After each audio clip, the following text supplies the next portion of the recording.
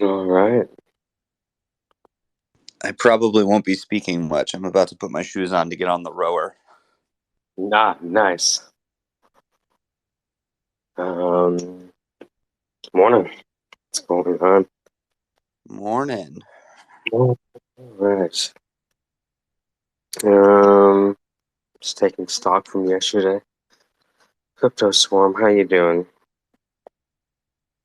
He's in here? Oh no, not yet. I'm just looking at this like this thread we did with him, seeing how the attention was. Oh yeah, how's that going? It's kind of like I think um like a part of me wants things to happen fast, but the other part of me is like, oh, you know what? These base hits aren't the worst thing in the world, you know? So I, got 24. Well, Yeah, go ahead. it's all about, like you said, it's all about base hits, right? Like, Base hit. I'll be a John Alderwood motherfucker, you know? Because I think base hits can turn into runs. you also have to ask. You also did you take an inventory of how many followers he had before we posted it? Yeah, I think it was like 17. I forget.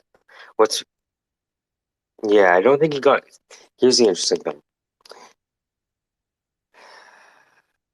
I The, also think it's not. I think it's like it's the combination. So one thread um, does not make value, no, right? no, I no. think I think people need to see the consistency of, wow, I like the whole reason Legacy ended up in our room is because I kept seeing his threads and being like, that's a good thread. I'm gonna follow this guy.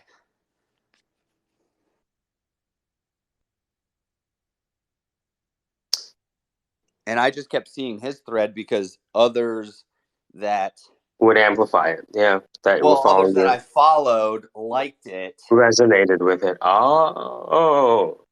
Yeah. So, so do you remember what thread they liked? Hold on, because I can legacy builder. Okay.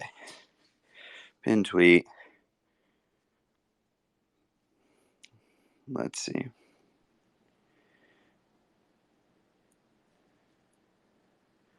So I think one of my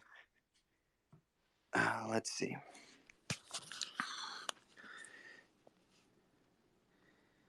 Um a couple of his just like punchy tweets like Yeah, yeah. how to get wealthy, start today. Mm-hmm. Um Yeah, before I started writing threads, I was looking at his threads. Um, I looked at the threads of some of the other folks. You notice the single spacing, right? yeah. Very short, Yep. um, chunked information with dashes in front. Like you start looking at the anatomy of the text itself. Um, Here's the 10 lessons from my childhood. the one about drugs was good. Yep. That was a great thread, actually.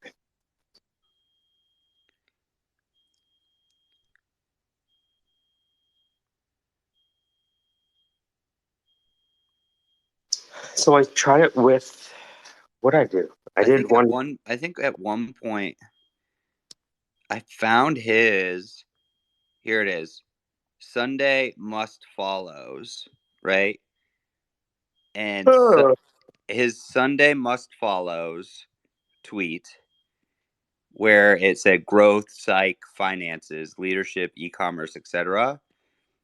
I had already been following one of them, and that popped Can up. can you post that to the space? I think that would be a great idea for the syndicate. Yep, just posted it. Wicked. So from attract funding, what was And he does that every Sunday. So every Sunday, transform your timeline. Here, I'm gonna pin another one. So now you can see the difference between them.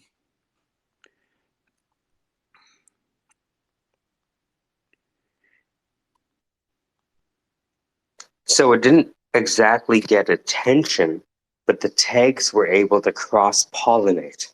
And the tags got the attention. Right? So all of the tags, so people didn't like the post because it itself wasn't contextual value. It's a post for the super fans. Yeah, but what happened is the individuals that were like, I like psych, clicked on the link and saw this person, followed them. That's what I ended up doing. I saw the one on leadership and ended up following this other Amy girl. Now, when Amy retweets him, I'm seeing him. And when he retweets Amy, I'm seeing her. So by his little group of his clients that pay him, he's now created a syndicate where this large organization sees all of that. That's gorgeous. I mean, he when I first talked to him, I was like, oh, so what you're saying is that you're the best marketing mind on Twitter.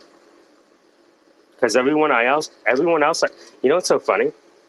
People be in marketing and they'll be like trying to. I've seen marketers with 2 followers try to lecture somebody with 150,000. I'm like, maybe we just step back and ask this guy what he's doing. Oops, hold on.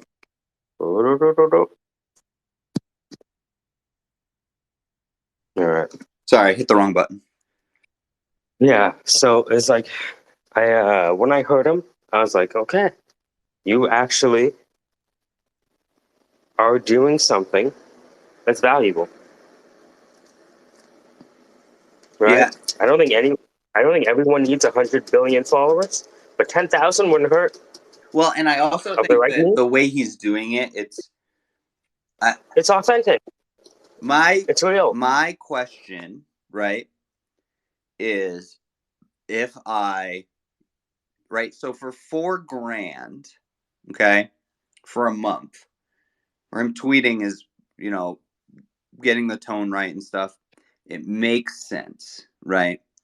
His profit on that is probably decent in terms of time costs, right? Opportunity costs, all that. My only concern is the idea that what happens how do you know that he's not just calling India and buying 10,000 followers?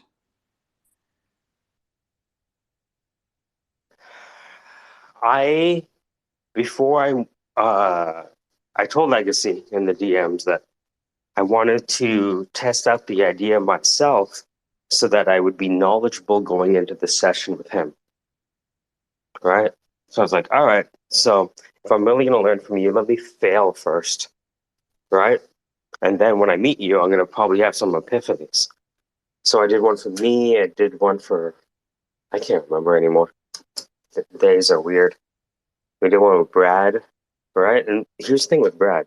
I did the thread with Brad, and then I saw check marks showing up. You know?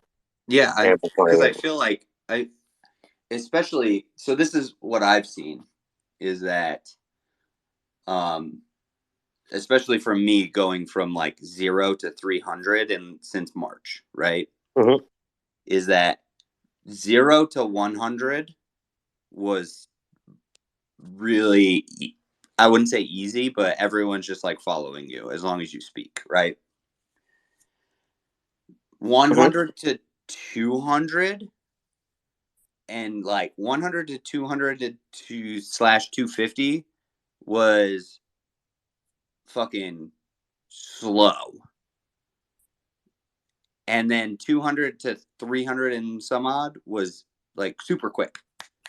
It's like It's these peaks and valleys, right? And so I think that if you mapped over time your follower growth, there's these numbers that when you hit them, Yeah. I want to practice with a new account, growing it right? from 0 to 10,000, start scratch. And I think that if you, right, if you ran these spaces and just kept like doing, don't, I think the issue is that if you're just talking in the syndicate, everyone's going to follow you, right? But I think that there's a case study to say, what does the growth trajectory of spaces look like, right? If every day you talk, you limit yourself to 1 hour of speaking in spaces, spread out over how long you have a space, right? And you map your numbers of people following you. I think what you're going to find is that there's magic numbers that once you hit it, you skyrocket, and then it slows. And then you're going to hit like slowly onesie twosies. You're going to hit a special number, and then it's going to skyrocket again. Because I think that when I go to follow someone, like, right, I click on you in a space. I don't just click on you and then hit follow. I don't think. I think most people will go to the full profile and see how many followers do you have. Maybe I'm wrong. Maybe people just click on the profile when you say something good and hit follow. I'm, you know, here's the other thing. I wonder if you put in your bio, right? Running spaces to test how long it takes to get to 10,000. If that will increase how quickly people get into the space and follow you. And I think there's also a call to action piece in spaces where it's like, what we never end up doing is saying, hey, if you found any value, take some time and follow the individuals that have spoken, right? Just like every marketing technique. Yeah, there's some tie downs there. I mean, Allison has like 10,000, 11,000 followers. That's when she asked me to start running spaces with her. I was like, yeah, absolutely. She's like, yeah, you have a great presence and you talk and you add a lot of value. So like, yeah, let's run spaces so we can get your follower count up. So I started running spaces with her, and every hour or every 45 minutes in the space, she'd be like, hey, if you're not following Zach, go ahead and give him a follow. He gives some really great information. So that's how I ended up getting to my first 200 followers. It's interesting because we're now at the point of doing that a lot. So it's like, if you want to get a house, there's KC over there, right? That kind of thing. And people are really, of all the people that are engaging, I think it may be KC. When people talk to KC, they don't stop talking to KC.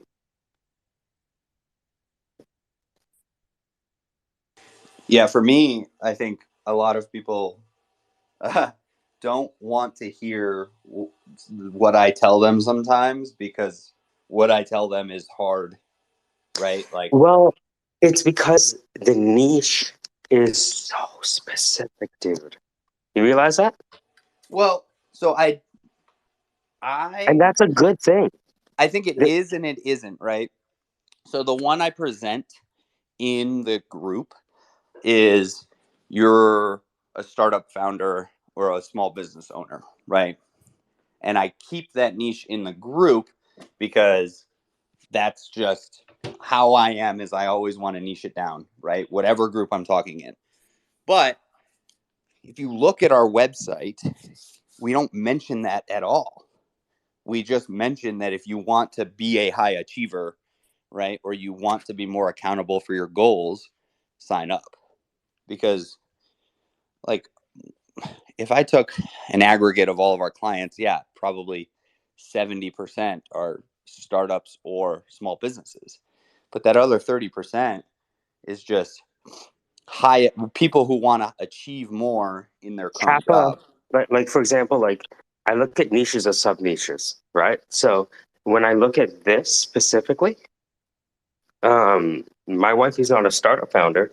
I guess she is, but you know what I mean? She doesn't think of herself that way, So the right? way I think about it is Hmm. that every person is a startup founder because Right.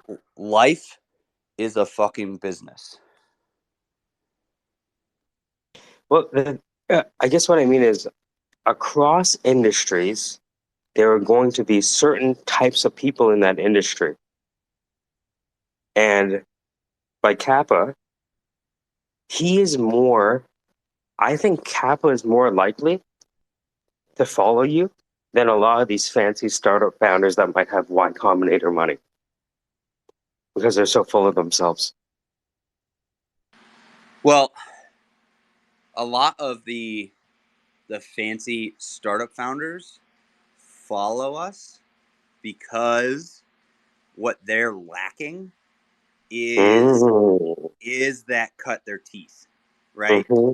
Where Kappa and some of these people have the tenacity the military provides Yeah. you, but not the thinking. Yes. The startup founders have the thinking, but don't have the sharp teeth. I remember my boss said when somebody wasn't doing something, why don't you just put a gun to their head?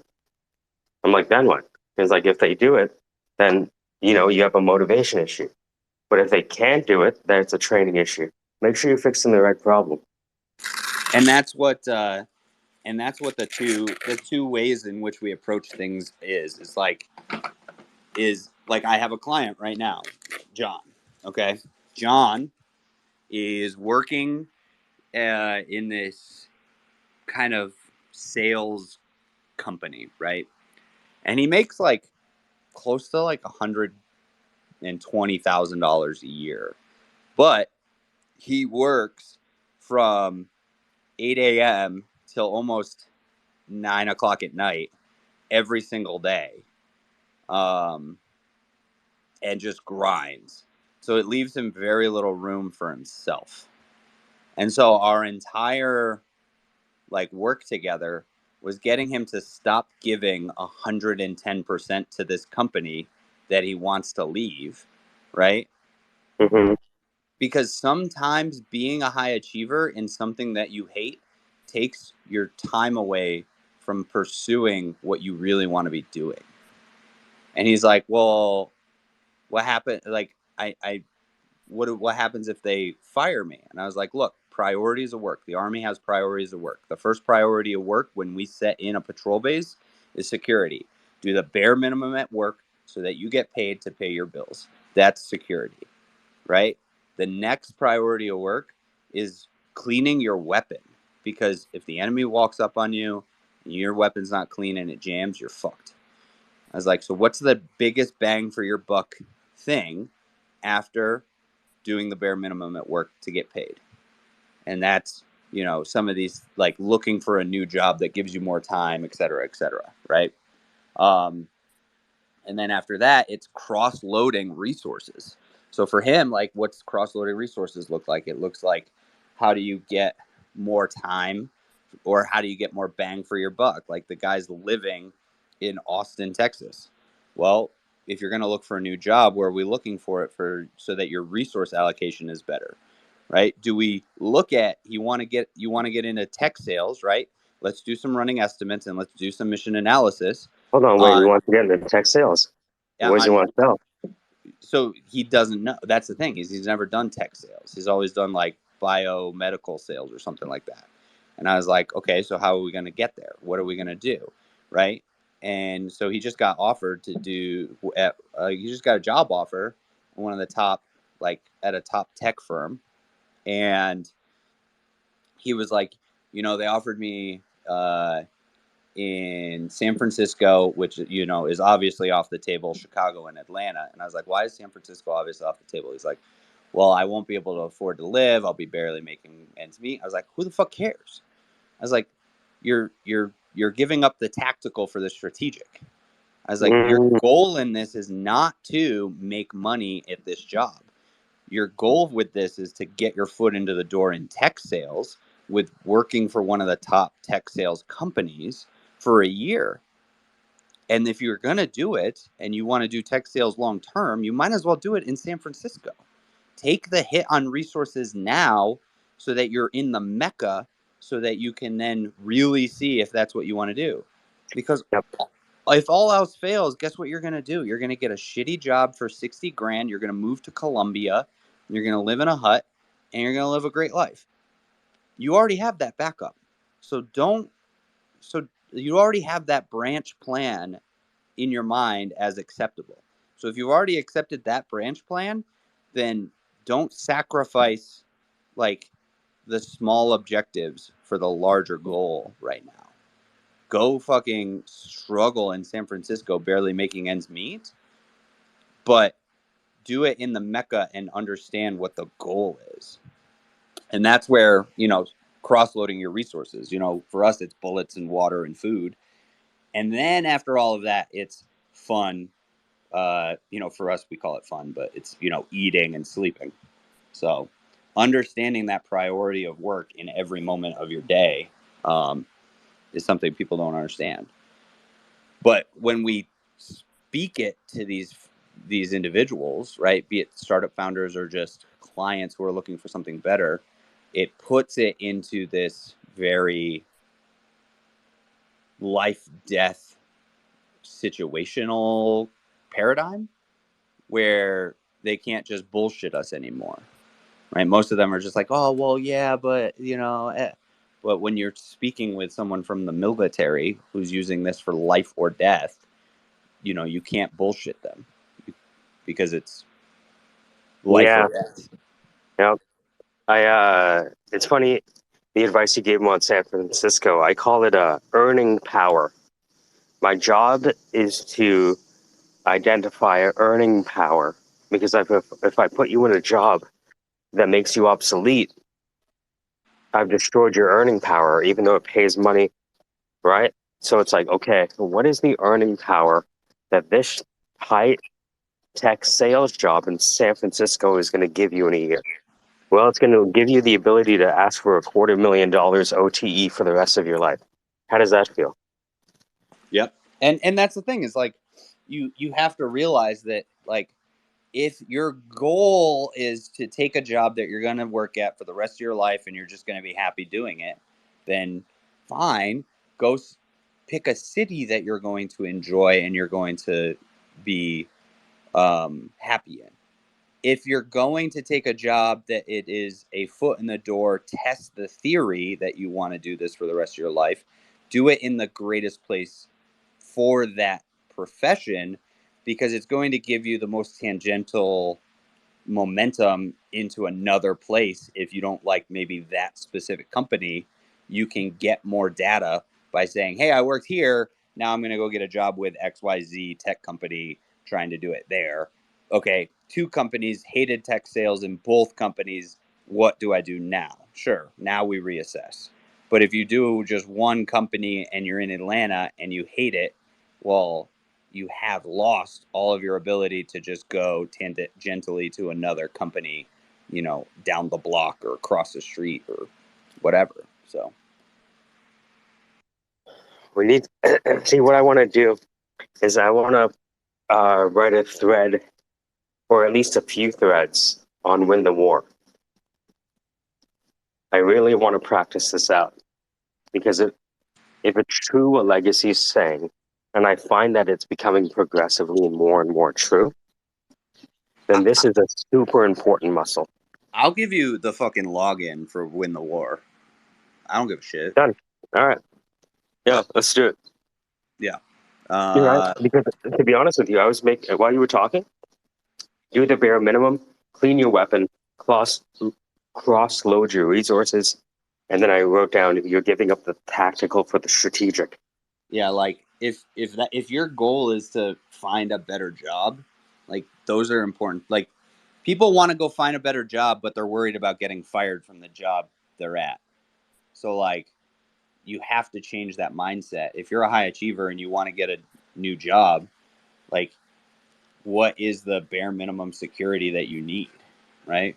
Figure that out and then start stacking resources in terms of cash, start stacking resources in time, or in terms of time, start stacking resources in terms of like, people on your resume and people that will speak highly of you.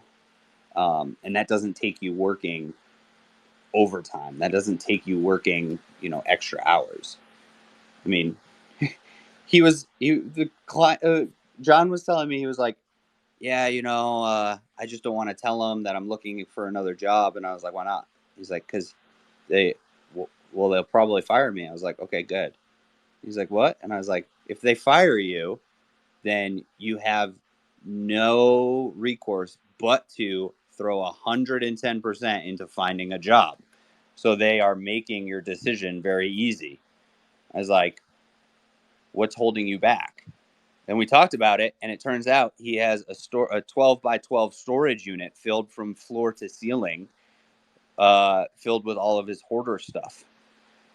And he's just like, oh yeah, there's tons of stuff that I just need to like go through. I was like, when's the last time you've gone through it? He's like, two years ago, like 3 years ago. I stopped in there the other day to grab a couple of shirts, like nice shirts to wear. And I was just like, you grabbed shirts out of a storage unit. He's like, well, I'm living at a friend's house so that I can save money while I'm, deciding what I'm going to do.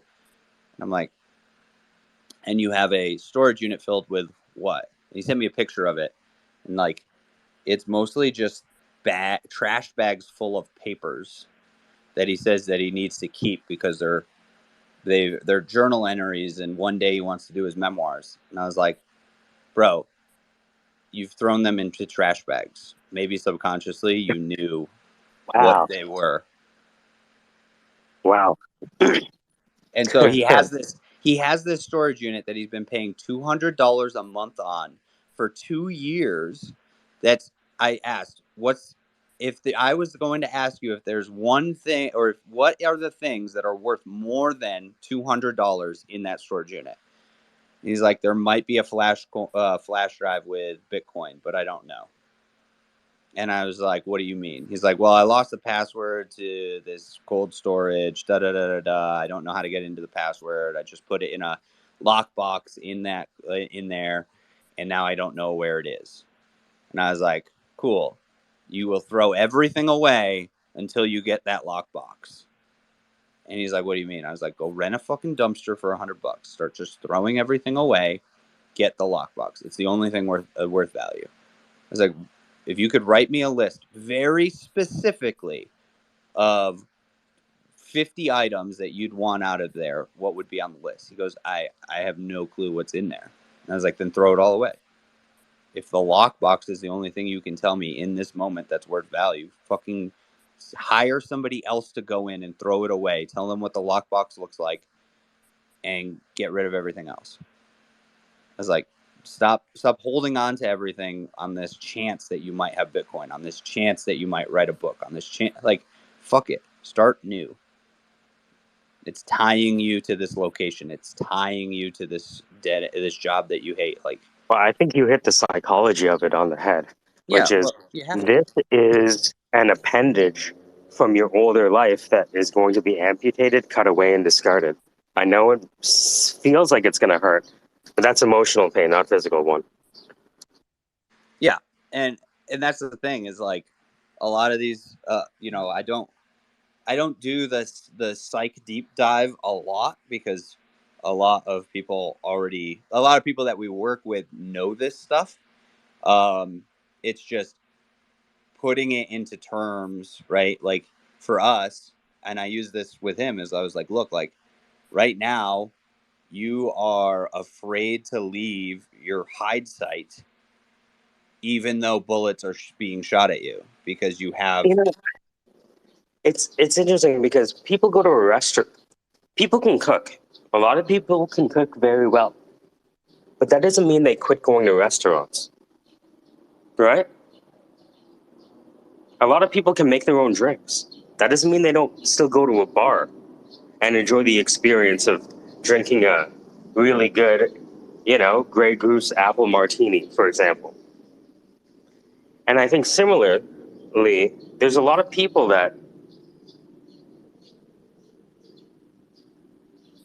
No, it's so interesting what you're doing because speaks to a, I think it speaks to the smallest yet most transformative slice in any industry. And I say that as a recruiter. Yeah, I think most people just need someone that they trust and believe in that has a no bullshit attitude to just tell them to pull their head out of their ass. Like, I don't think, like, Ruben asked me what questions he should ask, and I don't think Ruben would have taken uh, what I said seriously if I wasn't, one, just a regular guy, and two, a soldier. I think subconsciously when I speak, people listen. Like how Anthony the other day said, like, Mike doesn't do anything but suck your dick. Like, well, yeah, part of that is because when I speak, it comes from I've served and put my life on the line. So you better not fucking disrespect it. You better internalize it and find the value somewhere. So people seek for that meaning. Maybe what I'm saying, people don't get the same thing out of it, but they're gonna find something. They're gonna look for something in what I say. Well, I mean, if we want to grow skills, whose dick is better to suck than yours? Can you show me a better penis? Show me a better penis. Present them. And I just think that, Present like, them. I said to Ruben, he was like, he had all these questions. Hey, Ruben's in the room. Ruben had all these questions, and I was just like, Ruben, really, the only question I think people want answered for your too soon project is, what does Ruben do better than anyone else? Because it wasn't answered anywhere. I was like, I just want to know where I'm going to get the most bang for my buck for my hours that I bought. And I bought them because I know that there's value somewhere. I just need to know what's the absolute best use case I can use them for. Uh, he, Essentially, what's the Ruben is Nostradamus as a service. well, and but what does that, right? Like, what does the Nostradamus as a service mean, right? Save you a lot. Like, for example, I'll give you an example of how we used him yesterday. We were looking at starting the label in Ghana, right? And so we're sitting in front of the video director, the songwriter, the vocalists, the beat producers. And I told them, hey guys, we have 18 months. And they're like, what? I'm like, I heard from a friend, Ruben, that in about 2 years, you're going to have a Spotify that contains great songs from non-human musicians. Okay? I've seen that world. I've imagined it in my head. And so what's going to happen right now, Nigeria and Ghana are like the musical centers of pop music right now, right? It used to be Toronto, where I'm from, and now we have African Drakes and African Weekends, right? And African Cardi B's. It's fine, right? That's just the way of the world. Now, this window of opportunity will not last forever, right? And why I say that? Because Ruben's Nostradamus as a service. He was able to, in 2 seconds, see the future, and that allowed me to give these folks a sense of urgency. Fantastic. Yeah, but what I'm looking for as someone who's bought the hours with an idea, right, is like, okay, what can Ruben do for my startup better than what anyone else can do, right? And so where am I able to leverage it? I think is the question that isn't answered anywhere, right? I can go to Mm-hmm. Mm-hmm. and say, oh, he was part of the Thiel Foundation, but right, it's okay. He was a mentor, part of that, did these things, did that thing. Okay, but what does that mean, right? Where was he able to help those people the most versus where was he able to add some value? Because I don't want to, buy Ruben time for some value. I want to buy Ruben time for absolute value. It's weird because, like, um, so much of the value. So there's, before you go, Ruben, I look at value as there's knowledge, skills, and attitudes. And then there's your relationship with the person. And if you can understand not only knowledge, skills, and attitudes, but relation to the person, if we needed to have like an actual thought leader, someone who was for 10 years around the people who shape our planet, I want that 5 minutes. Ruben, go ahead. Well, wait, just on what you just said, I think that's true, but I would be doing Ruben a disservice if I looked at it from I know Ruben. And I need to look at it from I don't know Ruben. How do I help him with the group of people he's trying to reach that don't know him, right? If he's only ever selling to people that know him, then this project kind of falls off. But if we can get it where people are like, oh, there's this value thing, and I see where the value leads, and they don't know Ruben at all, then this project becomes, fully functioning. So that's where I'm coming from. Is I'm trying to take myself away from, oh, I know who Ruben is. So, Ruben, go ahead. Yeah. So, in part, one of the reasons I started this thing is because, dude, I don't know what the fuck the use of freaking Nostradamus' services. That's a ridiculous statement. I mean, it might. I don't know. I think that I probably see further than most people. But even that is, you're talking like months, not years, most of the time, right? In the vast majority of humans on the planet. There's a with regards to the transferability thing, right? Like, how do people who don't know Ruben sort of expect there to be value in this token that represents this person's time?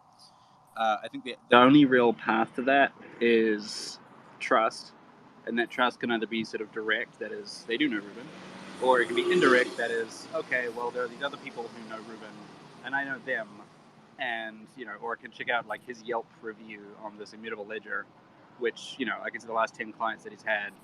Oh, I get the idea. Like, here's the things that he's done for them. It worked out for these people. It didn't work out for those people. And that's can sort of contextualize my belief in the value of any particular asset created as a function of the person's time and attention, right? And so, the reason I was working on the protocol the other day, Zach, in part is, man, this really doesn't work. It does not work well. It doesn't work any better than what we already have, I think, with a single person. It only really starts to be useful once you have something that can be easily picked up as a behavioral profile or as a protocol. Not necessarily a technical protocol, but like a behavioral protocol. It's the same way that, like, I could clone Yelp today, but without the ledger of Yelp, it'd be hard to compete simply because they have, however many, what is it, like a decade of reviews that they can draw from at this point. So, yeah, I guess that's that's sort of the broader picture is like, yeah, let's sort of look at ways that I can figure out what's useful for what Ruben time is good for, but also how can I use myself as a guinea pig to sort of set the path or like provide some guidelines for others who want to do the same for themselves, which is why your questions were so useful, because I was so busy on the medium game. Like, how do we sort of bootstrap? How do we create value for the person who turns up tomorrow? That I forgot that I was the guinea pig real quick. Any questions that I'm asking myself in this situation are the kinds of questions that, the next 100 or 1,000 people are going to be asking themselves at some point, right?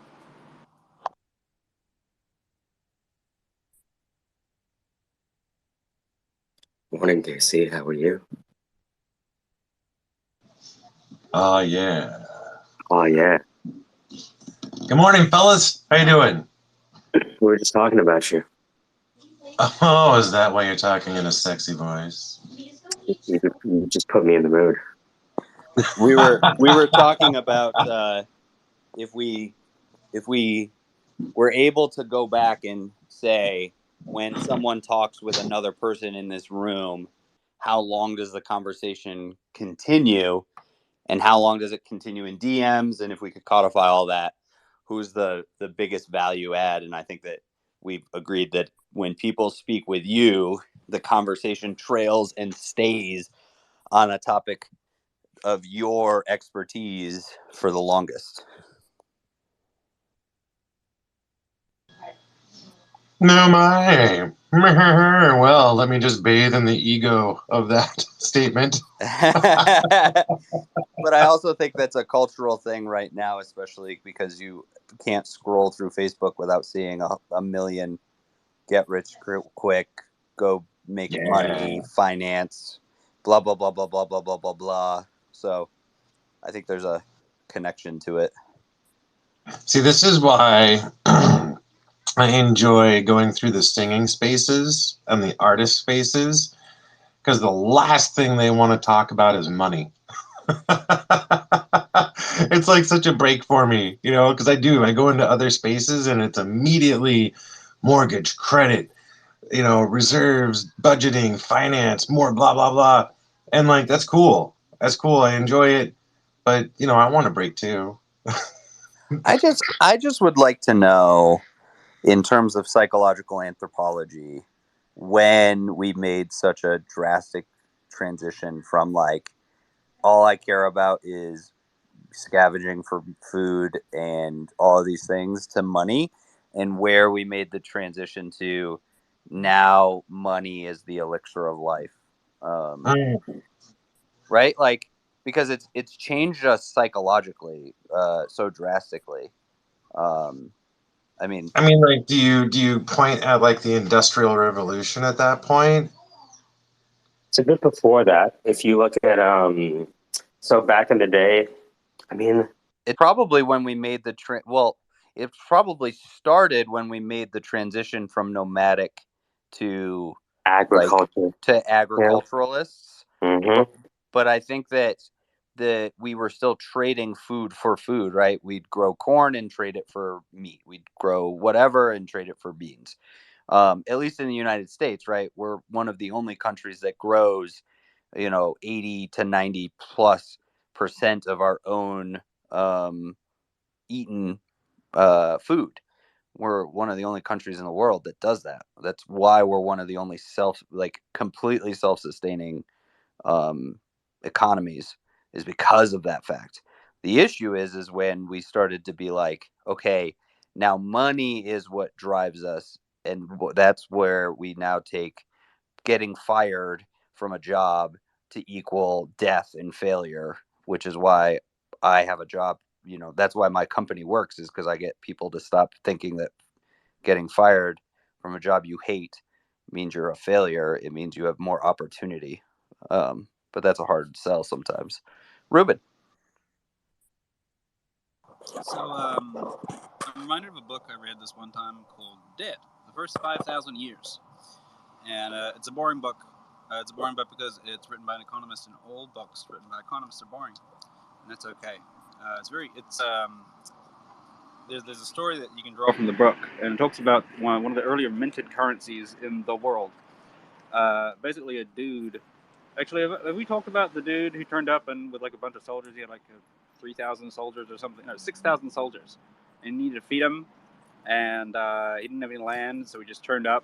He was like, hey, villagers, you need protection from, I guess, me? I'll protect you from me if you pay me these little golden nugget things that I'm calling coins, and I'm putting my face on them.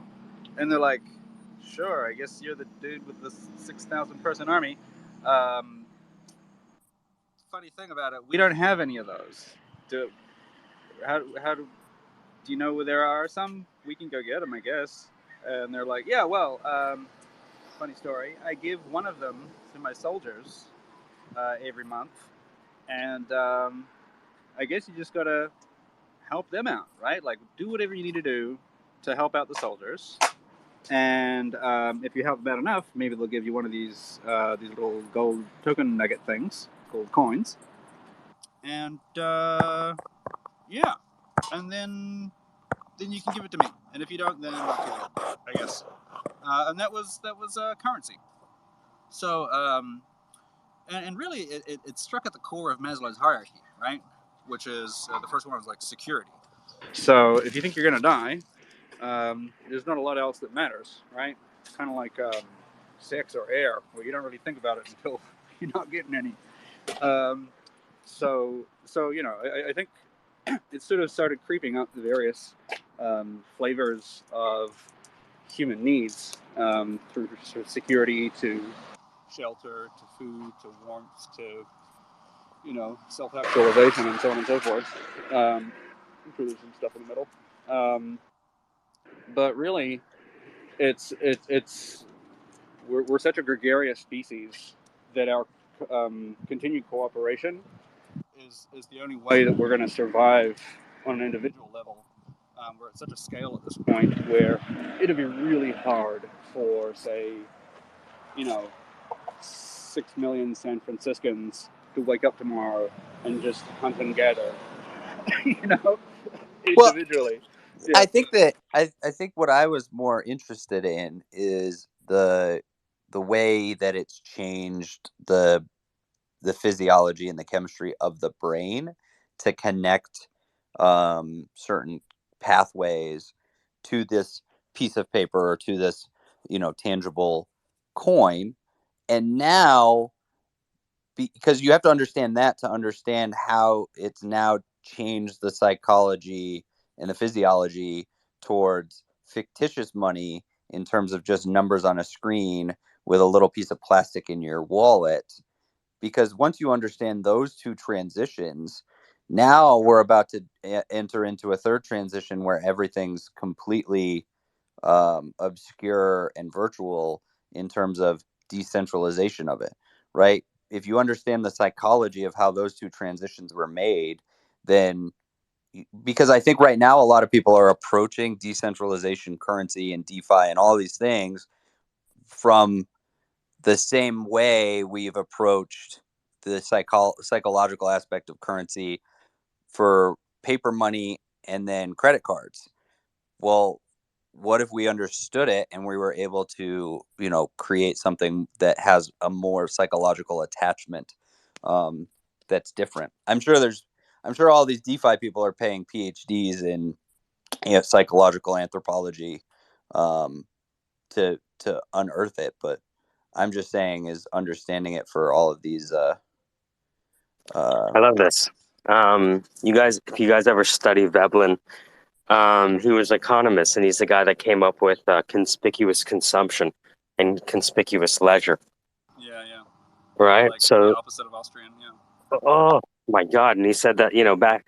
Really, what people want to do is they have a graph with two axes, and the one of the axes is work hours, and the other one is leisure hours. And he said that most people want to convert all of their time from work hours to leisure hours, and then what they'll do to show off is buy leisure for other people in the form of having a driver, a cook, a maid, a shoe putter honor.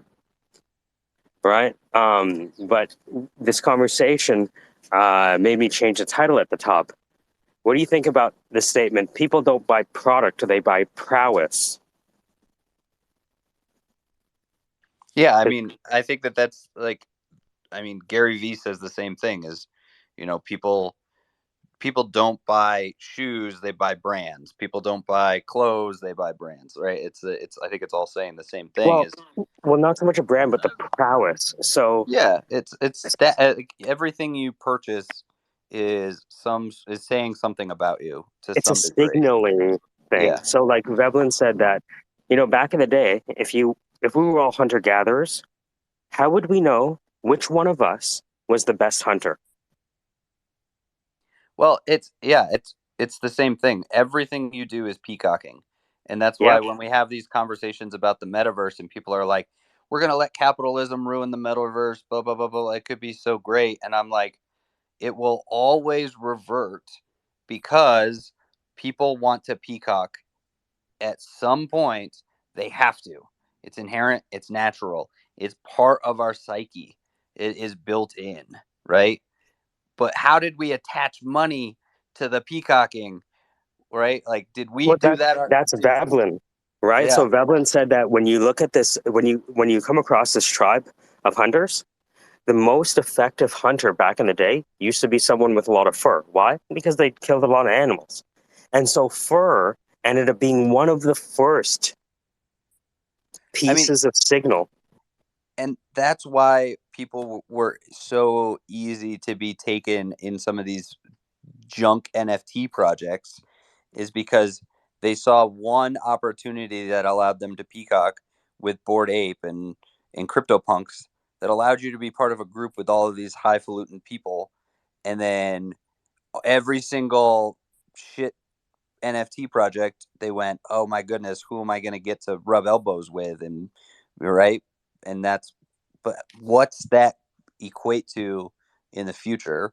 One, how do you protect people from that in, you know, in a decentralized, you know, identity in the metaverse? And, or how do you take advantage of that in a legal, ethical, moral way? Ruben. All right. So first of all, I want to violently disagree. I love y'all. Product, I think you can have prowess as part of a product. I'm not sure you can have product as a part of prowess, right? I might purchase a product because of the prowess that's associated thereof, but I wouldn't necessarily. But there's no way to buy prowess unless it's been productized, right? To an extent. Right. The second thing there, I think there's a few different layers of capital at play, right? We've been talking so far about financial capital, right? As we have this thing called currency, and it's a store of value, and it's a medium of exchange, and as a unit of account, and all the rest of the stuff that currencies have. But there's other currencies too, right? Some of y'all would have heard of social capital. And so if you think of every human in the world as having a bank balance with you, and you have a bank balance with them, and that bank balance is measured in all of the flavors of credibility or lack thereof in any particular area, right?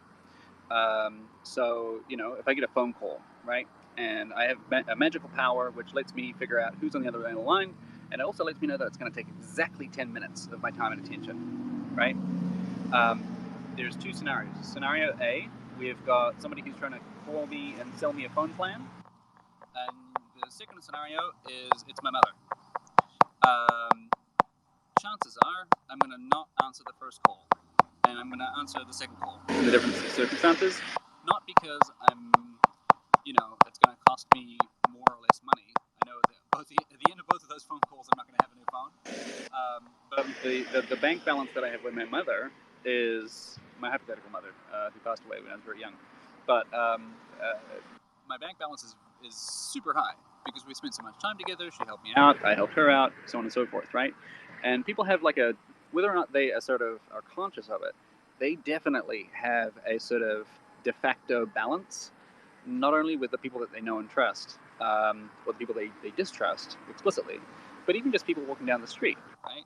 And for some people, that person might have just a baseline $10 value when they're coming out. Like, yeah, sure, I'll give them the benefit of the doubt, right? For other people, super distrustful, you know what? Everybody starts off at a negative, right? It's all contextual.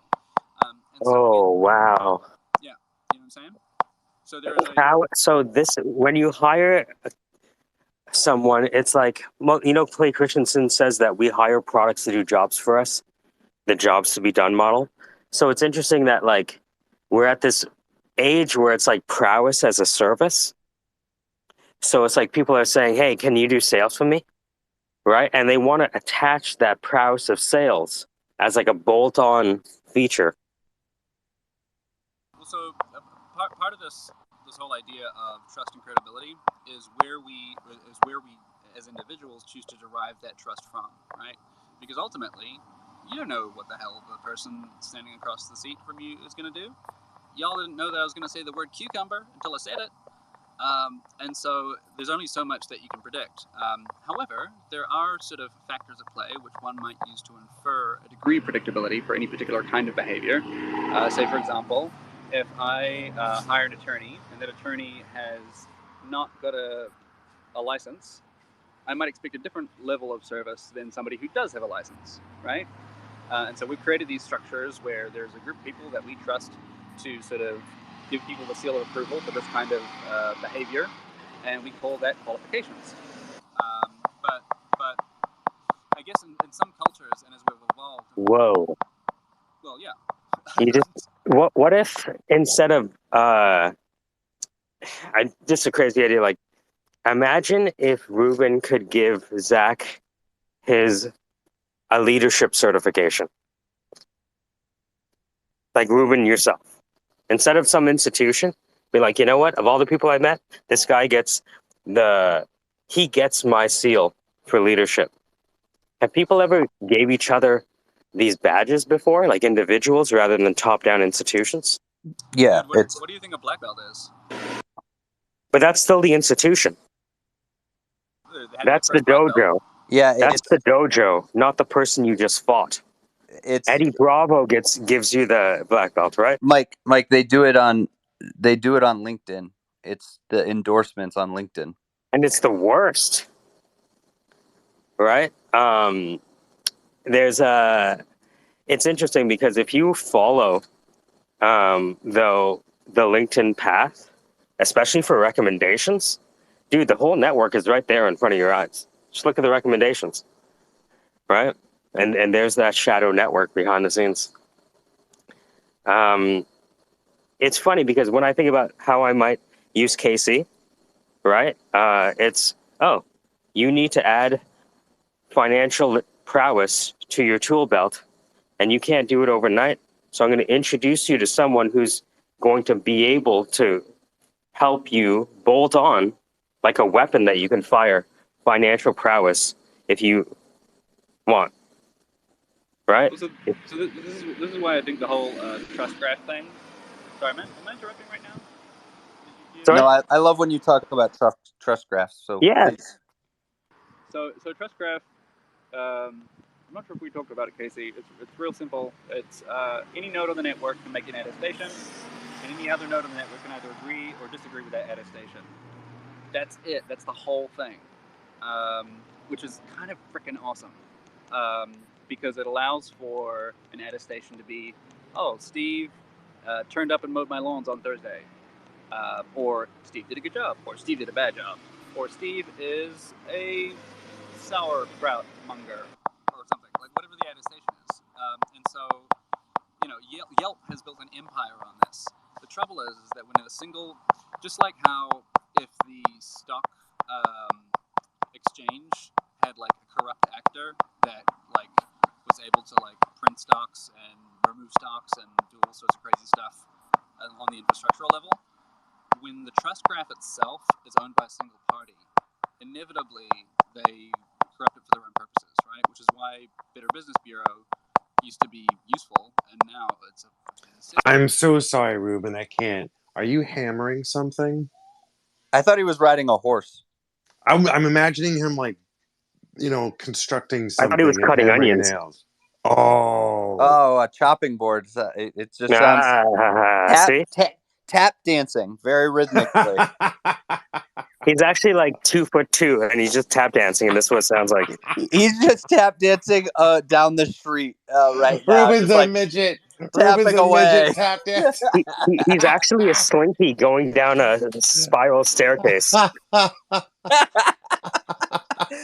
spiral staircase tap dancing. This pair of headphones doesn't realize that it's connected to my phone or vice versa, and so the phone is like, "Oh, am I connected?" And the headphones is like, "Yeah, totally." And it's like, "Am I connected?" Yeah, I said we were connected. Right. Am I connected? Right. Sorry. I was really into what you were saying, but I couldn't handle it anymore. I appreciate that. Yeah, I think what's happening on our end is you go very silent and then loud again and then silent randomly. But the thing is, we're so interested in what you have to say that we're like, fuck it, I'm gonna strain my ears to hear it because it's so gold. Apologies. This should be a little bit better. Unfortunately, That's it perfect. means that I have to hold the speaker on this ridiculous phone up to my physical ear when I'm trying to hear things out of the speaker. It's fucking redonkulous. But that's fine. We can work with that. Yeah. So TLDR, I think with Trust Graph as a concept could just apply to so many things. You could use it to figure out, like I was talking to a bunch of journalists who are trying to figure out like Web3 journalism, and a bunch of other ones who are trying to figure. They're calling it DeSci, right, which is Web3 peer reviews and so on and so forth, which is a great idea.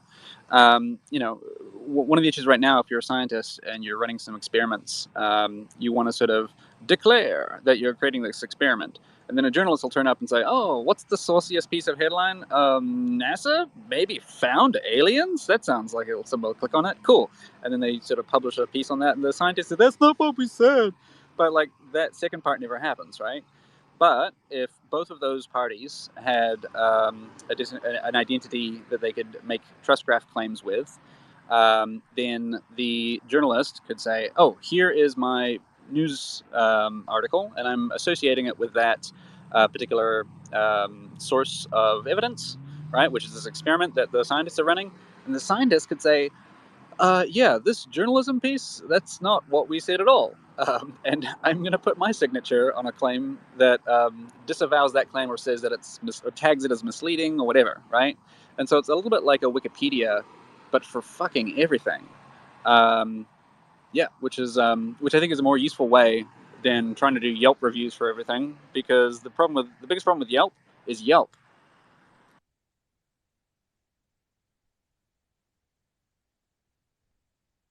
Yeah, it's I mean, I operate almost exclusively on trust, and I have to. Right? Now, I verify as much as I can. And of course, I've been talking to people for 20 years. So it's time to call somebody. You know, it's so funny. You know how many people are confused and angry about Brad's success? It's very revealing how But people. genius block? Yep, yep, yeah. People are upset. I can see it in their voice. I never I kind of get it, but I never really understood hating on someone else's success. I kind of get it, right? Like, oh fuck, I want that. I can't have. I get it, but like, what a detriment to yourself. But saying like, "Oh man, I want it," is different than saying like, "I deserve it over you." That's Ooh, yeah, right. yeah. Like, Oh, wow.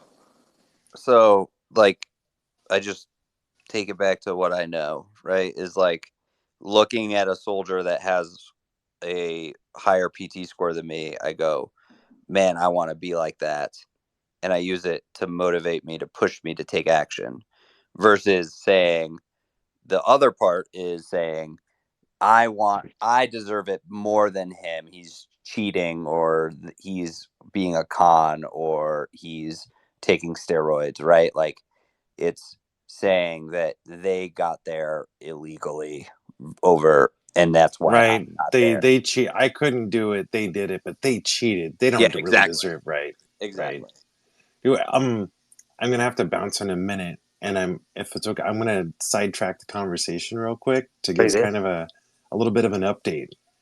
Um, so with Matt Burgess on the Financial Literacy Health app, progress is still being made. I am in the visuals section right now, polishing off behavioral changes and putting visuals to those. And we're going to rally again next week after a little break and start cleaning it up and get prepped for pushing it in front of people to gauge the reactions. Dark Boca and I have a meeting at noon today where we're going to go through the distributed co-op. And after speaking with the president of the co-op yesterday, I made the mistake of mentioning our bank president, not knowing that those two went to high school together and fucking hate each other. And the literal term "fuck Joe Smith" came out of his mouth. So I'll be avoiding that aspect of it and not looping in my bank, because apparently that's not a good thing. Um, and then what was the other thing? There was one more. Shit. I had another one and I fucking dropped it.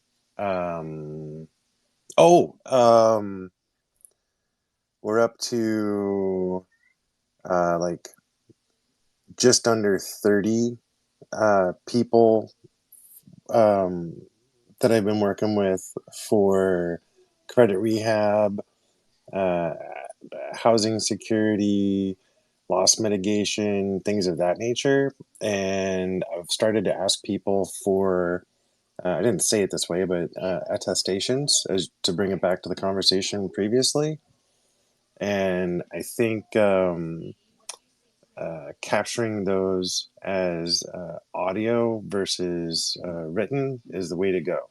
And that's my question is, do you think this should be written or audio recordings? Is my only question. Video. All day, right? I would love for those people to come into this room and give the testimonial to everybody at the same time. It's not the content, it's the connection they make in real time. Okay. And if that's, Connection is and first, content is second.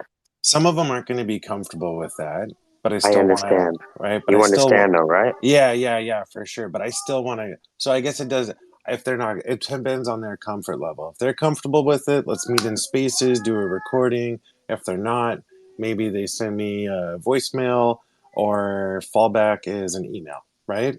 If you say it, it's false. If they say it, it's true. If they say it's true in a very large space, then you're going to have other people all of a sudden come out of the woodwork. And like, for example, we helped Brad with a bit of capital, right? You know Right. how people are coming out of the woodwork saying, hey, can I have this? Can I have this? Can I have this? Can I have this? I was like, Mm-hmm. so why are you asking now? This is Right. available the entire time. And in fact, because you're asking now, I can never be a part of this. And I'm sorry. You I'm sorry. I'm sorry that's the way that things are. But the way that things are, the way you process information is really what I'm betting on at the end of the day. Mm.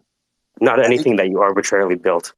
the other thing that's unique about the recorded space is that there can be a back and forth, or because it gives you more teeth to the testimonial. Like if someone just records themselves saying like Casey did this and it was really good, well, I want to ask you a bunch of questions about how he did it, Right. right?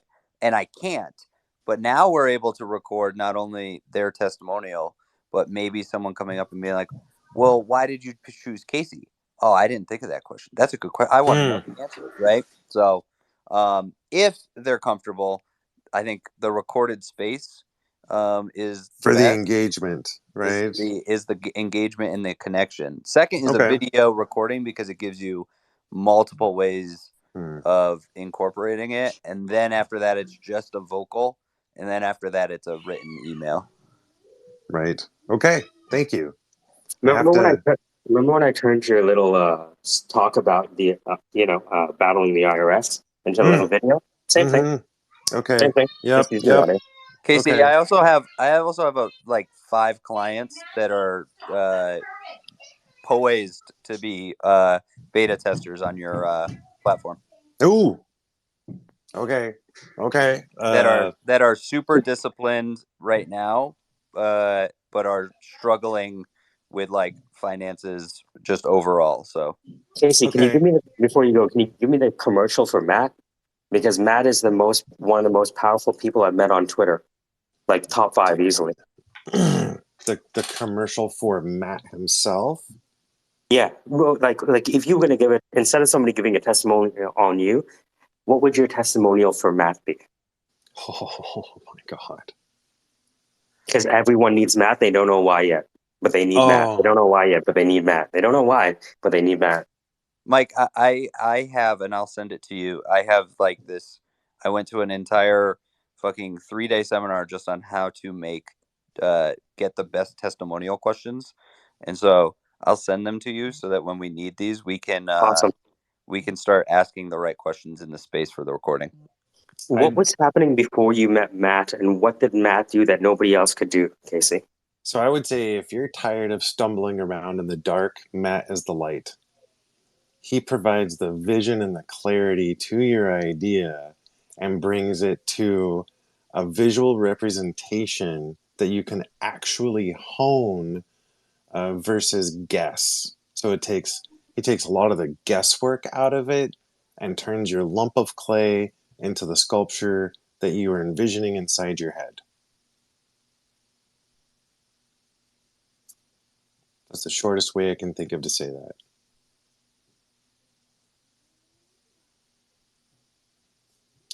His business acumen and communication skills are so far above par that if you are not ready for it, you might even mistake him, and not really recognize the respect that he constantly gives out in his mannerisms. Like, he's one of the most respectful people I've met, and has a business acumen that allows him to sort the bullshit in the most PC way possible. Like, my imagination is that he has battled through so many corporate structures that the corporate lingo, PC talk, and read between the lines, dumbass, uh, type of ways of communicating for him, just second nature. He flows through it, swims through it like a fish in water. The guy is amazing. You provided inputs, he processed them. What is the most significant piece of output you're going to get that you didn't have?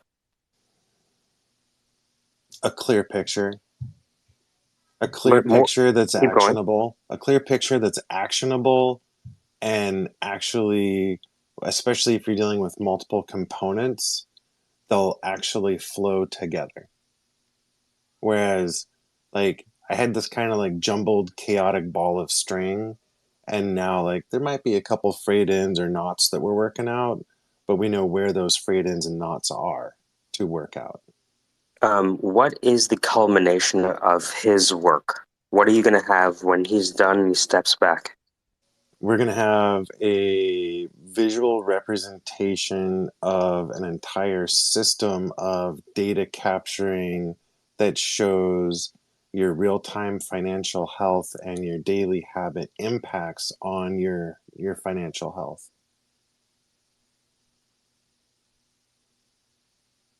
And what are you going to do with that? That's the multi-million-dollar question.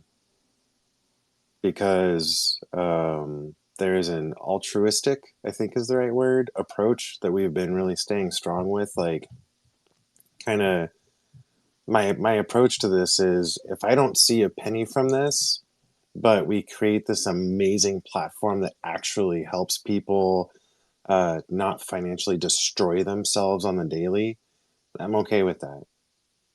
But his connections and contacts open the door to things like having the platform be purchased. So I don't know, I guess, is the right answer. I don't know. Sounds like you're building towards one of those good problems. Yeah, there's definitely a big problem that has been monetized. The solutions have been so heavily monetized that they're no longer solutions.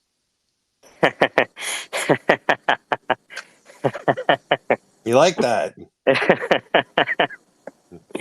You're saying the Garden of Apple is poisonous and the Garden of Eden? I'm saying the Garden of Eden is pure, but the ticket cost to enter the garden is prohibitive. Why, they're asking for your soul in return. I'm so sorry, say again? They're asking for your soul in return. Oh, yeah. Hey, we're going to help you establish your credit, but it's going to cost you everything. That is the basic setup. Oh, you want to have a good budget? Pay. You don't have any money? Pay. Like, that's the whole... Sorry, there's a soapbox here. Sick to death of people that are financially strapped getting taken advantage of, because it's the most frequent thing. So, Mike, I definitely want to meet with Matt about the platform beta that I sent, or the prototype I sent you. Just because I think that if we had what I kind of was building and what Casey's building, I think it covers so many bases of human performance in the pillars of holistic health. Well, what you're talking about is you're having a building platform with perhaps modules that interconnect, you know? Yeah, so finance is one of the only areas that like I legally can't have win the war coaches like speak on very well. One, because of my moral and ethical stance that once it goes into finances, a professional needs to be the one to do this. Um, but once I can get them the right information, they can keep people on track with said information, right? And that's where we are trying to do it. Is we don't want to have the information. We want to keep people on track for using the information. Because I think a lot of people have information that they don't use because they get overwhelmed, they get stressed, they get all these other things. And so we want to be there, and that's what the basis of our platform is, to be there to help you apply it, what you've already known. That's going to be a real pinch for you, because financial health can sometimes dictate mental, emotional, physical health. So like that's So that's a hard one. imagine being able to solve for the right problem, though. That's the point. That's the point of financial literacy. Well, Read yourself not so you only, can know. Yeah. but here's the other thing is that there's people probably looking into financial literacy that need to solve maybe a psychological or emotional thing Ah, first. Yeah. we But there's understand now. Dude, 9 but times there's out of 10. but then there's also people who have a psychological and mental roadblock, but they need to get the financials first. It's understanding what your 50-meter target is, right? Like, what is the target that's causing you the most pain to your security? Because without security and like what Ruben said, without the perception of security in the hierarchy of needs, right? What is it? Is there a psychological or mental roadblock that's causing you the most detriment, which is causing you to make financial bad decisions? It's Or almost is like, it yeah. financial decisions that are causing you the mental anguish? And now we have to solve that first. Why isn't this guy hitting home runs anymore? Might be because he lost his money in Luna. Might be because he had too many cheeseburgers in the off season. Solve for the right problem. And one of the hardest emotional mental things to overcome is guilt and inappropriate blame. So you're doing good, everything's rolling well, you're monitoring your debt, and then bam, you have a big medical expense that you were not expecting and could not have saved for in advance. And now you're behind the ball, and a lot of people fall after that because they've got 8, 9, 10, 15 years of credit building and saving that just got wiped off the board. And yeah, sorry, I got a soapbox there. I gotta go. It's time. All I'm overdue. Be well, guys. I'll talk to you soon. right.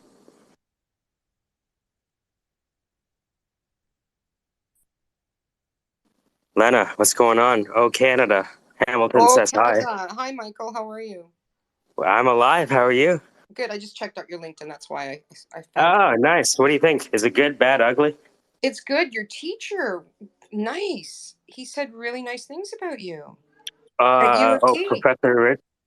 Professor Richardson? Yeah, those don't come easy. Oh, That's serious cred, dude.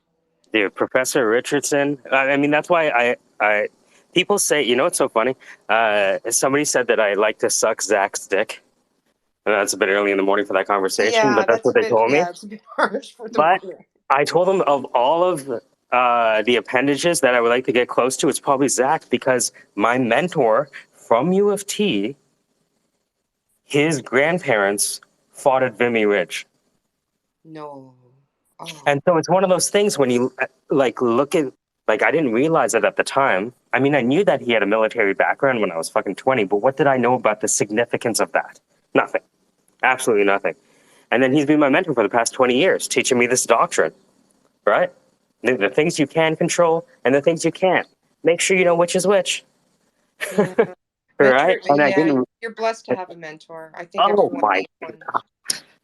Oh my God, it's one of those things that's like he went to Queen's University. My wife, he went to Queen's. We started talking. And when I see the level of thinking that they have, it makes everyone look like kindergarten children playing with blocks and putting the triangle into the square hole. You know what I mean? It's It's like embarrassing. the adults are in the room, like the serious The shit. adults are in the room. If you compare a military coder versus a civilian coder, it's like, oh, you're using an abacus, eh? Okay, that's nice. It's a nice abacus. It's colorful. And then you talk to like in cybersecurity, especially. So Mm-hmm. you talk to somebody in cybersecurity in the military, make the civilian look like HTML professionals. Oh, I understand. I came across a lot of former U.S. People who can code in the military and such. Yeah, it's astonishing. Yeah. Astonishing the difference. Just as a simple recruiter. I mean, like, I don't know if I find the best person. Well, where do I find the best coder? Well, if I could just interview a bunch of coders from the military, that'd be easy. Yeah, just can we make the short list? Let's move this along. Just move this along. We don't have a lot of time. Who's the best Python developer? Are you in the military or adjacent to? If so, apply here. I actually joined to say hi and meet you and say hi to Ruben and I Huh. guess everyone else in the room. Sorry. I had a question though for you. Is it okay if I ask it now? I don't know if you're in a topic or something. Hi, Ruben. Feel free to interrupt. I think Hi. there's something Zach. about the way you speak that just makes me want to be your friend. I don't know if anyone else feels it. That's so sweet. Thank you. Thanks. Gosh, there's so much kindness in this place. It's so good as opposed to all the hate that I've witnessed. Yeah, this social media thing. I was out of it. I wasn't able to do social media because of my jobs. So it's my sort of first or second foray, and I'm glad to meet people like you. Okay, An honor. here's a question. Um, After many years of the same idea, I want to solve a problem. All ears. Sorry, and blockchain was the missing piece. It's not sexy, so I'm not doing nothing fancy. But I'm, the type who wants to solve a problem. Question for you is: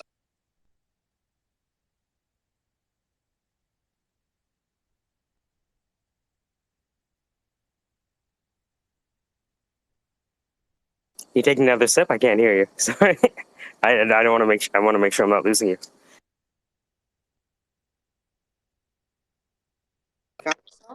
Lena, you Yeah. there? Oh, Lena, I can hear you now. Oh, okay. I've only studied ETH, the network and such, and NFTs, and I like the smart contract. We're going to use a smart contract.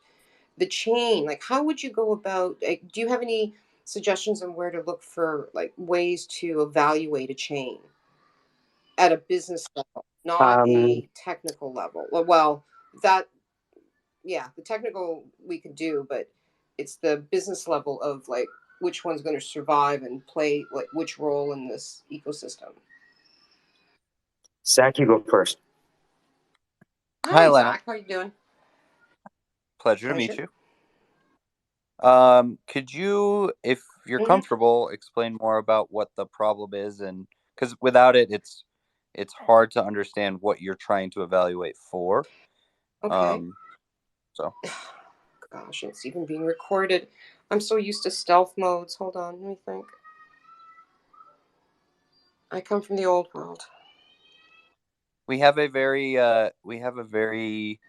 let's see, how do I say this? We have a very interesting approach that, like, just if you just throw it out there, like, you're gonna get the help, and right, if you guard it too much, then we don't know how to help in the right way. I can do this high level generically. I would like to provide a solution, one of many, that that improves the chain of trust for a digital file transmission. So, because I checked out the forensics on digital files, and it's always been a problem.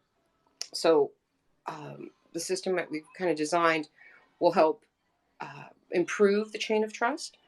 And yeah, so So I'll just throw CIA, NSA, if you're listening. This is just an arbitrary, outrageous example. If I was designing a state-of-the-art engine for the new Air Force airplane, then I'm sending it between me and, say, Mike, it would show a chain of trust that it wasn't interrupted.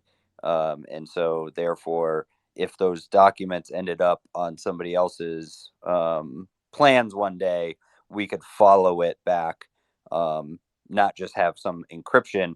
It will actually show where it was intercepted, where it was picked up, something like that, right?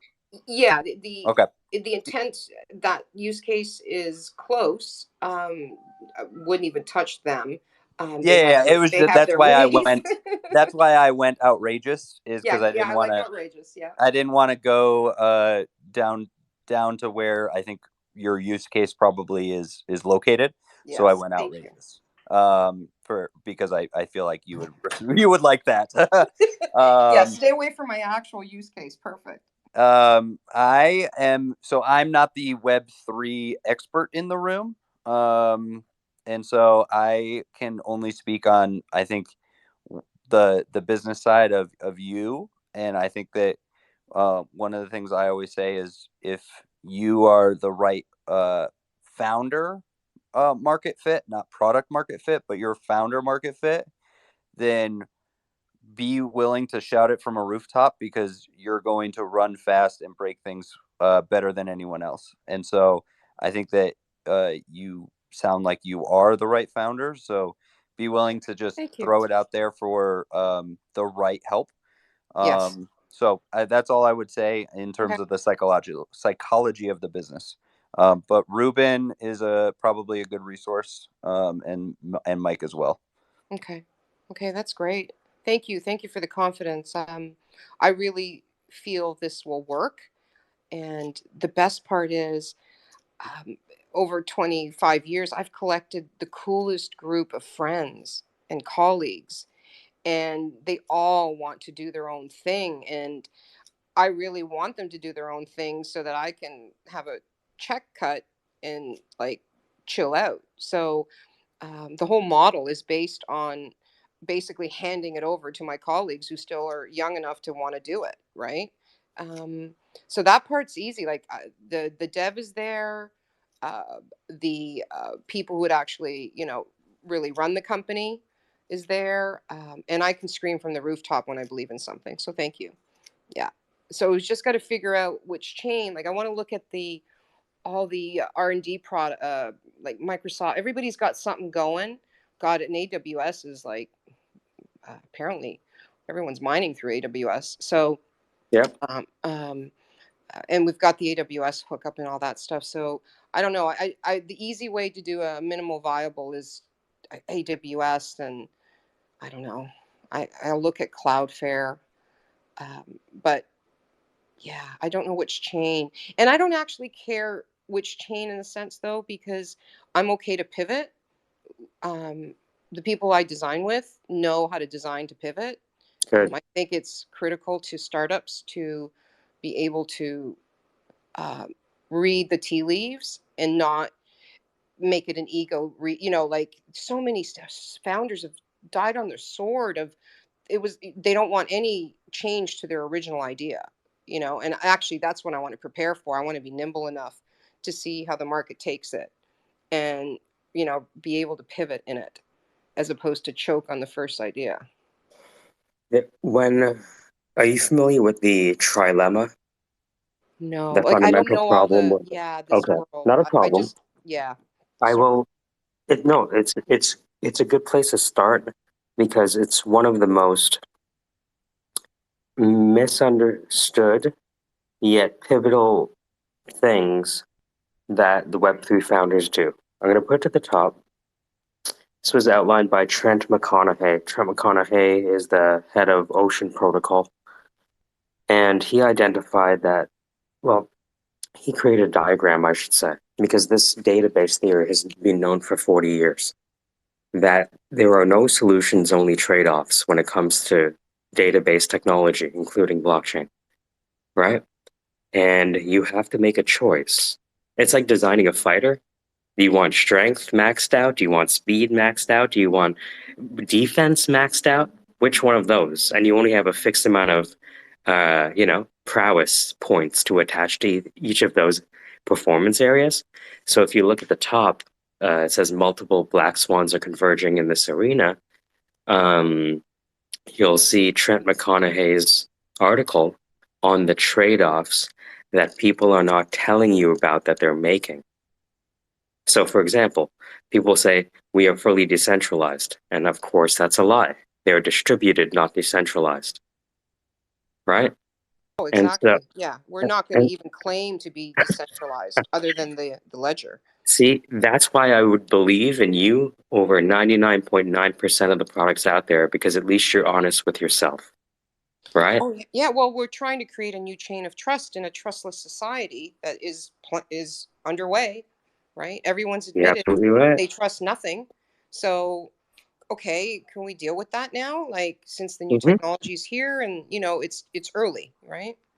I So, think Okay. that I think Thank. that instead of trying to evaluate the chains and figure out which one's best for you, make a list of what's best for you, and then find the chain that hits as many of those points. So it's the reverse thinking. You're thinking of this technology is there. You need to find where you fit in. Instead, find out what you need and find which one of those fits into you. Right? Be oh, strict to Lena, yourself. I get it. I get it. Yeah, I see that. Lena, Yeah. do you? I almost imagine that you have a military background. Am I correct in that? No, but I hung out with so many that my Okay. favorite is stand down. So you're gonna hear me use them quite frequently. uh, because have you met Zach before? No, no, no. Just I Ruben. believe Just Ruben. so. Funny enough, I have an hour of Ruben time. And Zach is one of the individuals that I think most startup founders in your position would benefit the most from, because their Okay. process of the military decision-making process has changed my life over the past month in terms of how I approach meetings, how I approach decisions, how I approach planning. Like, what am I doing? Am I doing offense, defense, or reconnaissance? And what are the metaphor frameworks within a reconnaissance? Like facts, assumptions, requests Oh for yeah. information, risks. Mm-hmm. Like, his process has completely clarified things for me. Okay, I'll follow him. Okay, thank you. What do you think, Zach? Oh, Yeah, I think he's on the rowing oh, machine right now. okay. But Yeah, but so make a the follow. beautiful thing Yeah. is that if you have the software people that you trust, finding people in software that you can trust is yet theoretical. Oh, I know. The only People have thing no that we're idea. gonna need the part. Yeah, that's the homework I have to do is the solidity. But then I learned that there's other smart contracts model, Oh, well, and I don't want to just fixate on.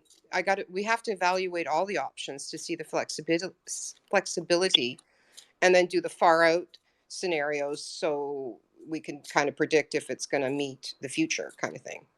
So um, can go ahead, please.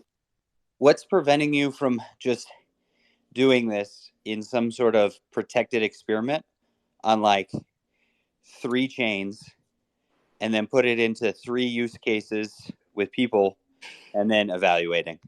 Is it time, money, energy, effort? Um, no, yeah, I guess we could do it that way. That sounds okay. I just, there's just, there's in my inner circle, there's not many who have studied it enough. So we're going to have to go outside.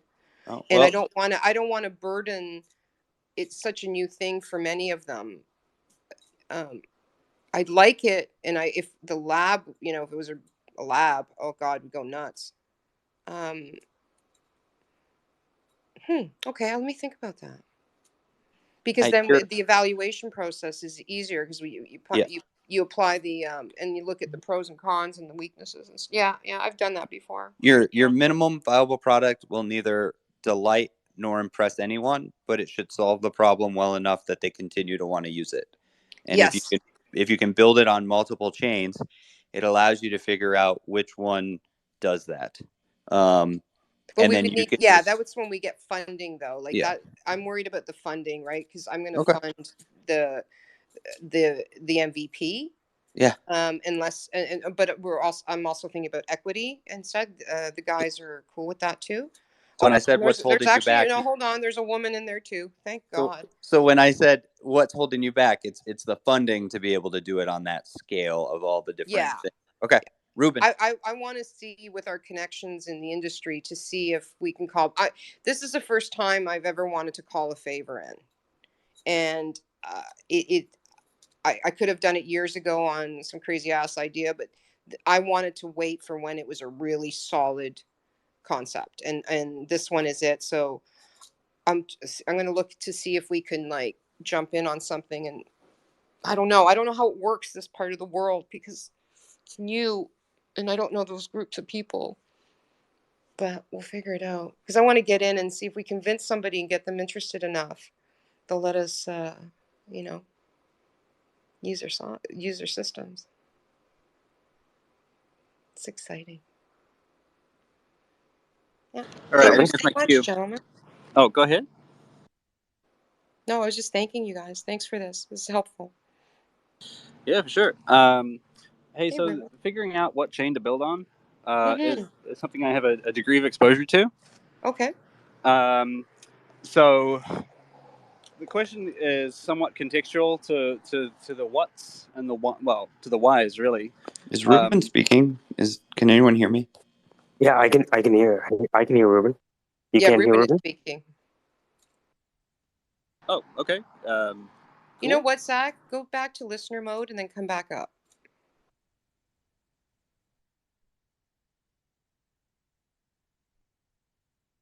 Yeah, we did the switch. Yeah, there is a glitch. She needs to drop and then come back up. All right, we're back. Okay, we good? Okay. Yep. Go, Ruben. Okay, sweet. So, there's a couple of things. One, among the things that you might ask yourself is, to the extent that there is a cascade of factors that contribute to the efficacy and the sort of efficiency of whatever it is that you're trying to build, and to the extent that you will inherit the properties of any technology that you sit on top of, it's not unlike trying to pick a language to communicate something, right? I don't know why this 18 million wheeler truck decided to pass. Anyway, it's fine. So it's a bit like saying, hey, I'm writing a poem. What language should I choose to write the poem in, right? And there's different languages. Generally speaking, the determinant variables, which will determine the success or failure of whatever it is that you're trying to do, won't be tied to the language or the medium that you're choosing to work with. So that's, for what it's worth. That being said, when I was looking at chains, I tried to optimize for security first, portability second, efficacy third, efficiency fourth, in that order. And the reason is, if this if one of those sort of rungs were to be pulled out from underneath, the security rung is really like the hardest one because everything stops working immediately. If it's portable, then even if there is an issue on the chain, right, whether say you build it in a certain language, generally speaking, the functions that you build can provide a working framework for any developers who might have to rebuild it on some other infrastructural technology. So that's why I would optimize for portability second as like a fail-safe for everything else. The third one is efficacy. Will you be able to do what you want to do in the way that we want to do it? And then efficiency comes really like, I don't know, Maslow's hierarchy of usefulness. Efficiency will sort of only really start to factor in if there's a there, right? Which you'll only find out if you figure out whether or not this thing has efficacy first. So those are the sort of lenses through which I would look at the kinds of variables that will determine those factors, security, portability, efficacy, and efficiency, will include technical parameters, that is the nature of the language itself, or the infrastructural that it's sitting on top of, how many nodes in the network, is it a proof of work versus proof of stake? What are the ramifications of proof of stake on security, on portability, on blah, blah, blah, right?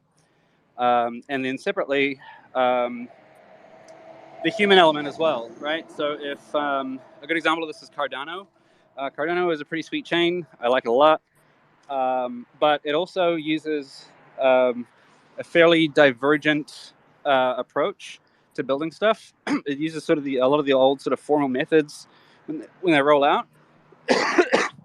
Excuse me. That means it develops a little bit slower, but it tends to be a lot more robust. And as a side effect of, I suspect the founder being like super fancy pants professor dude, and getting the original community in a lot of universities, they have like all sorts of academics over on Cardano, which has like a cultural influence over the kinds of minds that you might find in the community. So the question that you might ask is, to the extent that you're building some stuff, and to the extent that there's like a protocol or an API or a software development kit or something like that, what does the population of those relevant languages look like? And if that population is small, do you think it will grow? And what are the factors that might influence that developer population, both in terms of the sort of the ramp of how fast people can pick it up and start running, and then sort of the repository of knowledge that sits there already. And generally speaking, you want to optimize, well, I would advocate, certainly in the early stages, and again, this comes back to security and security, portability, and efficacy rather than efficiency. I would look at the ones that have really large populations where there's like low competition for the kinds of skill sets that would be required to build the thing. Then go for like a hyper specialist language that's brand new and there's like 5 people that know how to build the stuff, because guess what? They're going to be busy, right? So those are some of the kinds of questions you might ask yourself in this process. But generally speaking, and I can't stress this enough, the chances that it's going to be one of those 4 elements, the security, portability, efficacy, and efficiency, of the chain itself that determines your success or failure is pretty low likelihood. I would put it in the 5 to 10% range. So I wouldn't spend 90% of your time working on like a 5-10% problem. If anything, I would like launch as fast as you can on anything. And Pareto principle, right? Spend spend as much time and attention as you need, sort of getting an answer that's good enough, because chances are it'll be good enough. Yeah, in the way that I see it is that we get it out quickly, because then when the biz dev go out, it's just like download the app. Like, I want it to be that it's like people aren't even realizing they're doing blockchain. So we're not Absolutely. selling blockchain. Yes. That is a fucking database, guys. It's like Yes, that. it's a Calm down. database. If it depends on your it depends on your market, though, right? To be fair, the younger generations really like the complexity of things. I've been here for a year. It's quite fascinating in that sense. Yeah, After they want after to 20 years making it simple. they want to believe in the Garden of Blockchain Eden. Yeah, Yeah, it's tough. it's wonderful to witness. It's And cute. it's very sweet. It's very sweet, isn't it? Can you imagine, after people Aw, spend hours worrying about which button you should hit next because is it intuitive enough, Um, I love it. Thank you. Yeah, Ruben, I'm with you on that. Is that because then we can put the MVP in hands of people without being like, having to force them to kind of go into a demo or a pilot situation. And like, yes, thank you. I like that all. Sorry, I'm just absorbing all that information. Thank you. Yeah, no worries. And to remember, next time somebody talks about whether or not it should be this chain or that chain, the most popular operating system in the world in scope and volume is Linux, because it's on every Android phone. So if people don't know that they're using the system and it happens to be the most popular system in the world, I think that says something about whether or not it needs to be this or that, right?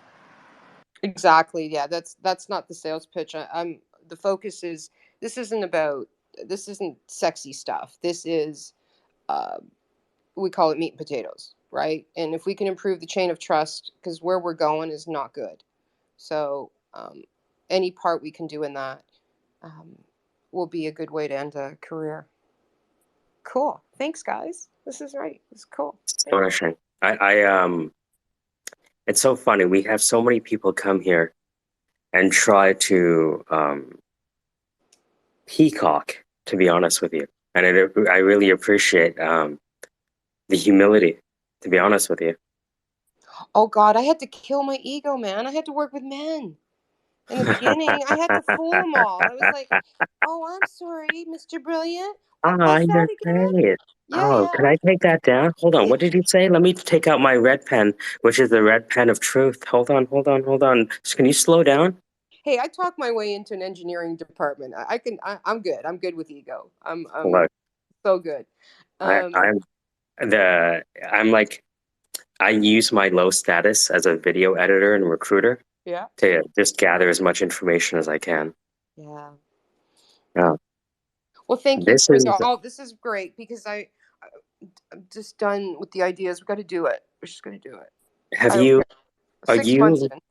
how do you feel about Craig Wright? Are you a friend? Are you an enemy? Do you care? Sorry, the name again? Uh, Craig Wright? Like, he's an individual that claims he's the original Satoshi Nakamoto. Oh, you know what? I haven't.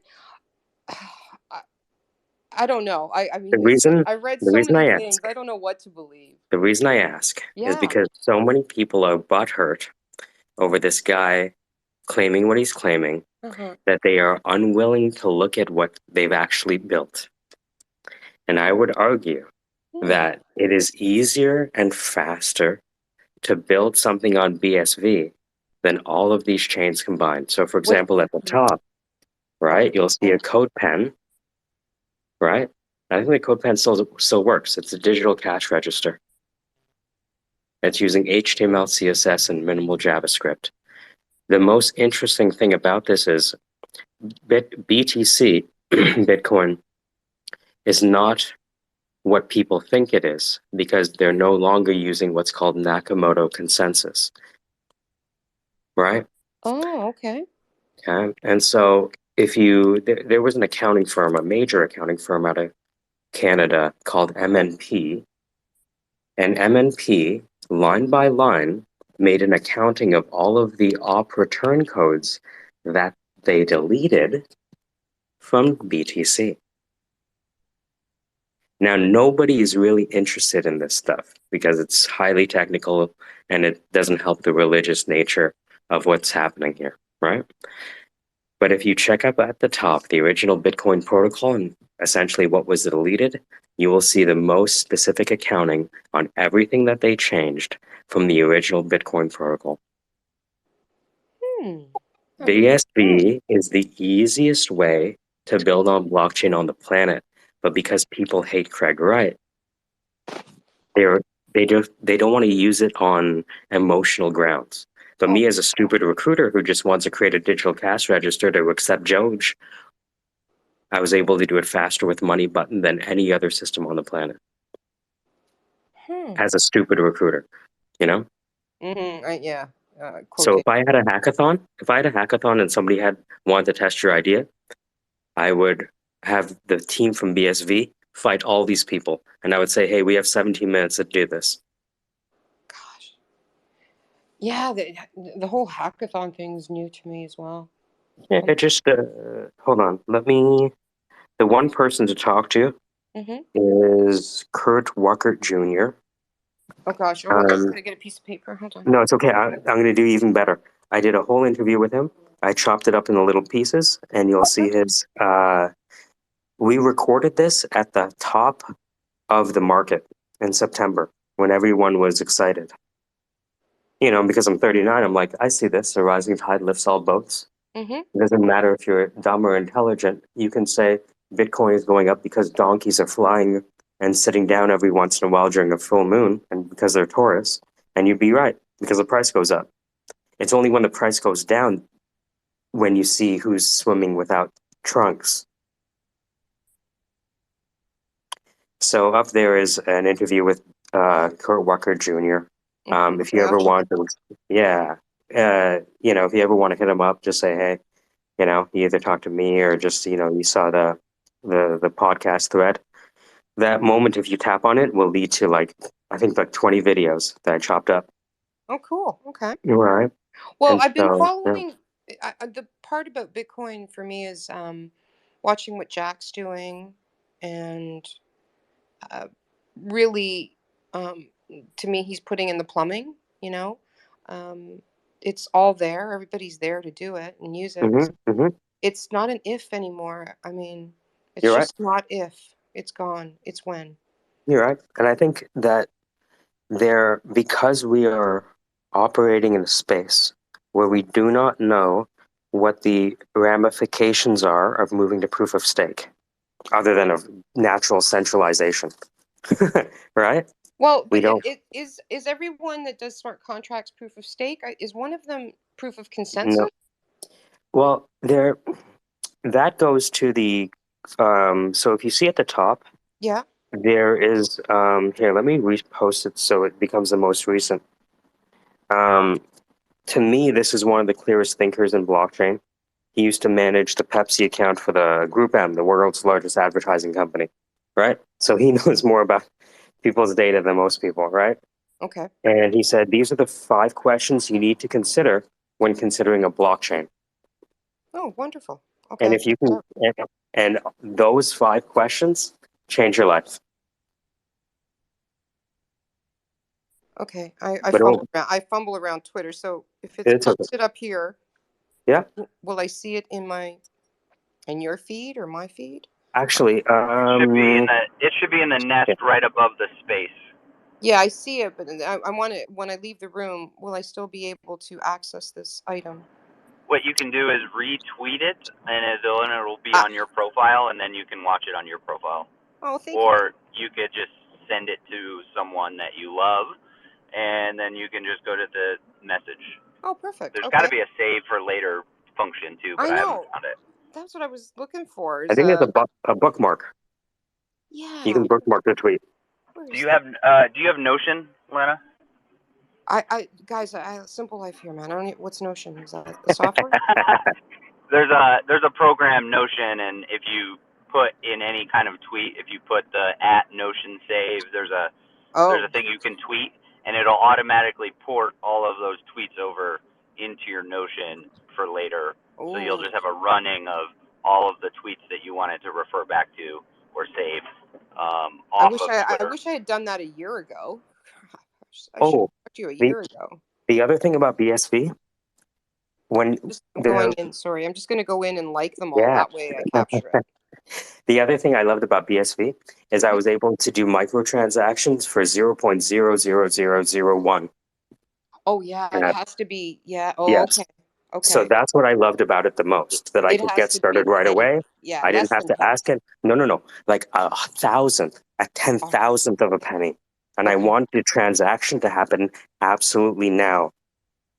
That's what I appreciate about the most. Yes, the cost is critical because it's the back end. It's not the consumer that's paying; it's the companies that are using the service that are going to pay. And there you go. You put up like a penny and they all lose their shit. I think I maybe spent all of so Kurt after the lecture. I was like, so how do I use this? He's like, yeah, I don't know, here's $10, have fun. And I just spent micro pennies by micro pennies, testing and failing and testing and pay. And a beautiful thing about this was like they have this little thing in the transaction called this opcode, and you could like store whatever information you wanted in there. It's fucking amazing. I'm like, oh man, what can I store in there? Where it's text. Well, can a text string be used to represent a PDF? Yeah. Oh fuck. Can a text string be used to represent an image? Yes. Oh, wait a minute. Yeah, there's going to be, that's the fear that once we get going, everyone's going to go hit a rabbit hole. What about this? What about that? I was like, oh, whoa, okay, let's just MVP. The rabbit hole is why, to your point, why they don't launch, right? So I Yes. think if you can manage that, most people don't manage rabbit hole management. Oh, no. Like, yeah, after being years of guilty of it, now it's like, no way. I would say, if, in my opinion, after all the people that you could possibly meet, I think that if you and Zach hooked up, especially with the folks that you know, you guys would, on a napkin, set yourself up for the next 30, 60 days. Oh, okay. Oh, hold on a second. I did follow him, so I won't lose him. Okay. Not a And then problem. I'll find him. What do you think, Zach? What's the first thing you would do in the first 60 minutes with Lena to help her accelerate founder product market fit? Sorry, I've been working out. I think it's laying out what the running estimates are in the next 30 days, and really figuring out what assumptions are being made, what questions need to be answered, and then what are the most important offensive tools and condition set that need to be made so that you can get this out as fast as possible. Like Ruben said, is like just pick one and run. And as long as you run with those 5 questions in mind, the priorities of work, like I like to refer to them as, it's kind of funny that, all of these things kind of poured over. But yeah, I think it's just make a decision and run, and then iterate, and then iterate. Like, we learn more about an enemy by attacking it, and then just take a step back, formulate a new plan, reattack, take a step back, call it retrograde back, formulate a new plan, reattack. Zach, we're gonna be friends. Don't worry. I exactly understood what you're saying. It's like, give me the worst you could give me, and yes, I'm with you. Okay. Yeah. Sometimes. So I like to tell people, like, you're a general. You have a lot of troops. You have money, which is your dumb privates that you can just throw a lot of them at a problem. It might not get done right, but it'll get done. You have your own effort and energy, which is like your experienced soldiers, and then you have your time, which is kind of like your special forces, Navy SEALs. And so you have to balance those 3 resources, very, very well to get a problem done. Get it done right, or get it done perfect. And I think that people want perfect, but they don't realize their resources only allow them to just get it done, which is better than not getting it done perfect. Yes. So making that calculation. But yeah, that's what we do, is we just pair people with this thinking process. So you're like an advisor? Yeah, so we take current active duty military and veterans and pair them with individuals to give them a military thinking into whatever they're doing daily or weekly or whatever on whatever scale, and then hold them accountable for what they're saying. So if you said, oh yeah, I'm going to get the MVP out by Friday, I'm going to be up your rear going, is it done? Is it done? Is it done? Is it done? Just like a drill sergeant would. Yes. So we go in and out of military advisor and then drill sergeant mode, depending on what people need. Okay. Well, let me get through to. I got to do a list of questions first. How do you feel, Lena, after talking to Zach? Mm-hmm. I feel like I'd like to talk to him again. And what was it? Because there's probably been tens of thousands of people who have given you advice. How does Zach compare against the other people who have given you advice? Well, I actually haven't talked to too many people about advice because, pig-headed, and I think I know what I'm doing.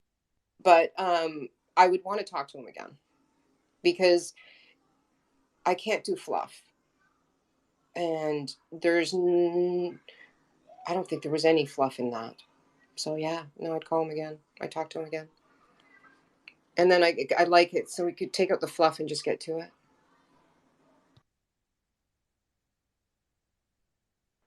Well, I appreciate that. I have to run. But yeah, message me anytime, and looking to win the war, and if you have anyone that's looking for something no fluff, let me know.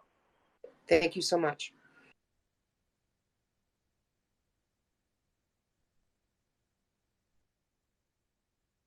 If I go silent, it's because I'm clipping the space. I mean, like, that's amazing. I want to save that moment.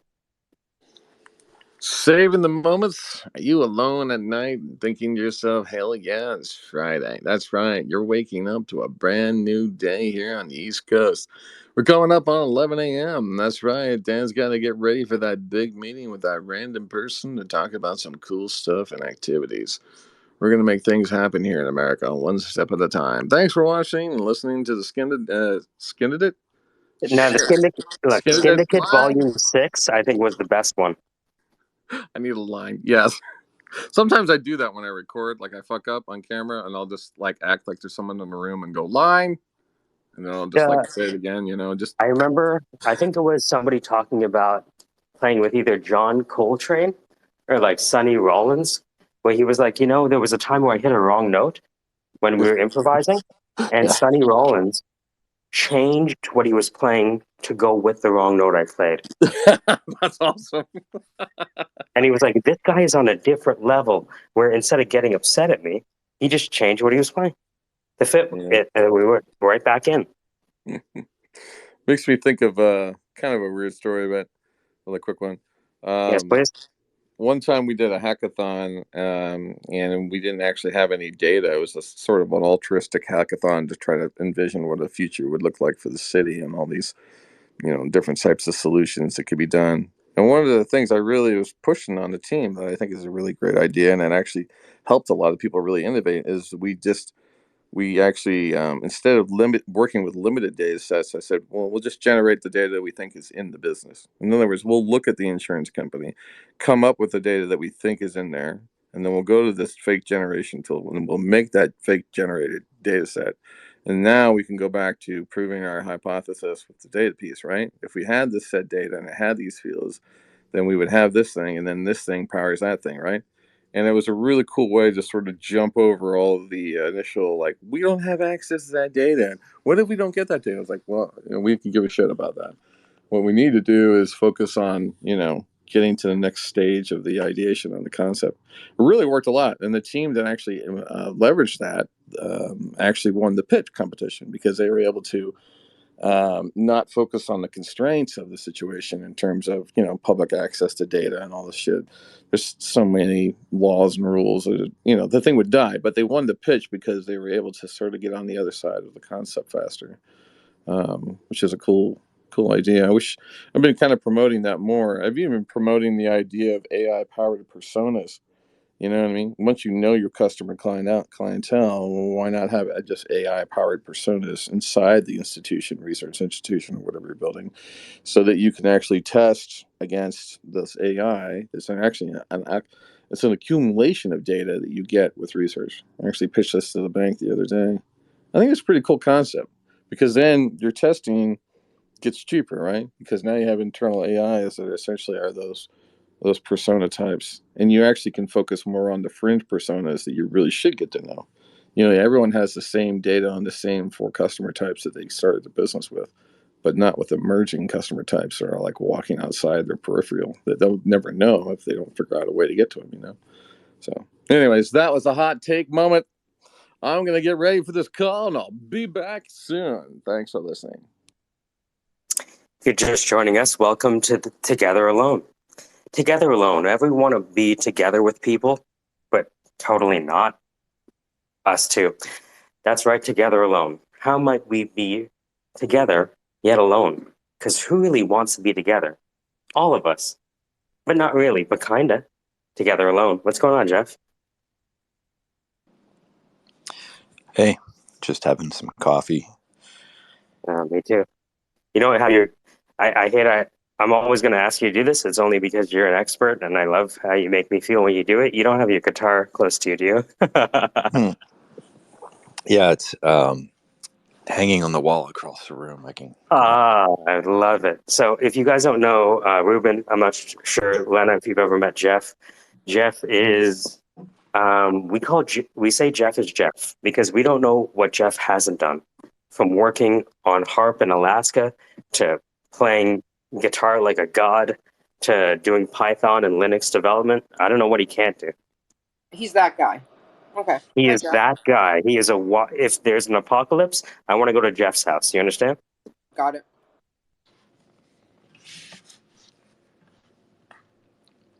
And by the way, I think his best quality is the way he plays guitar. Out of all of that. Give him a campfire and off we go. We were on the phone for hours just listening to Jeff play the same thing over and over.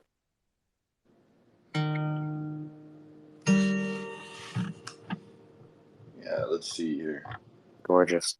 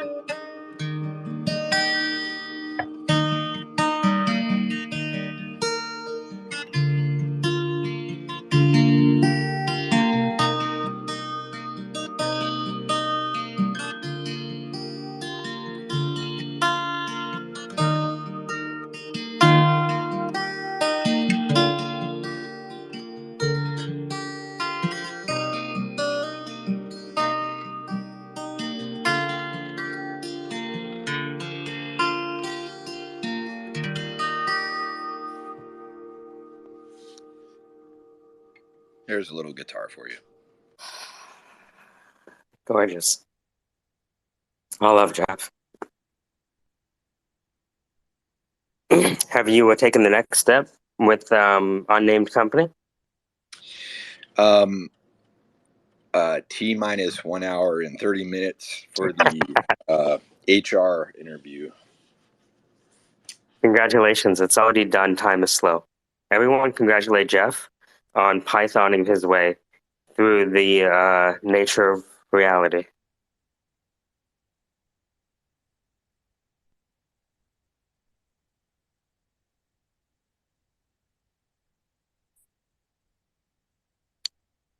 I'm still trying to be stoic about it. I just know that expectations don't always match up with reality. So, And that's why we must approach reality with a weighted average of probabilities. Hi, everyone. Morning. Morning. We made it another day. A casual miracle. I'm sorry. I mean, I'm happy we made it another day, but my personal life is being rather annoying right now. I was thinking that maybe we can, there's my cat, Maybe we can discuss a schedule of this at some point if you're interested in doing that. Absolutely. How would you see the schedule working? Because we've been involved in this relay race to maintain the momentum from spaces. How do you find it goes when we do that handoff? Well, it's a little haphazard in my opinion, but I don't blame that on you or anyone else. It's probably my fault. So I want to set a schedule that is perfect for you, as ideal as it can be for you, and I'll just do it no matter what. But I do need a little bit of time to do some personal things. My sister's yelling at me, and Yeah, I am very encouraged that people. The reason I keep the space open is because whenever I want to close it, there's someone like Danny who comes up and is like, How do I not talk to Danny for 2 hours?" You know what I mean? right. That's not a bad thing. It's because my heart wants to talk to Danny for 2 hours. My heart wants to talk to Sandra, Lena, Ronnie, Jeff, Ruben, Dan, Zach. You know what I mean? I want to talk to them all day while I'm doing work. But at the same time, it's like, how do we hand that off? I am open to any all suggestions. I think the ultimate thing, which probably won't happen, but we can always try, is to tell Twitter we would like the ability for the host to, just like Zoom, give the host administration rights to someone else, ideally a co-host, so that when they leave, like how might I swap out host for co-host? We can solve that one thing. The scheduling would be over. Well, it's unlikely they're going to make any moves, but we can try that. But the only other alternative would be is we either use your account or create another account that's always the host, and then everybody can get into it, and that Very eliminates. smart. Extremely smart. I guess my brain No, occasionally functions. Yeah. no. That's beautiful because Zach suggested this kind of mechanism, and he said, okay, I have a phone, right? And the phone can be on all day, and the phone can be the host. And if I can control my phone remotely, then I can switch out hosts. Perfect. Hey, Michael. Hey, Remember, we can use an Android emulator on a computer, on a desktop as well. see, this is why Jeff is Jeff. Remember when I said Jeff is Jeff and it's hard to pin him down? Because he just went from playing guitar to solving the issue, right? Everyone meet Jeff. Jeff, everyone. Hi, Jeff. Hello, my name is Jeff. Hello. Since I have the room, so to speak, Mike, do you mind if I ask a question of everybody? Absolutely. Okay, so second issue came up from a trusted person, but I'm not sure I can do anything about it, but I want to. This person identified a person on the lam who ripped off a ton of people and is on a list, and there's a reward for information leading to that person's arrest. However, this person kind of has like a gang of people that support that person. So my concern is that if the person was turned in for the reward, there would be it wouldn't matter. The person who the snitch would be possibly eliminated. So what I was thinking about doing is having it reported anonymously, but have the money go to a charity. What do you think about that idea? Because I don't know how to report something anonymously, and the agency that it would get reported to leaks like you would not believe. And I'm assuming that information, whoever reported it, that someone would find out, and that person would get hurt. Does that How do you feel? Let's imagine you actually. We can look at the courses of action, right? That's what I learned from Zach. So if we were to consider the divergent courses of action, which is report versus not report. How do you see the reporting playing out?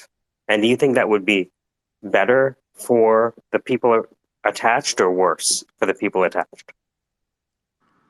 it could be worse, or nothing harmful could happen. I don't have that information for sure. All I know is that this person travels with basically a gang of people and has a family, and they may not be particularly happy about that. And it's not for the money. I don't really care about that. It's more along the lines of this person did something. This person ripped off a boatload of, like, a ton of people, and Mm-hmm. I'd like to see it. I'd like to see justice done, but I don't want to see anyone as a result of that run into a problem with that person's followers and gang and their family potentially. Do you know what I mean? That's a tough one. Yeah. I won't pretend to say there's an easy answer to that. You I don't. know, Yeah, I don't think there is, and I don't know. I don't have the. My cat is crazy. Sorry. maybe I, a cat is trying to tell you something. What does a cat think? We never ask the cat. We ask humans, but we never ask the cat. You know, but yet Cleopatra maybe got her advice from the cat more than anyone else. Ruben, Danny. I do have a. I'll go ahead, Danny. I mean, I'm leaning towards not acting on it at all, but on the other hand, this person stole like hundreds of millions of dollars, and I don't know if that money would ever go back to the people affected. Sandra, maybe you can speak with somebody with authority? Maybe not from I don't know if you're from the States or Canada, um, but you can kind of give that information to someone that knows an authority figure, so as a third party, and try and figure out if you can do it anonymously. But um, Right. even let's say if you use your devices or anything else like that, there's still a way to figure out, let's say, who you are. Um, I would maybe suggest, I don't know, it's really hard to figure out, but somebody with kind of power to inform them, but then they can be the mediator or the third party that would call them out. Well, I thought about that, but then the problem doesn't change. I mean, I would be assuming that this, you know, I'm actually adding to the issue in terms of the, that information getting leaked. I mean, I'm in the States, and it's like leaky leak all over the place. So, Mhm. I don't think anybody in power, like, I don't think I could. This agency is already having internal problems, so I'm assuming that it's going to get leaked. And it would be nice to have my cake and eat it too, but I just don't see a way to do it. But that's why I wanted to talk to someone who, might be able to help with that anonymously, so that even if the reward, I mean, reward's not that important to me, but it would be nice to be able to donate that to Habitat for Humanity, or, just do something with it. But, like, have the agency just direct it directly to them, as opposed to back to me or anyone else. Do you know what I mean? Yeah, Yeah, I would say you could you could put the metadata into a Bitcoin transaction and use a tornado mixer, but that's illegal now. That would be funny, wouldn't it? Okay. Right? I'll think about what to do, but all right, I'll figure it out, I guess. It sounds like you are picking your poison either way, you know? Well, being dead is not preferable, obviously. and please be safe. That's the problem. Not necessarily for me, but well, obviously, but other if I involve other people, maybe they get affected too. I don't know. I mean, I'll see if I can do it anonymously. I don't know. If I can't, I'm not going to do it, which is a shame, but that's life. Anyway, back to you, Michael. No easy answers. No easy answers. No, I know, but it that's what life's about. Uh-huh. And you had it right before your title, Denouement. Holy crap. Yep. La dénouement avec Jeff Letrononge-Jager. I was doing my best. I learned French in Toronto, so forgive me. Oh, yeah, I can understand. It's the same thing as over here. Our high school is like a third grade English education in a way, borderline. Yeah, bienvenue à la dénouement doesn't involve rolling your R's, so I can sound more French when I say it. I can never figure out how to roll my R's. Because it's Latin, it's Oh, is it really? yeah, it's a Latin derivative. So Spanish, Portuguese, Italian. Can you speak? Can you give Sandra advice? It doesn't have to be good, bad. It doesn't even have to be serious. In French, I'd love to hear it. In French, ok, une belle. Mais le conflit de l'anonymité est un peu difficile parce que vous avez besoin de faire confiance aux gens que vous parlez avec.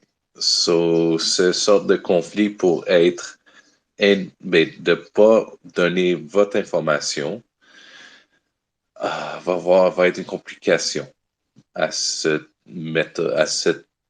à ce temps-là.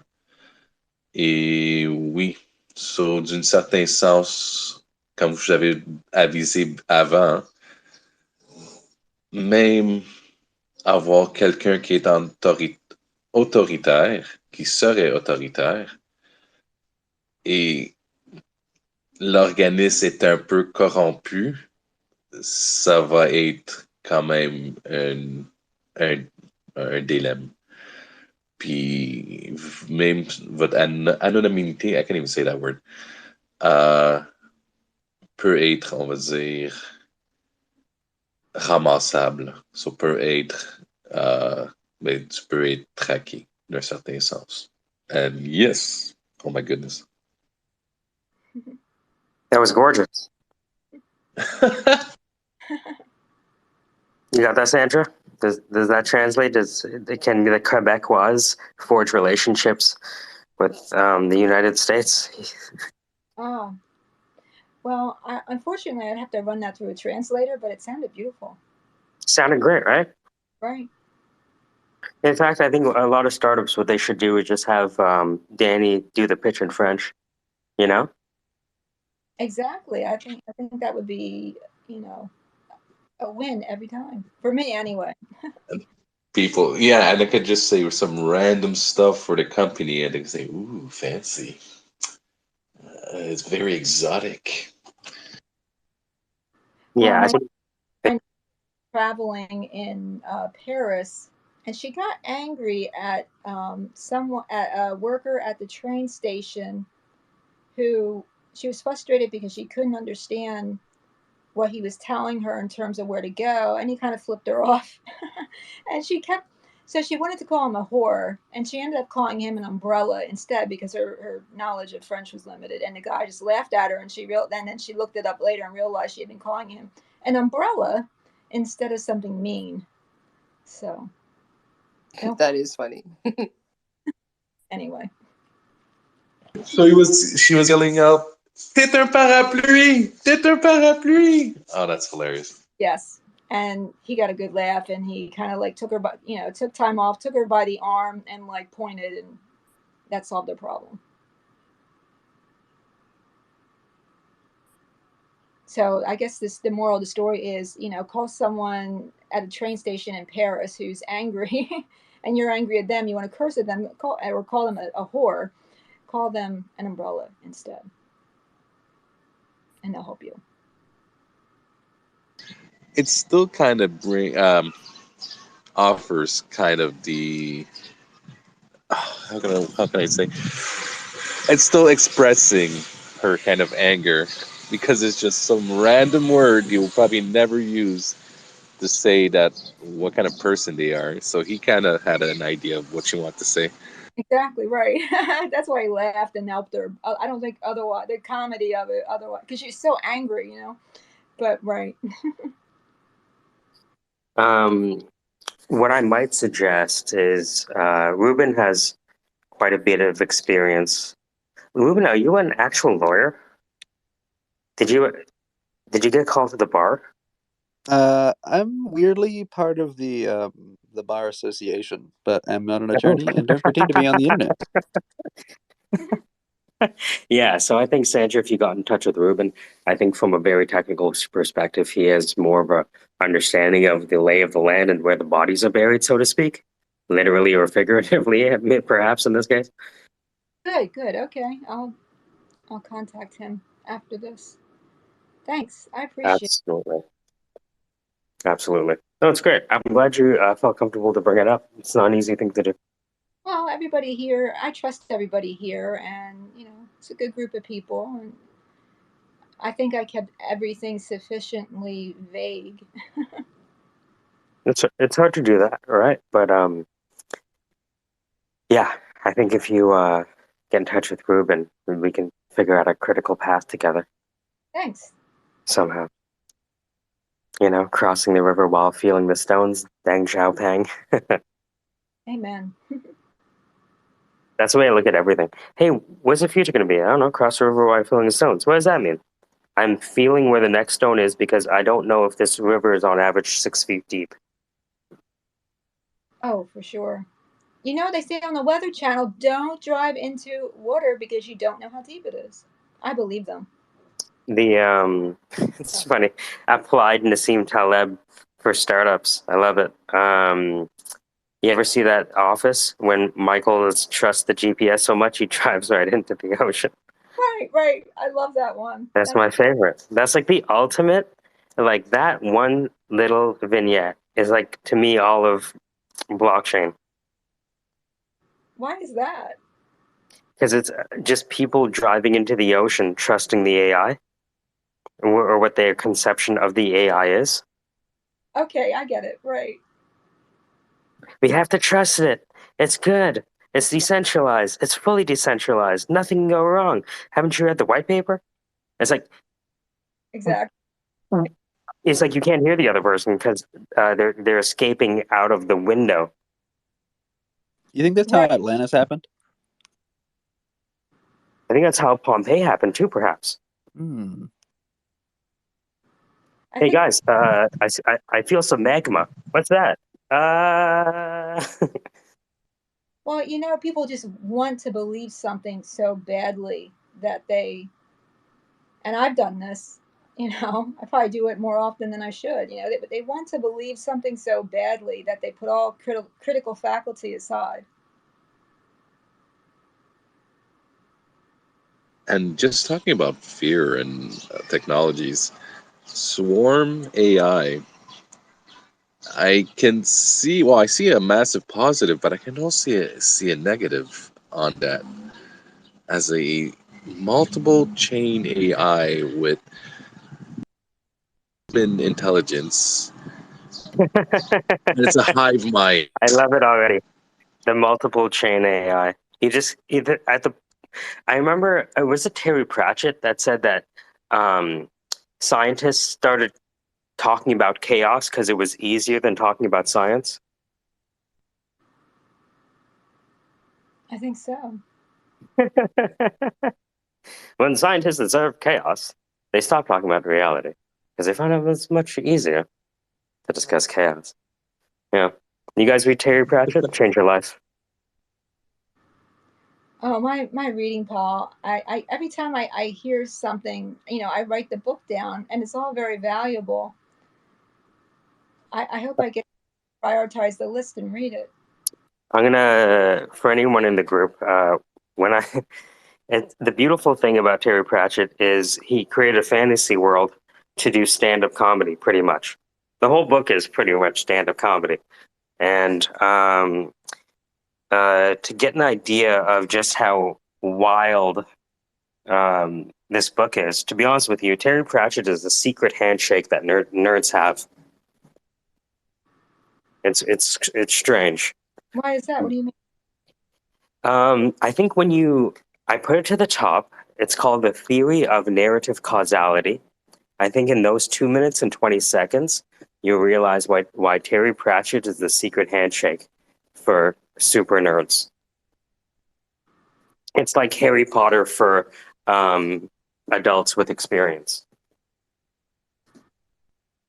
Awesome. You guys are gonna love it. Imagine it's kind of like Dan. If you like Dan, you'll love Terry Pratchett. Perfect. So I didn't mean to interrupt by just, aping You on didn't it. interrupt. You are one of those people who are incapable of interrupting. Because I'd rather talk to you than most people. Nice, you're very kind. No, you're. I probably told you this before. I'll say it again. What you do for these spaces is invisible, yet perhaps the most powerful thing. Oh, you're very nice to say that. It's hard to live up to this sort of thing, but I'll try. Nothing to live up to. Keep doing what you're doing. It's very powerful.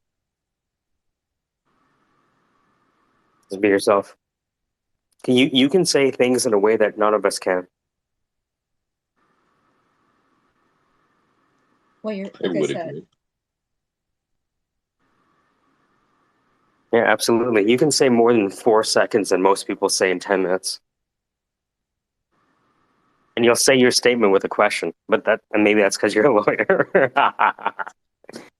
Well, I growing up and even recently, I used to watch Columbo, and I always loved it's fiction, but I've always liked that questioning mentality, and then, he's very, oh, one more thing. But, I do try to keep things short because, well, not always, but, time's valuable and I try to be succinct. Brevity is the soul of wit, I guess you could say. But if I think it's an important topic, or something that I feel that I'm knowledgeable in, I can go on for a long time, but I try not to, knowing that other people will be like, oh my God, this is so boring, If you're just joining us, welcome to Socrates and Socrates, the Socratically dialogue-led legal firm. Your partner is Sandra, and we're joined by Dispatch. Dispatch, what's going on? Welcome. Haven't seen you before. All love. Hi, thanks for welcoming me. I saw Ruben in the room and then the topic seemed interesting. I always respect a room that Ruben has decided to enter. Yep. And then, did you say Sandra is an attorney? Is that right? And it's okay, I'm an attorney too, if you can admit it here. This is a safe space.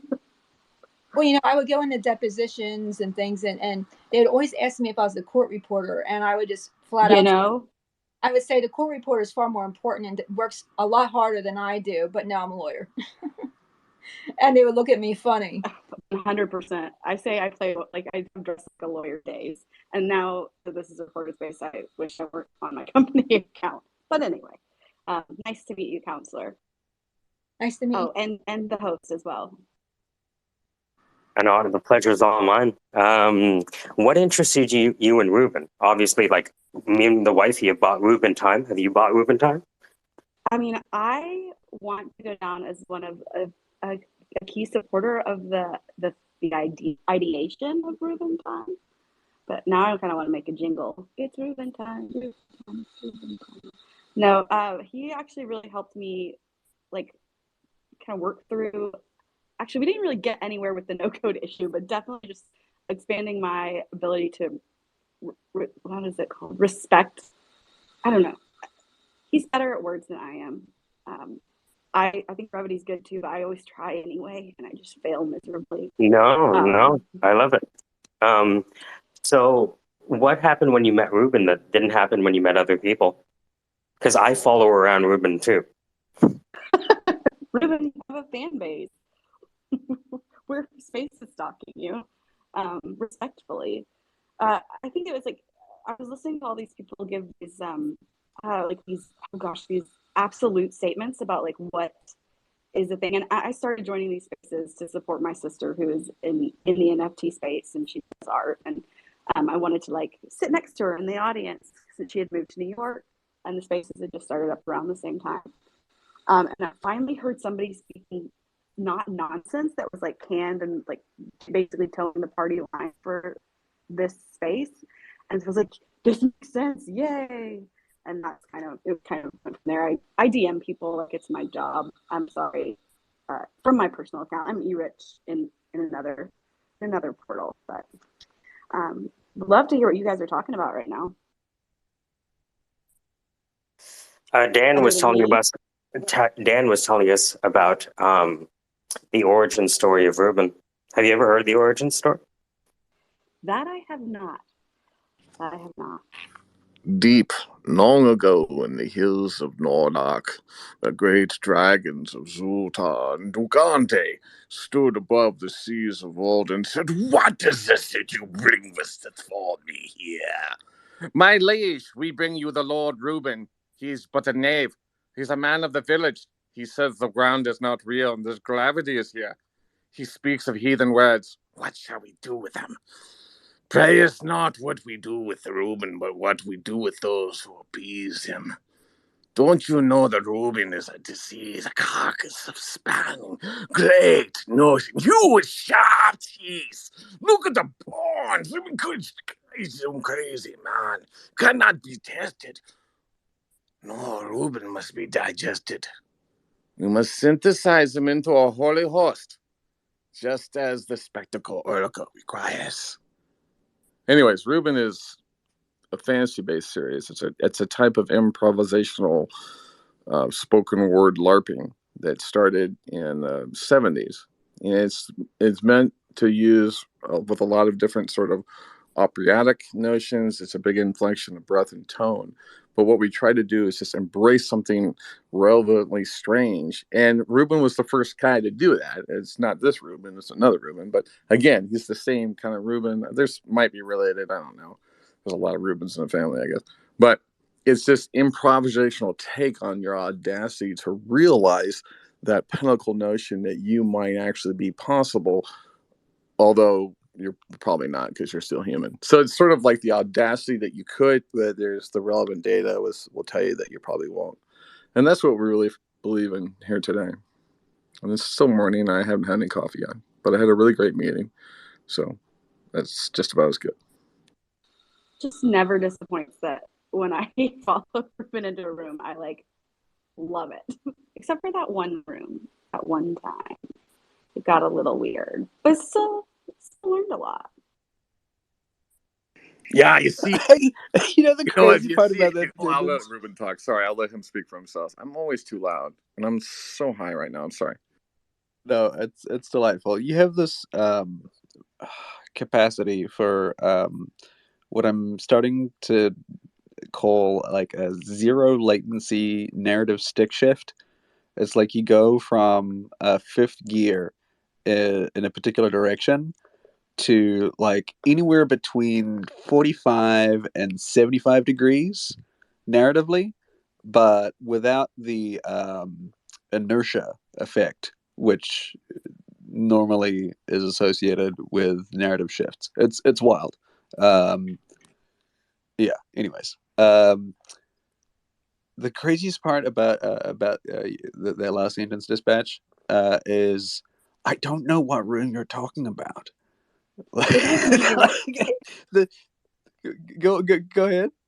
Many rooms ago, something about I won't mention it because it's recorded. But the point is that it was only there for a second, and you said it may get weird at the DMs, and I said, "Peace, have a good day." It was a long time ago. Probably like a month.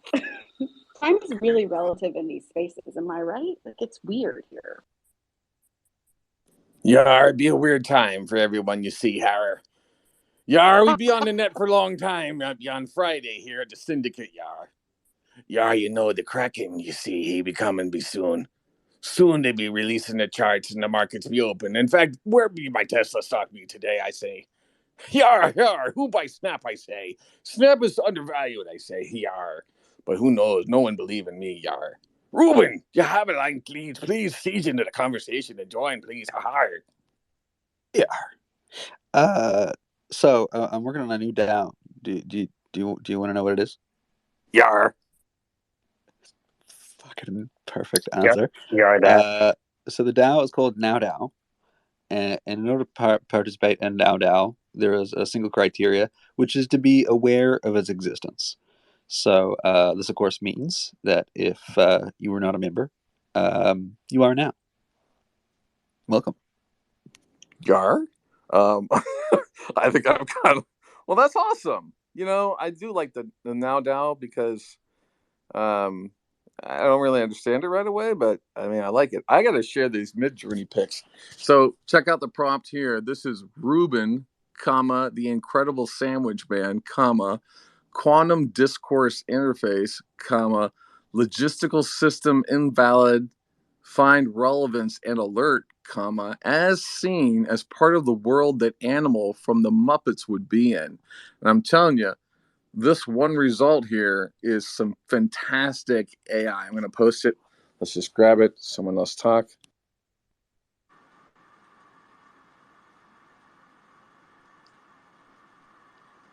If you're just joining us, welcome to Together Alone.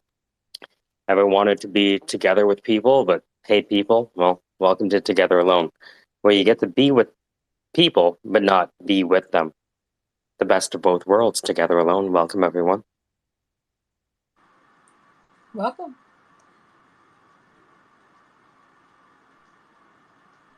I almost feel that needs like a jingle at the end. Together alone, we know what you need. Together alone's got everything. Together alone, you probably want to be here. But together alone, get away from me, dear. You know what I mean? Yeah, I think I have the you know how there's like a bell? I could do like the in between. It'd be like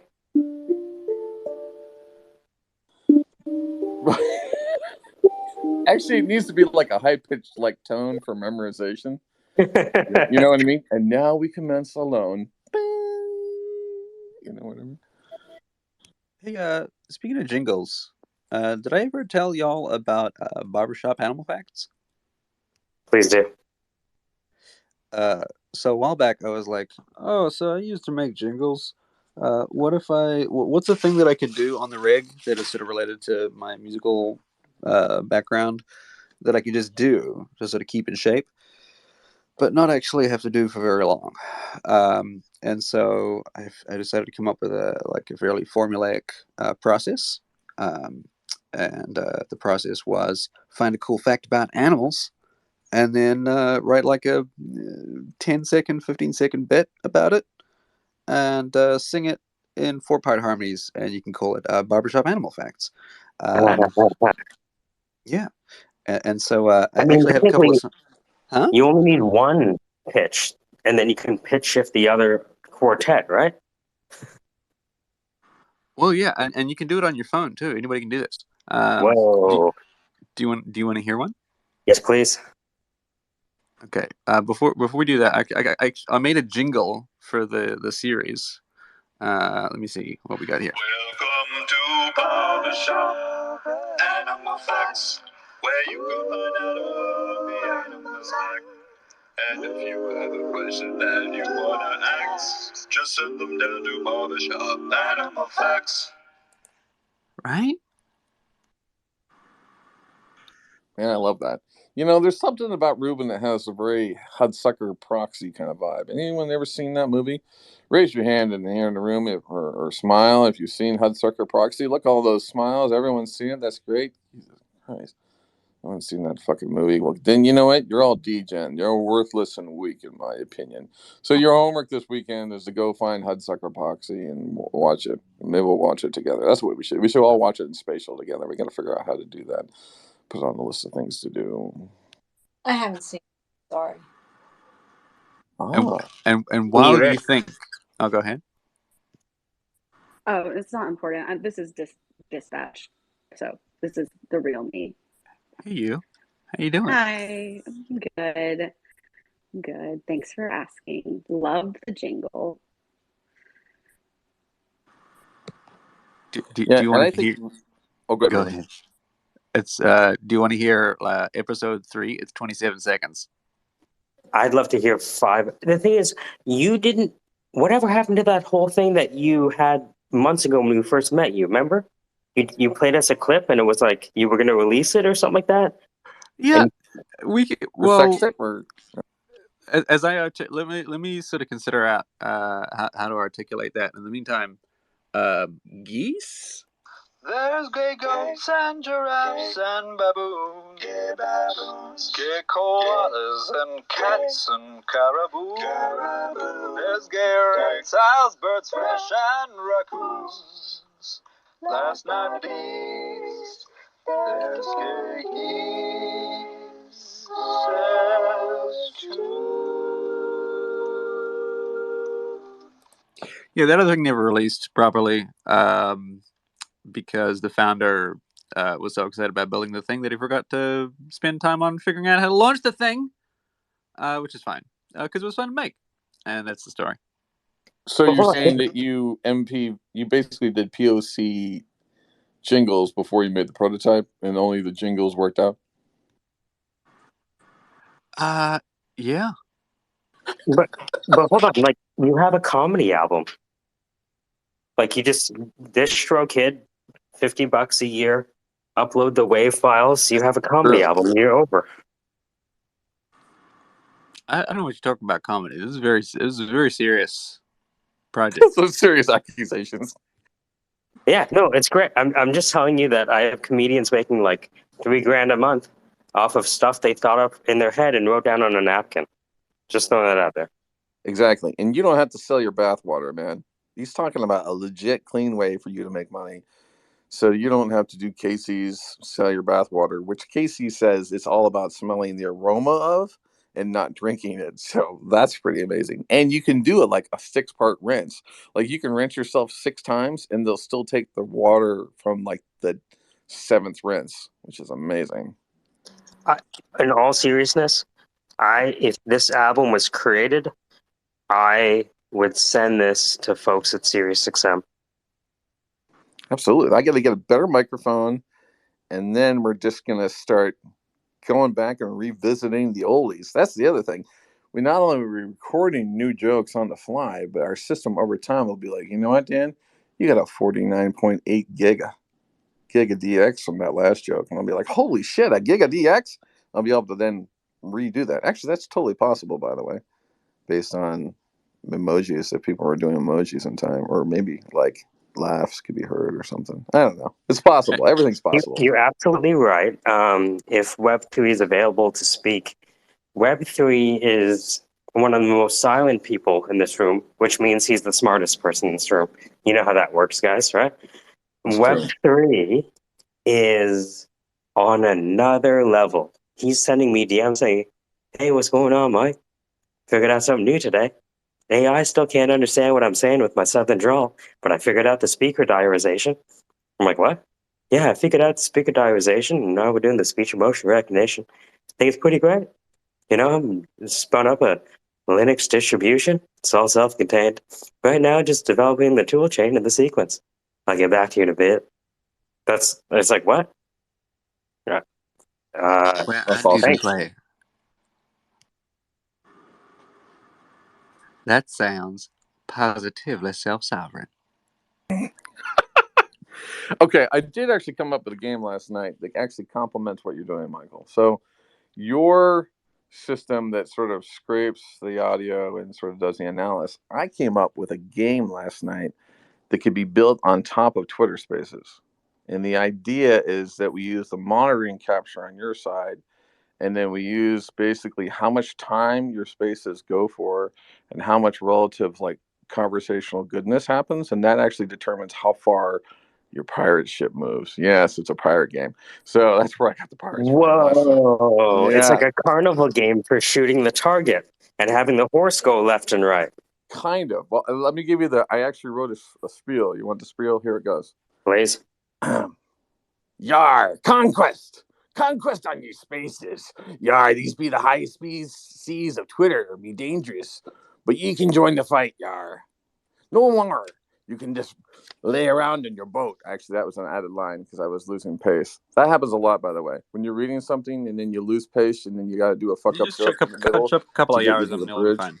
No one Yeah, knows. all We'll right. fix it in post. Anyways, we'll fix it in post. But how's the game work? First of all, you got a clan, right? You got people. You have a network, right? So you have the people in your clan. Then you have the conversation.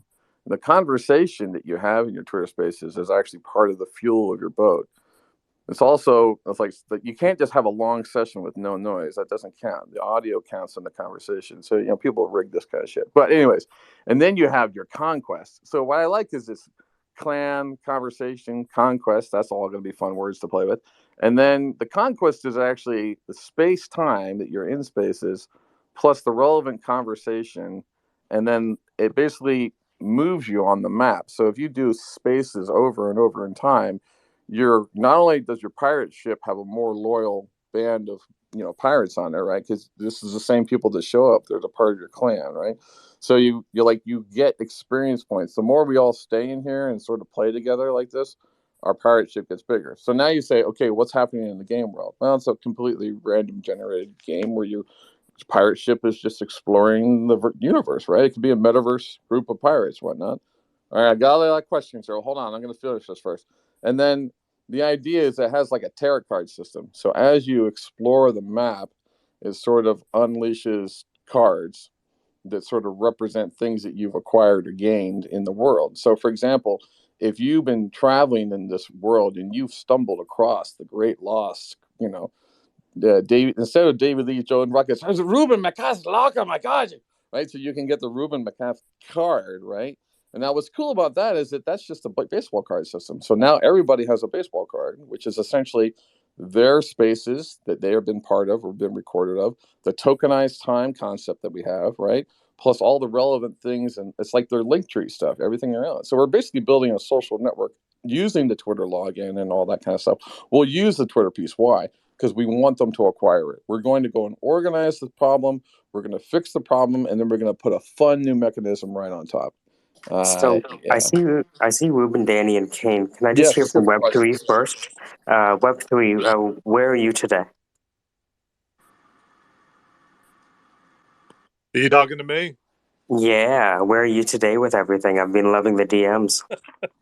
Well, I traveled yesterday, so I didn't work on anything, and I'm fixing to do a couple of things this morning to roll back into it.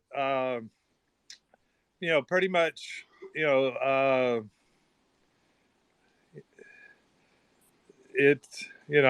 know how to describe it, but it's the actual processing of the words.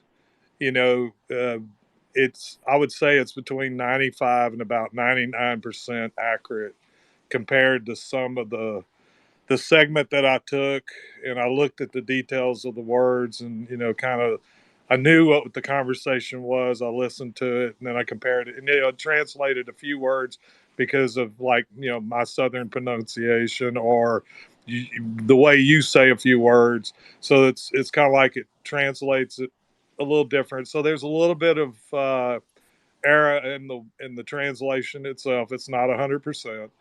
Then the analysis of looking at who the speakers are and what the confidence rating on the speaker, what words were spoken.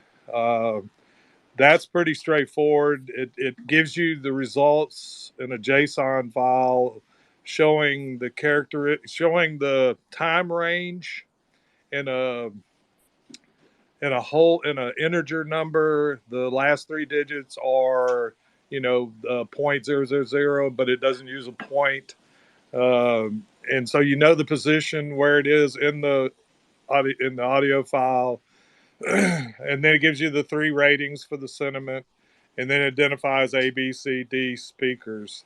And then I got to that point, and then I was looking at some other things like the management of the data sets, like transcriptions, creation, deletion, listing the things that you had already put up, how to delete them, because they delete the audio when you upload it. As soon as the audio is transcribed, it's deleted, but it keeps the the the translation in a folder, and it keeps that so you can go back and retrieve it. And so I was working on some of those tools of deleting things. So I see some hands up.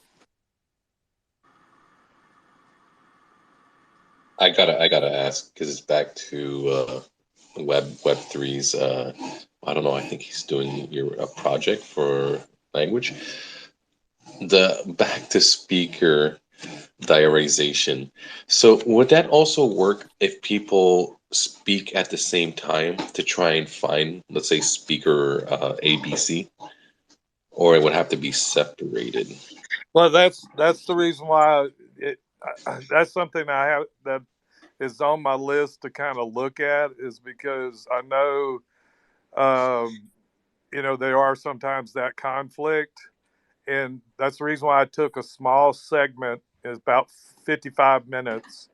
I think we have like 8 different people that are in the conversation.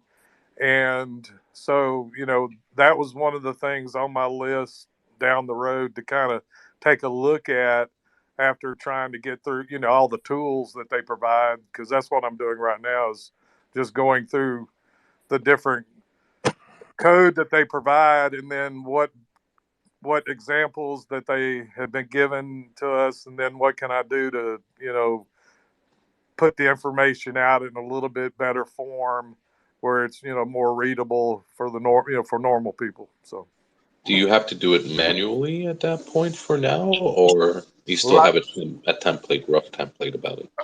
right now, that's what I'm trying to get to, is a rough template. It's right now I'm doing it manually so that I have a definite validation. Okay. And that way, I know that it's in stone, and then I can compare whatever, you generate, because that's normally how I take a data set and I make sure I know the characteristics of it, and then see what the results are and compare the two. So go Okay. ahead. Go ahead. Sorry, last thing, yeah. So let's say, for example, I'm speaking this way, and I'll start speaking in a different manner, and then I'll just go back parler en français. Would that capped it? So I just spoke kind of 3 different ways. Don't Would it know. one? That's something we'd probably have to sit down and try to test and see if there's a variation in it. I can't. Right now, the way it reads, it just differentiates, but I don't know how they differentiate the voices. That's the only thing that I've not been able to read any information on. So I would love to be your guinea pig. I'll have okay, fun with it. okay,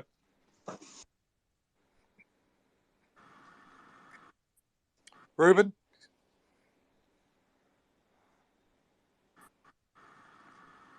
Hey, Ruben. I didn't Ruben have or anything to Kane? say. I just saw hands going up, and I want to be part of the team. Kane was first anyway. What's up, Kane? Let's all put our hand up together in solidarity. Everyone, raise your hand. We should be raising our hand. You know why? We have royalty among us, data royalty among us. Um, the most clear thinker in blockchain that I've ever seen, besides, of course, Craig Wright, the one true Satoshi Nakamoto, is Trent McConaughey. And he very clearly outlined the thing that everyone wants to ignore, which is the trilemma. And he did it better than anyone else. Jeremy, I want to welcome you. Hello, how's everybody? I saw Welcome Ocean Protocol and I thought, wow, this is something sounds like right up my alley.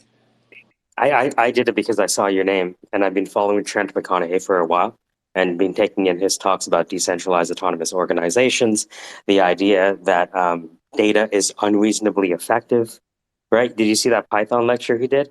It's fascinating. So I did smart. I didn't. If you could post it, I would love to. Oh man, if anyone wants to understand, just like, if Me anyone too. wants to be, if anyone wants to become like just a quick data scientist from like a very high level and understand just what's not bullshit and what's real, Trent McConaughey, dude, Trent McConaughey is on just like another level. He introduced me to this idea of the unreasonable effectiveness of data. And the research out of Microsoft showed that it doesn't really matter what your algorithm is. If you have enough data, the massiveness of the data will give you the answer. I mean, that's something that I've witnessed personally. So, I mean, I would love to see that. I mean, and essentially that's what we, are doing in the ocean and trying to better understand what the impacts are for us. I mean, if you want to improve anything in life, regardless if it's environmental, you have to measure it first. And most of the times when we fail at that, we're not measuring effectively. I always tell everybody I grew up in Texas, and there's not a soul in Texas that doesn't know how to read a weather map. But people don't die of weather events like they did in the 1800s, and that's because we have an enormous amount of data collection, and now we have algorithms that can predict storm patterns. So, it's just this is the kind of thing that just like I could just geek out all day over. No. It's my. I'll say this before Kane.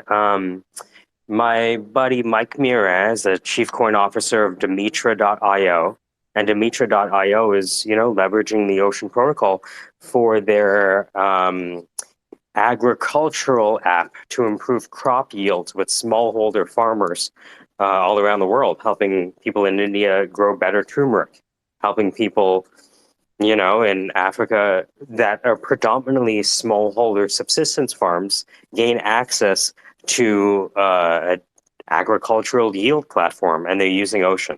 So I know it's validated. So welcome. But I don't want to disrespect Kane. Kane, what's up? I apologize for us talking over you. I just was excited about Ocean. What's up, Kane?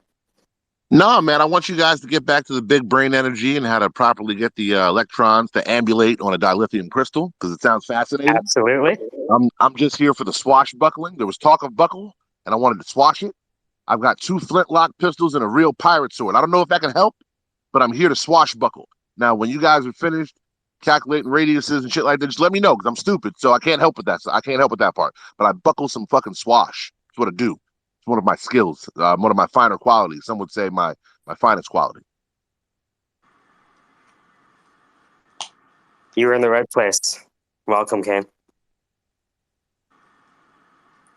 Yar. Kane, where are you in the world? If you don't mind me asking, I'm close to Toronto. Somewhere between Daytona and St. Augustine. So like right around the literary line, like where people stop reading books.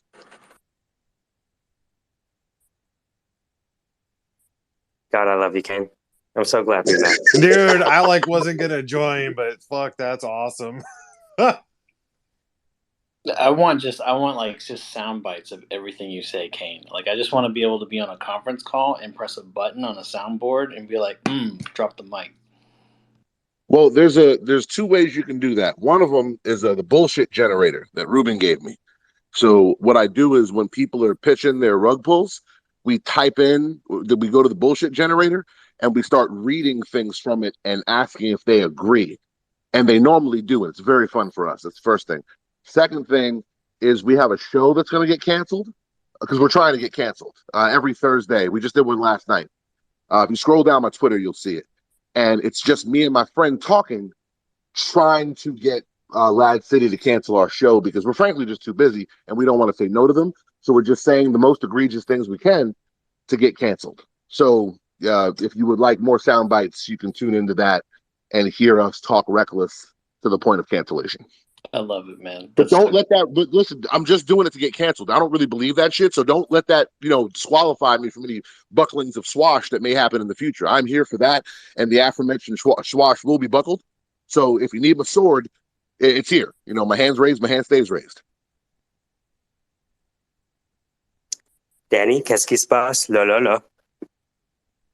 Squash sling fuck. That's fucking awesome. So holy crap. I'm trying to find a company that was scanning the oceans in Australia. I think Dan knows about it. We had a conversation with that group, and maybe he's in Jeremy's leg hell. I can't even freaking say the name. But yes, I do like the I can't even say the name. Yeah, so swashbuckling all the way. Yeah, do you know what part of Australia? Some of the work that we're focused on right now is in far north Queensland. I would have to check it. I'm trying to find a person.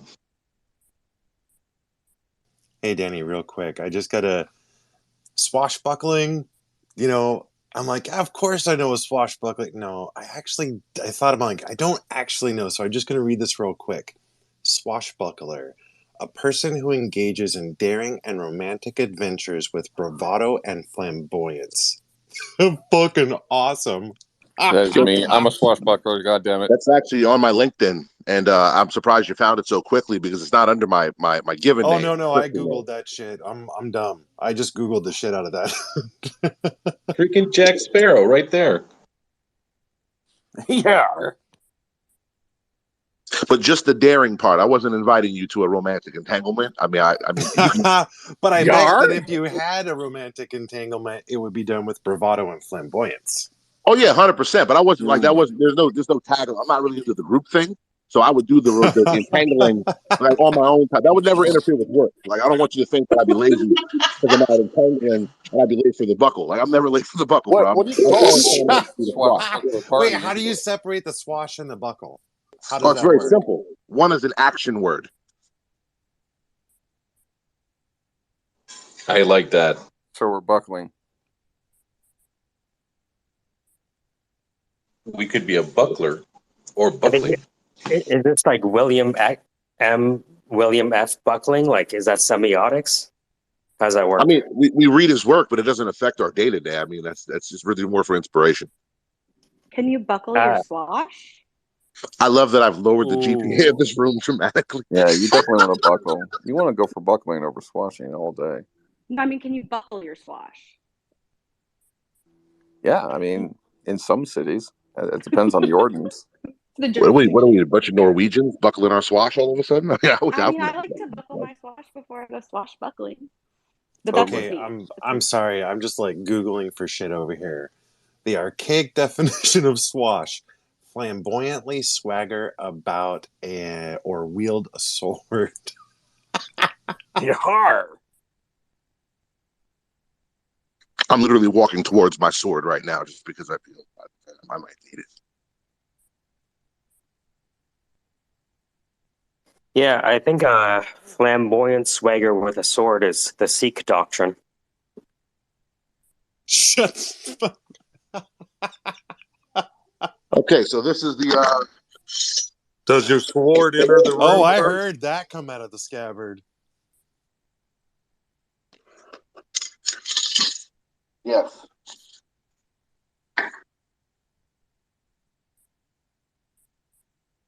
Ruben, I'm sending you a picture of my sword and pirate guns. Are those mid-horse? I don't believe they are. Normally, no. He's right. He's right. It's not. I'm not drunk on a Tuesday. It's like fucking Friday afternoon. You're fine. Hey, Copy that. Kane, I actually caught your show yesterday. I think you're gonna do a really good job of getting canceled. Solid effort last night on cancellation. Natalie was in that room. She's amazing. I did not understand the scab joke, but I'm not going to Google it to find out because I think I'm better off considering what other people said. Yeah, you don't want that in your life.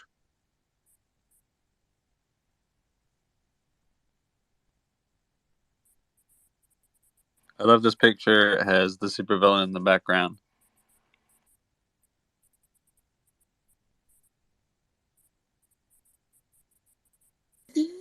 I'm okay. Happy birthday, Allie. Thank you. I'm old today. You're an What? old lady. Is it Allie's birthday today? Yeah. It's a birthday today. Happy birthday! Thank you very much. I'm 40, and I kick and I punch, and I'm 40. Kick and I stretch and I kick. And I'm 40. 40 years old. Happy birthday to you.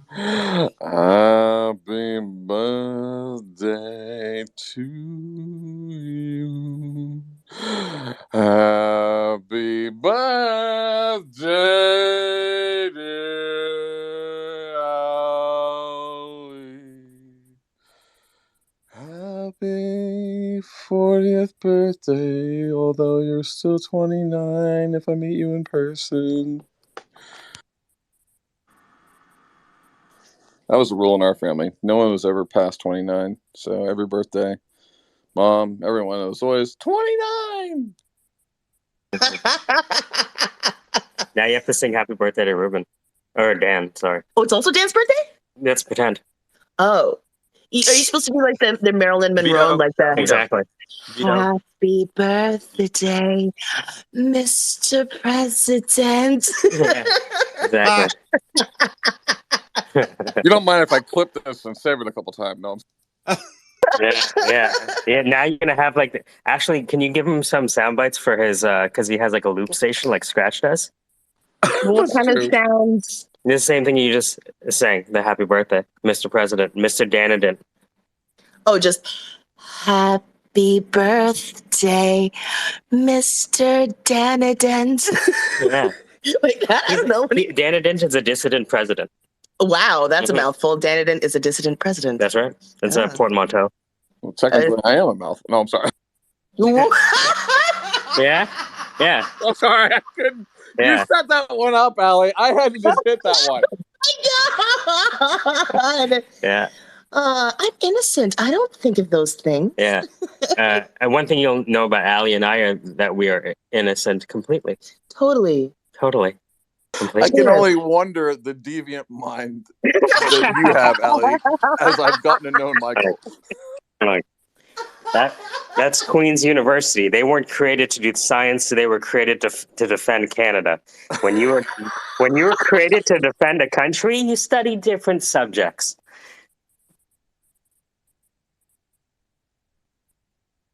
Is that where you guys met? Did you guys meet in school? No, we met on Tinder. Are you serious? Really? I swear to God, yes. And I sent her a lecture called Pythagoras and the Divinity of Number from the teaching company, and that was that. Swear to God, I'll say. Yeah, he sent me a math joke and then a math lecture, and I knew I was in love. What was the math joke? The shortest distance between two points is a straight line or something. Yeah, right. No. I don't know where I heard that from. I love that.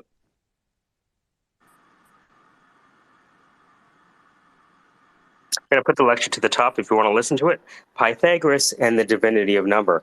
Pythagoras, great mathematician. Didn't really like what he did to Hippasus. I thought he went too far. Terrible politician, but great with triangles. I just love that. I almost want to see him in an interview. Let me see if I looks at this here. It looks like you've had a pretty poor career in your life. You don't really work well with others. Yeah, what about it? All right. What about these triangles over here? You seem to draw a lot of triangles on this side. Yeah, I'm really into triangles. I think that everything can be broken down in triangles. But He was true? Pythagoras was autistic? Oh my Fantastic. God. Holy shit.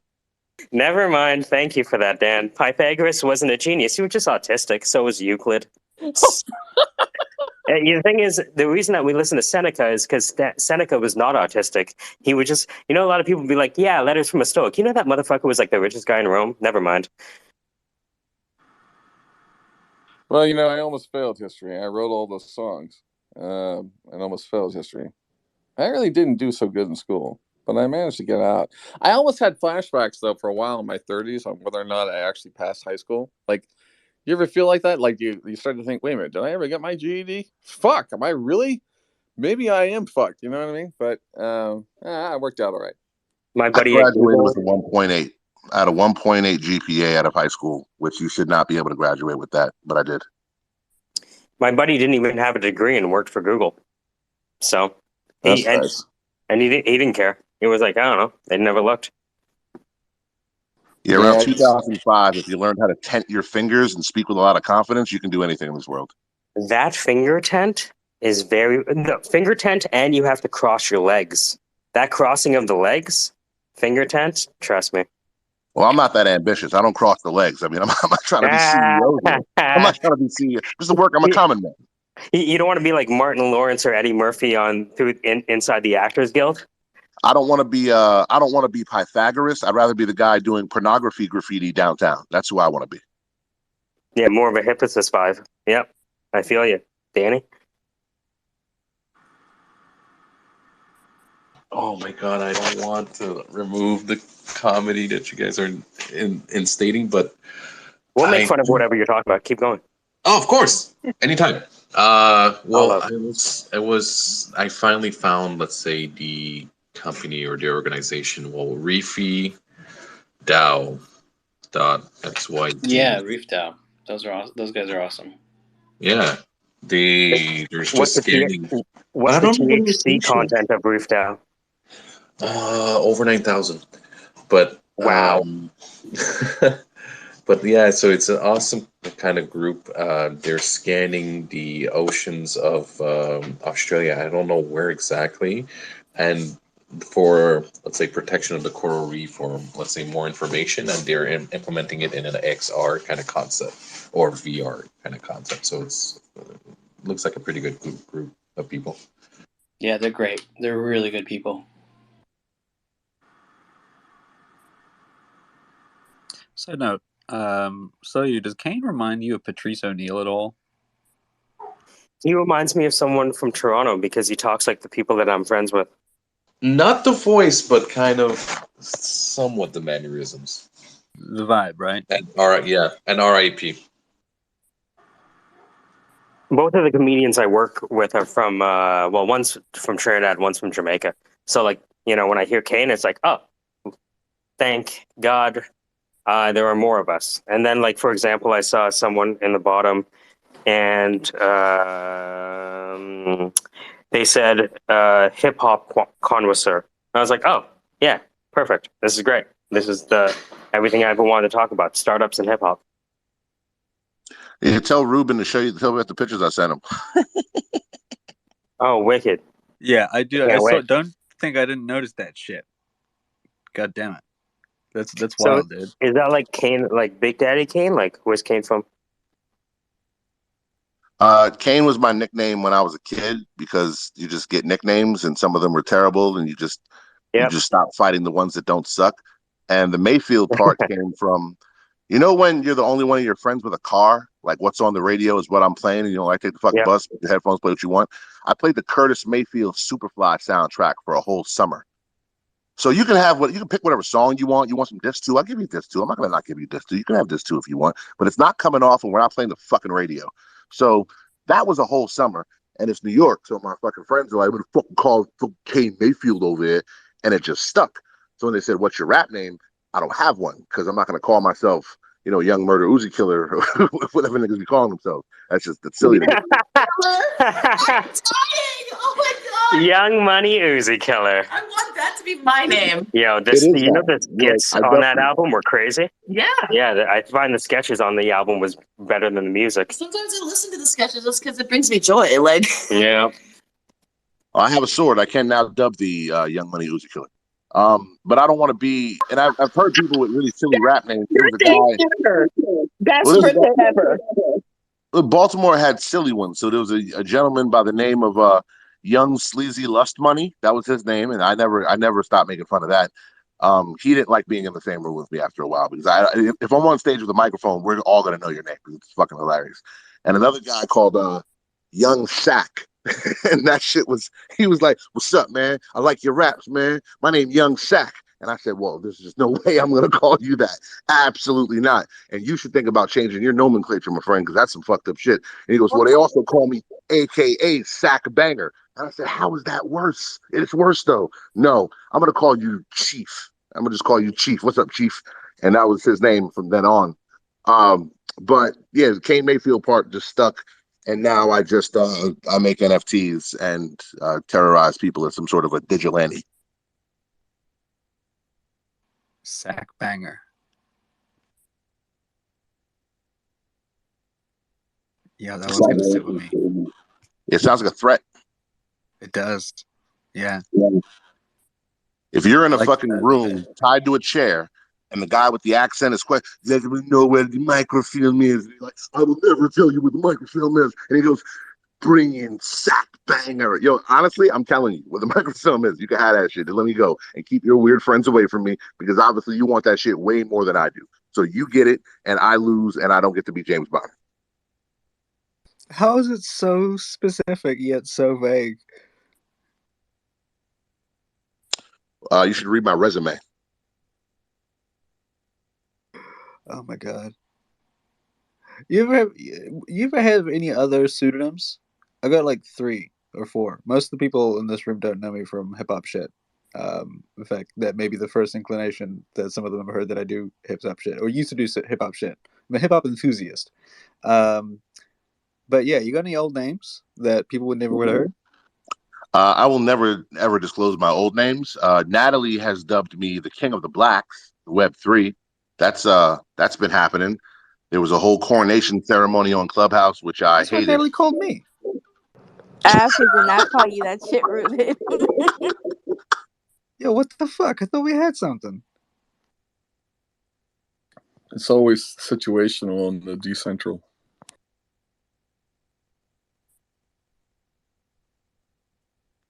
But I sent Ruben pictures of the sword and the pirate guns for authenticity. He and is not lying. Yeah, I'm all about that shit. There's some other cool shit in there too. I didn't see that Dilla shit. Oh yeah, that's a relatively hard to find one. I got a bunch of vinyl in here. Man, that's rad. You know, I had a donut from Dilla's uncle's donut shop in Detroit.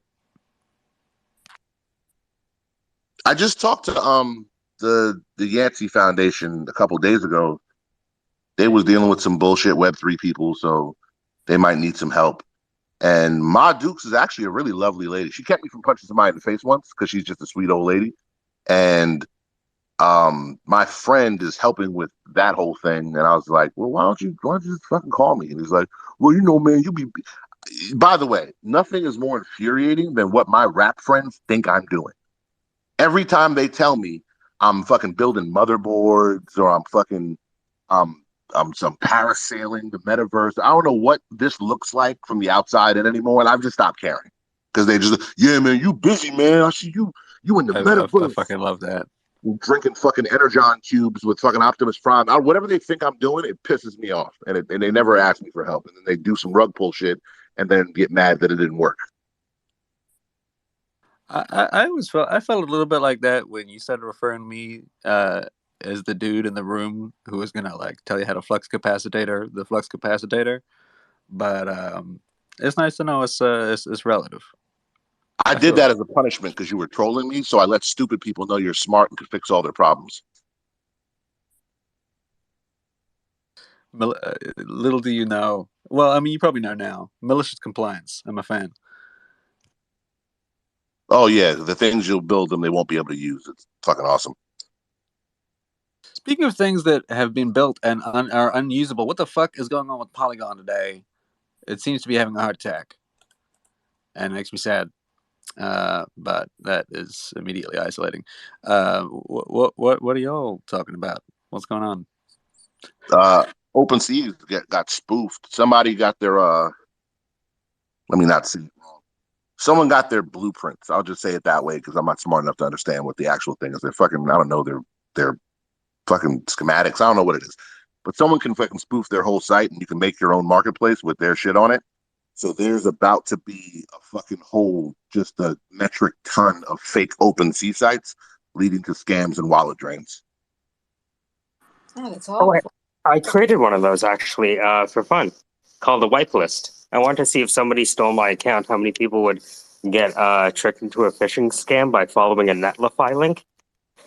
A number of people actually did, and I'm like, oh shit.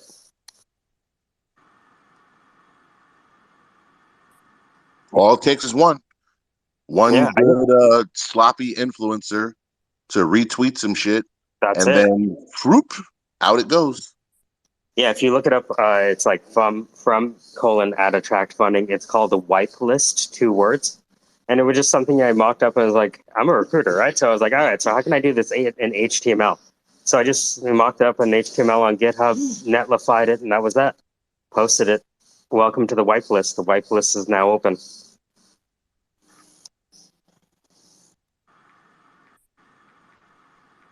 Yeah, Ruben calls the invites to his little barbecues the whitelist, and I've always found it problematic. But then it's his avatar that he knows what I'm going to say, but it's still very true and very relevant. I'm going to keep beating this horse because people never see me beat it before. He looks like a proud boy on Valentine's Day.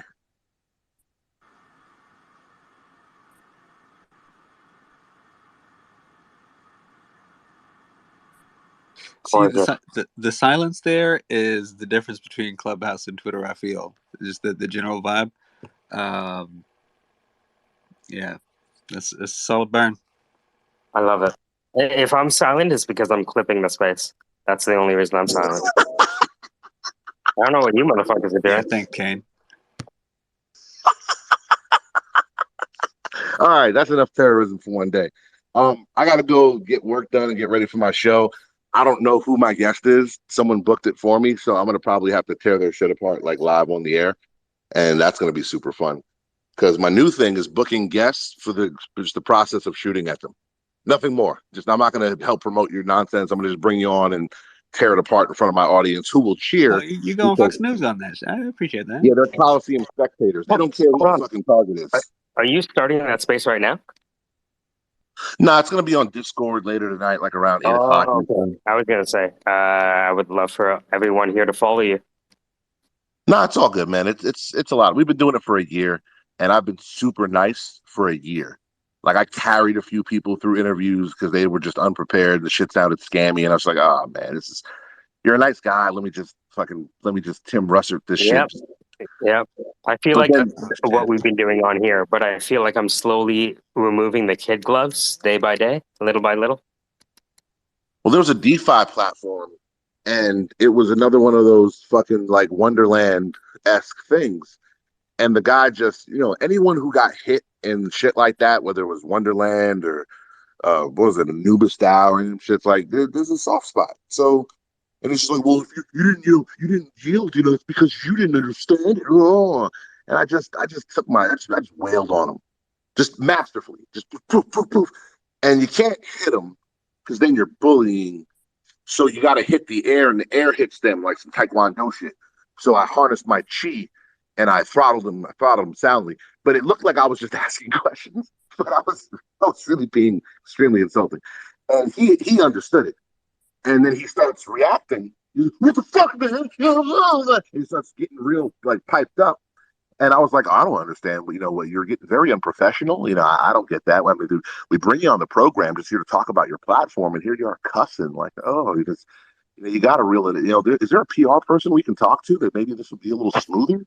Yeah, fuck you, motherfucker! I was like, so he's in the chat, screaming, fucking yelling, "Fuck us!" And it was great. It was so wonderful.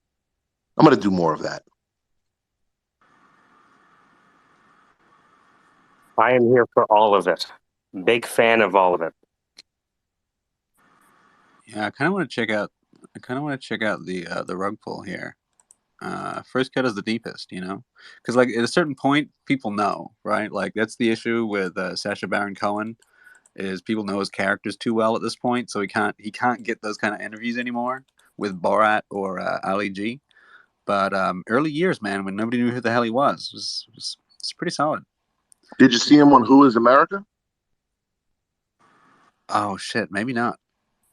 Yo, go on Hulu. I think it's on Hulu, and watch Who Is America, and you're welcome. That sounds. Of course, that's your vibe.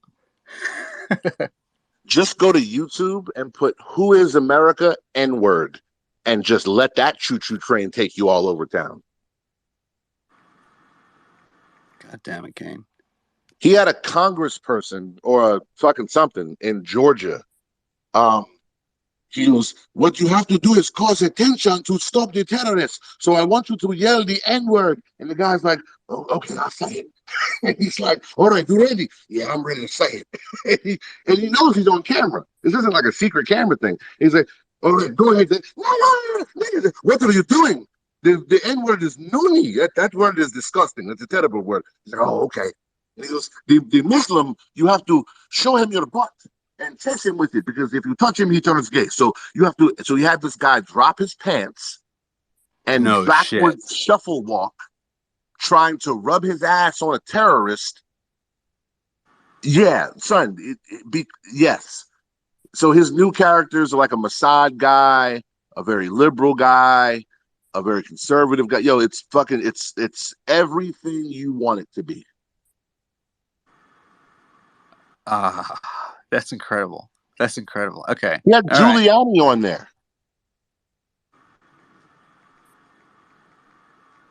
Fuck, man. One aspires. What am I doing with my life? Building fucking technological shit. You can't explain. I'm working on it. I'm getting better. I know you are. You do your thing yet with your selling your time, your prostitution? Yeah. Much2soon.com. It's good, man. When you need help with it, just let me know. I'm here. I appreciate it. Polygon decided to stop having a heart attack, which is nice as well. All right, I'm I gonna know take a everybody shower was. and go be productive. I'll catch you all later. Peace and blessings. Big ups, Rastafari, all y'all niggas. All right, peace, man.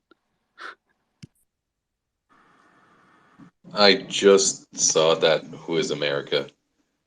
Yeah, the guy should be getting out of his seat and resign.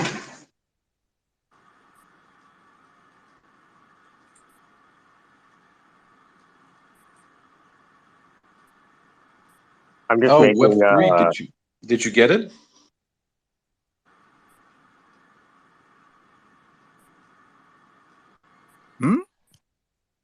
No, I sent an audio clip of 2 minutes to Web3. I don't know if you received it or not. What's that? Did you receive the 2-minute clip? Let me look. And please, just don't listen to what I was saying. It's just random.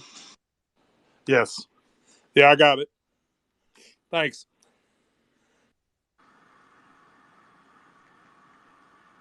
I won't play it to the public. I had no idea what to say, so I just spewed random gibberish. And you have four languages. You have 2 English languages, one with a dialect, French and Portuguese. I don't know if that's going to work. Well, that's good to test and see. what a great. When I say, remember Sandra last night, we're like, every day's different. Today was completely different, yet completely the same in a lot of ways. Definitely.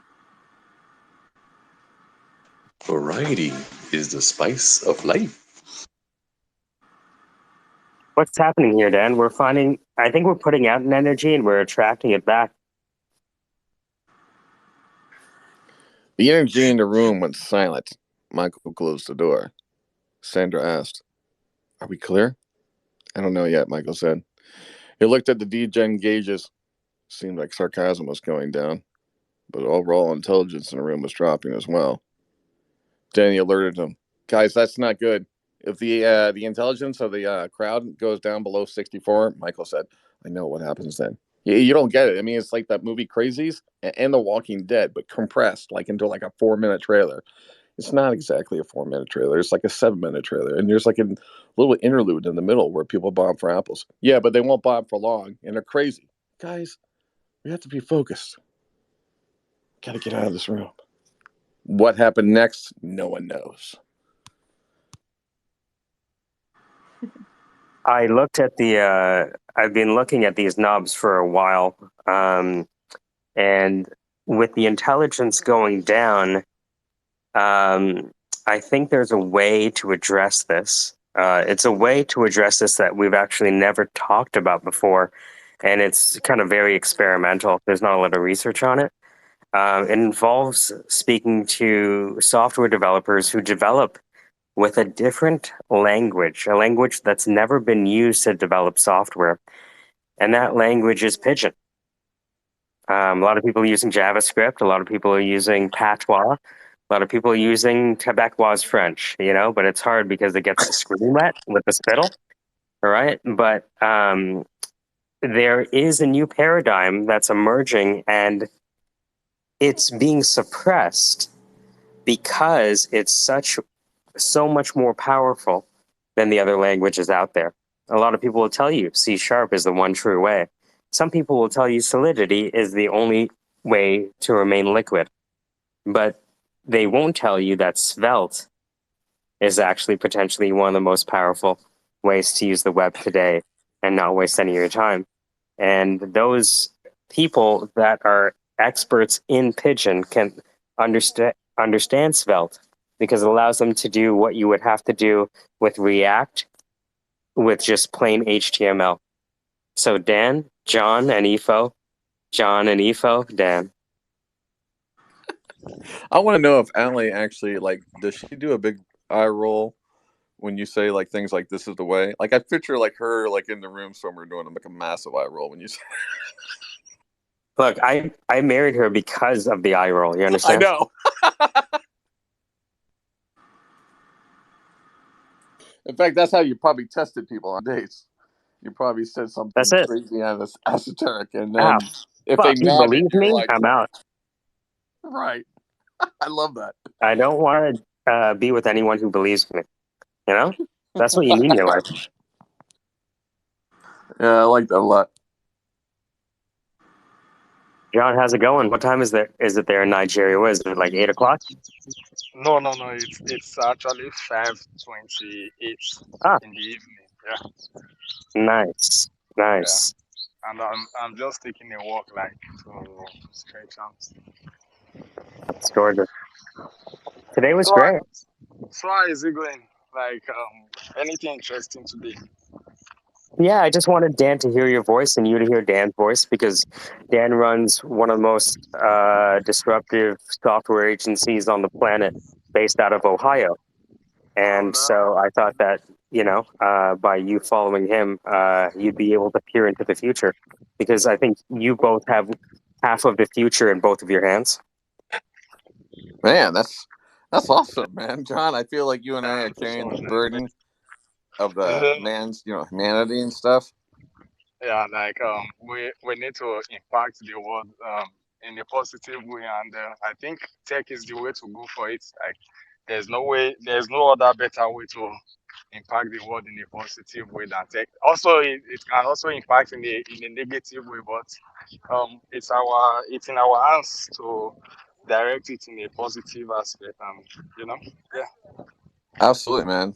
100%. I love that. All that was good, man. Yeah, man. It's code and manifestation. I mean, I think it's all going to get. It's actually all going to get more empowering and more engaging, and I think even coding is going to move to a sort of a new higher level form of probably AI and just a lot of really amazing stuff coming up. And I know there's like leaps and bounds happening in different places, and more people are trying larger leaps. It's interesting to see people doing, what used to be sort of a moonshot in the 2.0 era is almost more of a it's actually a more of a 12-year logical acquisition horizon. It's not so much a moonshot. It's a look, if we go after this trajectory, this is a space that it's not so much like there's a need for it yet. It's not about that going forward. It's less about there's a need for it. It's more of there's an opportunity, and then and if the opportunity can sort of manifest and then catch a certain amount of traction, then before you know it, it all forms up. And what I love right now is we're seeing the early ecosystem. In fact, I just noticed there was known origin. That was the NFT company. Known origin was acquired by eBay, so that's the first. There's probably other acquisitions in this space, but M&A activity is usually a pretty cool sign and a early formation of an ecosystem as it gets up. In fact, the notion that early known origin, which probably started, I don't know the true origins of that NFT gallery folks or whatever, but if they were not heavily VC funded by notable VC anywhere in the country or even in the valley, that's a huge sign of massive opportunity, because that means here's a group that used complete self momentum, self drive, everything. Did not get the $2.8 million, building office. Did not get the $10 million in people funding. Did not get, they didn't. If they didn't get the funding and they got acquired by eBay, that's a super tasty sign, an indicator that probably 70% of all the NFT groups. In fact, that's something really, Michael, we need to put ourselves on the same calendar of that and actually move our efforts and moving into sort of like an April 1st window of launch, meaning we have between now and April 1st really to do the public launch. Right. We need to be Yeah. ready for the private launch really by Yeah. January, so that we have a couple months to sort of refine our Yeah. narrative elements. But when I see known origin get acquired by eBay, man, that's a massive indicator to me that there's a whole ton of M&A activity. In fact, there's two things you could do. One, if you were an angel right now and you were sitting on, like, again, back to Michael's friend who had the 10 grand, say that's cool. Actually, now I want 100 grand, but I want to put 10 grand into 10 NFT plays that have the traction that would actually go on that continuum for conversion. Like Syndicate can actually be an early discovery network for not only first time founders but the maturity of those founders. And if we can show that through the time and engagement, through a Twitter space, through the analytics we do, through the messages that we say, we can be part of that narrative. It doesn't mean that we're going to get anything out of it. Like, that's the one thing I always have to tell people in town when we work with startups. Like, what we think we can do is great, and that's like 90% of like what we love. The true reality is 4% actually happens in town because no one gives a fuck. So then you got to like figure out, do you want to be on the 4% side of like trying to change the world, or do you want to be on the other side that could give a fuck? And I think and more people are stepping through that door of saying, fuck it, I'll be part of that 4% because I don't want to be a part of the average and the norm. I've already been that. You know what I mean? The future is right fucking here. And like, fucking eBay saw it. They just didn't know how to innovate. They were like, we should do something in NFTs. What do you got? You got these darn guys. All look shiny, sweet, buy them. Like, it was no questions asked. Even the bank yesterday, when I was talking to them, they asked me, like, we have to think about a 5-year window. And we had to do something in a 1-year window, Dan. We have 1 year to actually go through multiple candidates to actually show some new lines of business thinking. And the crazy thing is this research division does mostly generative research. They do lots of empathy, generative research, tools and techniques, which is all things I kind of worked on when I worked for my brother, doing mostly qualitative research online. So it's just like that Yeah. trend is starting to unfold, man. It's exciting. It's, I mean, I think you're right about setting a deadline because work expands to fill the time allotted. Yeah. I was being very careful about making sure that value was being created. But with what happened with Brad yesterday, showed us is that we are not just wasting our breath. No, we're not. I mean, we're actually, and the crazy thing is that we're doing there's a lot of like talk and sort of the deepness on here, and we cross the whole chasm, which is awesome. But then at the same time, there's like a big audacity factor in everything we do. There's sort of like the fuck it, and I feel like I got a lot of that from you, Michael. I kind of like, well, what could I actually do? And you're like, oh, you could use this tool and this tool. So now shut the fuck up or do it. And you're like, all right, fine.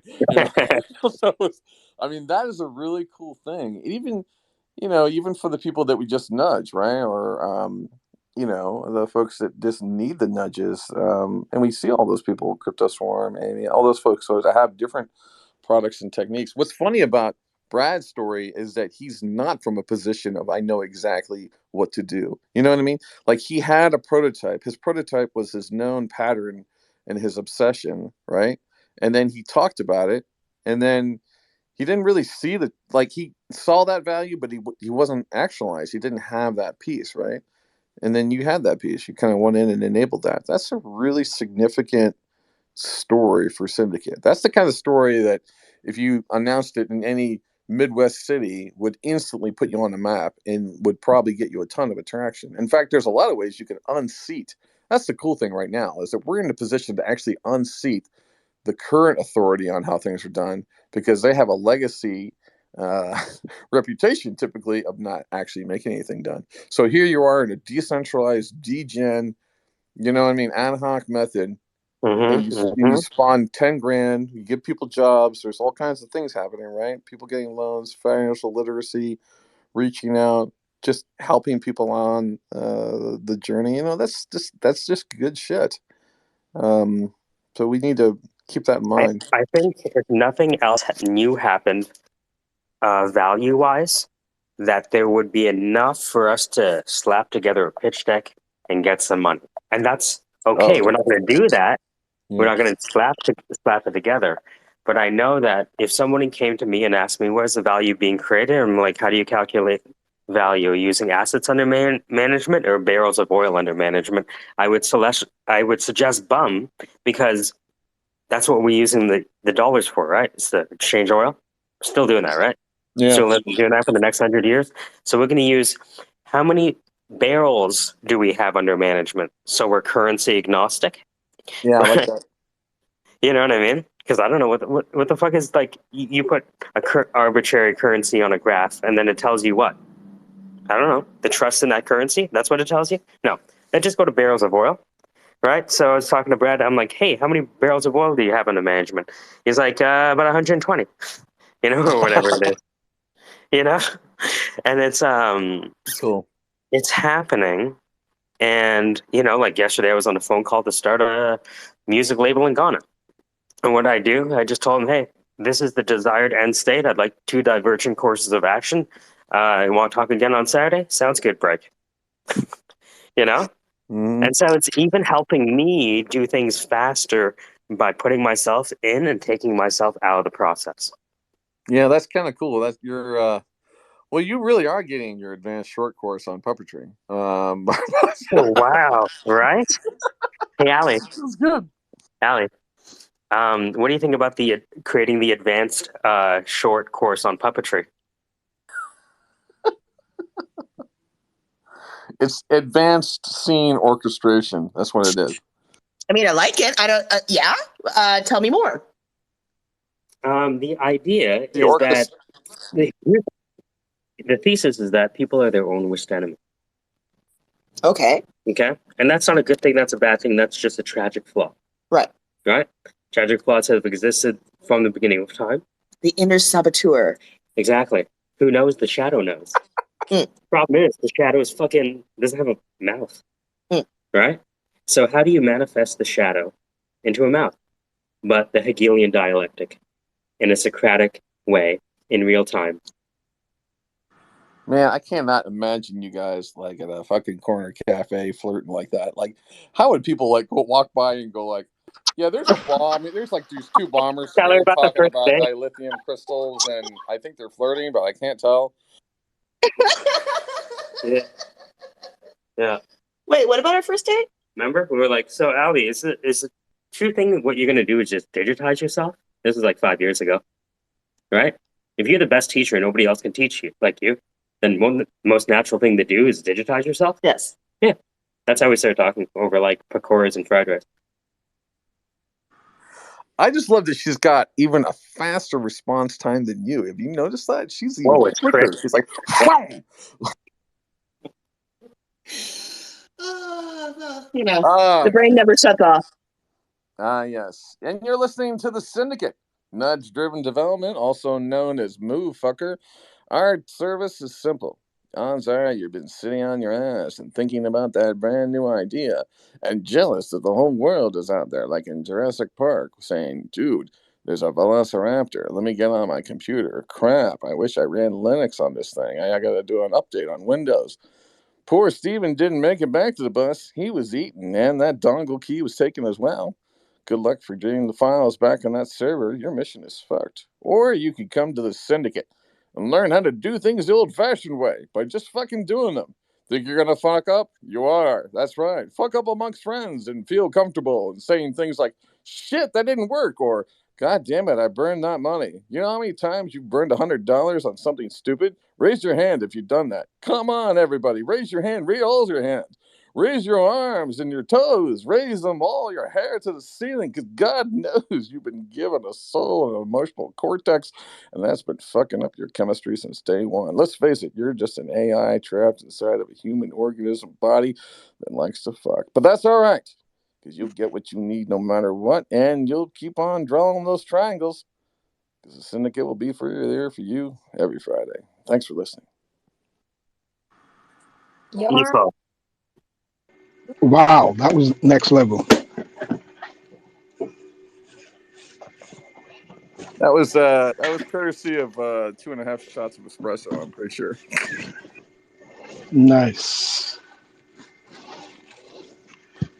But if I would like to make a 5D geometric shape, how can I, let's say, expand my... Sorry, I just want to. I couldn't hear you. Go ahead, Danny. If ever I want to make 5D geometric shapes, how can I go beyond my coding? Let's say my source code. Oh, you mean the cognitive a priori or the synthetic a priori by Kant? Yeah, how do you embed them together? How do you mesh them together? I think you have to understand, like, so imagine every software paradigm is its own culture, right? And so how might you bring those cultures to bear? By implementing APIs. Yeah. I mean, APIs allow for the minimum viable objective, so to speak, within reason. See, the thing is, anytime you use an API, you are now getting an opinion because the data structure is the opinion. I would fully agree. And so you just have to understand the pivot points. Go ahead, Dan. Sorry. Oh, yeah, go. No, you go ahead, Danny. I was just making up bullshit. You guys were talking serious, and I had a joke. Dan, please always offer your 2 cents. It's not bullshit because you made me Dan is all about the joke, man. No, but you look at what happened in this space, though. Like, Dan's swashbuckling joke kicked off 45 minutes of gold that will never be repeated again by Kane. You see how that happened? That's exactly where it happened. And Kane, the great thing about Kane is that you can make jokes with him and then he'll admit murder. One time I killed 4 crackers. Oh, shit. Yeah.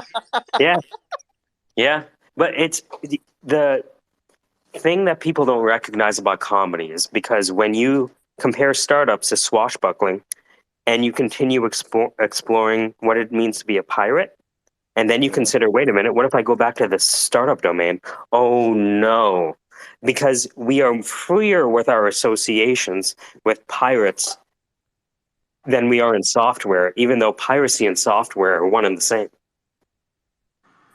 And one thing that really came out of that meeting yesterday, Michael, that I really want to get some of your time on and think about, maybe even with, I don't know, another coach or something like that. But when this guy asked me for, Dan, do you ever do CEO sort of vision, like workshop kind of stuff, or walking a CEO through? I need to sort of figure out. I can sell that. I can do that. I haven't framed that up. I'd like to sort of work on a model of it, maybe run it by Wardley mapping. We talked about it a bit yesterday. It's funny because you know how Kappa is like. You realize how much Kappa has changed fundamentally over the past little while? It's man. I mean, he talks astonishing, like dude. Yoda. Oh my god! And the thing is, I think he has it clearer than me now. To be honest with you, I think he says it better than I do. I know. Honestly, and that's a success for me, right? So I'm gonna put this thing to the top. This is the closest I've seen to executive sessioning and facilitating and prototyping, like, you know what I mean, with actual founders and executives. And I say that because Simon Wardley is the guy who helped create Ubuntu Linux, which is 70% of all cloud OSs right now, right? So he's actually put his money where his And I mouth is. use Ubuntu as well. Exactly. Everyone uses it because Simon Wardley is a fucking genius. So I'm going to put it to the top. It's called Wardley mapping. This is how to map out any industry, and it looks at the S. You know how you have the Gartner hype cycle, the S curve of innovation. So that S curve of innovation actually is following this value evolution from Genesis to custom built to product to commodity and utility. That's how it looks at innovation, right? So, the Gartner hype cycle looks at like people's belief about technology. They say it starts and then everyone thinks it's the Garden of Eden solution. And then people are disappointed because it's not the Garden of Eden solution. And then they figure out, oh, it's actually going to grow good mangoes, right? Through the trough of disillusionment.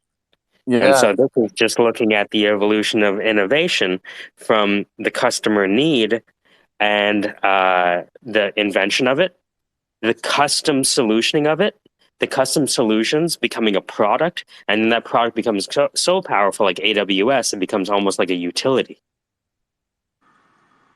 That's awesome, man. But what I like about the graph and those stages is this was like a different part of me, but back in when I worked for probably from 2011 to 2016, I guess, that's when I worked at the university in commercialization, and I worked with, I basically worked in intellectual property law and managed technologies from all the different colleges and focused on software and copyright content. That's basically what I did. But along that way, I just, there's a lot of really cool things that not only I learned, but it was always a fight. One of the offsets, though, of the stress of that particular job is I actually did a ton of comics, and they were almost all done as like an index card and a piece. In fact, I kept like index cards with me on all times because I was having like just comedic moments, and I was actually going through. Um, I was like, I was almost forcing myself to doodle every day by going to Hacker News, finding a headline, and then forcing myself to sort of do a piece or joke. Now, the jokes kind of worked, but some of them wouldn't work unless you knew the context of the story sometimes. So that's the thing that sucked about some of them. Like some of the jokes were just like especially from, and even I actually did these cartoons in 2005 too. So it's weird. Every 6 years I go through like a sprint of a bunch of cartoons I make or something. It's just kind of funny, but they're so good though. And I mean, a lot of them are all like, they're all like boardroom Shark Tank kind of cartoons, and each one has just got ripping. It's like the G-Gen theme that we're talking about, but it's just so tasty, and it's just another thing I gotta completely manifest. And I've been thinking out a lot about how I sort of have to separate myself between the fear of sort of succeeding. Like there's a part of me that's afraid of succeeding, right? And then there's that part of me that needs to sort of stay in that state of suffer. And I Like, can't get out of that. sorry for obstructing you. Like, I believe like this is a common um thing about humans. Like, we are afraid of the next level. Like, we at times we are too comfortable in our current situation. Then trying to change is like you are like, even if like, let's assume you know that the next level will bring you so much money or something, or so maybe you are someone like longing for money. If you know the next level will bring you like a lot of money, you are afraid like, okay, what if that money comes and I can't control it? Like, and we are afraid of changes a lot of the time. If you have read like I think Who Moved My Cheese, it's a book I read recently. Like, we don't want to follow the trend because we don't know the next thing that will happen. We are comfortable with our situation. That is why if you see somebody that is broke, you have nothing to lose, like taking action, but you are scared of the next phrase. And if you don't take action, you will just be in your current position without moving forward. But you are more comfortable there. At least you are not taking any risk. You think like, okay, what if I take risk and it doesn't work? At times you just need to go for it and see what the next level bring, and that's just it. And I think that's one of the human psychology that draws back a lot. So yeah. Yeah, I agree. In fact, I had a moment. I had a moment last night where I couldn't sleep. Woke up at like 3 in the morning or whatnot. Been up since, but I had a moment last we, night. we slept like on this space like I think close to 4 o'clock in Nigeria time. So we were in this space together, like me, the syndicate like creator, and Annie and Ifo, and we were here like till 4 o'clock yesterday. So while we were here, we were busy getting a divine inspiration or something. Yeah, man, it was good. It's kind of like I had this epiphany. Actually, I had an epiphany of like no fear at one point. And it was weird. As I had to like, you almost have to work the muscle of no fear sometimes. As like a simulation, you run the laps and you take the model off of it. That's one of the things I don't like in business, right? At least I really believe in the execution of the manifestation of prototypes first, and then sort of, I don't know. I don't want to take on all the context problems at once. You know what I mean? Because you get derailed, and that's what I see. It's the same thing I always see. It's the same 60 people that have 60 pitch decks and no prototypes. Where again, you look at somebody like Brad, who has basically a half working prototype and a notion of traction. You know what I mean? He gets the conversion. Why? Because he worked on the pattern. The problem is too many people work on a business before it's a business. It's not a fucking business. It's basically a hobby. It's a hack. It's a bunch of fucked up code and a notion where you think it's going. Like, stay in that delusional space. And I was even telling myself last night, I was like, you know, I love delusion. I love the power of delusion, and I love the fact that delusion like fucking owns you when you're like you're sitting on all your assumptions, you know. But there's also a part of me too that's like, I use delusion as another way to defeat myself because I want to say that, you know what I mean? Like, there's a part of me that doesn't even believe that delusion. There's a part of me that says, no, when you actually see it, you actually see it. It's a possible future. It's not delusion.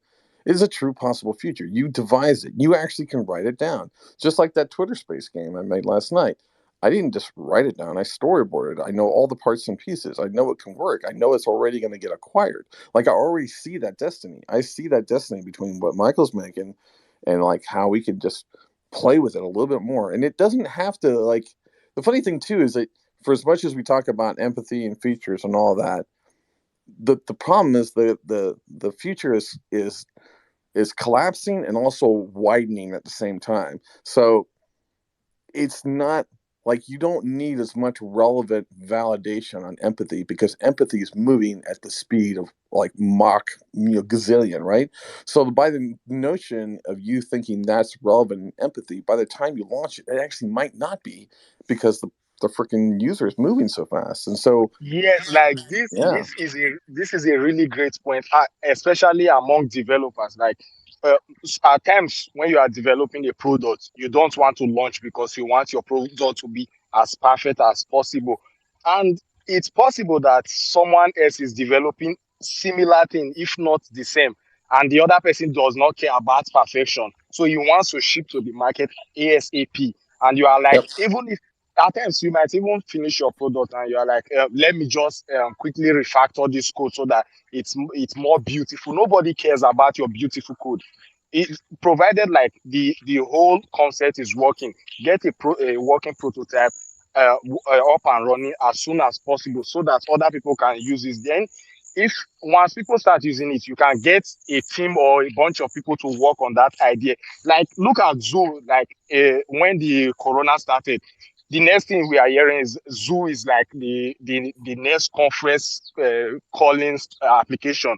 If those guys were to wait, like, okay, let's make this application to be the most perfect app, you'll be surprised they will be launching now, and Corona is already out of the way. So it's mostly applicable to many developers. You don't need to code like the best application. Just get a working prototype and ship it to production. There are some of my applications that have made like some amount of money, and I'm actually really surprised. Like this stupid application can make this amount of money, and it's not even beautiful. You don't need to care about the UI, the UI rather, and just be nice. So like we shouldn't like give give your 100 to the UI or something like that. Just get a working prototype to the market so that people can start using it. Then you can refactor it later and make it more pleasing. Those things are the updates people are yearning for. Like look at Facebook now. Like 6 years ago, Facebook was not as pleasing as it is today, but they are still working towards it. And Facebook is not fully developed. Next year they will still push updates. Next 2 years they will push more updates. So we should learn from those guys. And at times you don't need to consider something. When you get an idea, just do it. Just go for it. Then you can think about it later once it launch rather. So that's it. I'm really anxious, like speaking. That's why I'm talking so fast. Yeah. No, man, that's awesome. I love it. You're I love speaking it. truth. I Yeah. love a software developer who says nobody cares about your code. Fantastic, John. That can only come from Nigeria. I love you. No, because I'm No, actually because talking from experience. look. Here's the thing, Ifo. Can you paraphrase that in Pigeon? Can you say that whole thing in Pigeon that nobody cares about your code? I would love to hear how it sounds. How you say nobody cares about your code? Which one concerned with whether your code look correct or not? But the main thing is whether the thing they work. Not be like that's what it really supposed to be because nobody really care. I just be the thing. So far the thing they do what it's supposed to. People know they read codes. They don't want to go look at that code fine. I just be maybe the bitter truth for inside. So far you do wetin they do. People they use Facebook, they don't care whether the code fine, they don't care say the same message go to their mama and they go. That be the matter. So then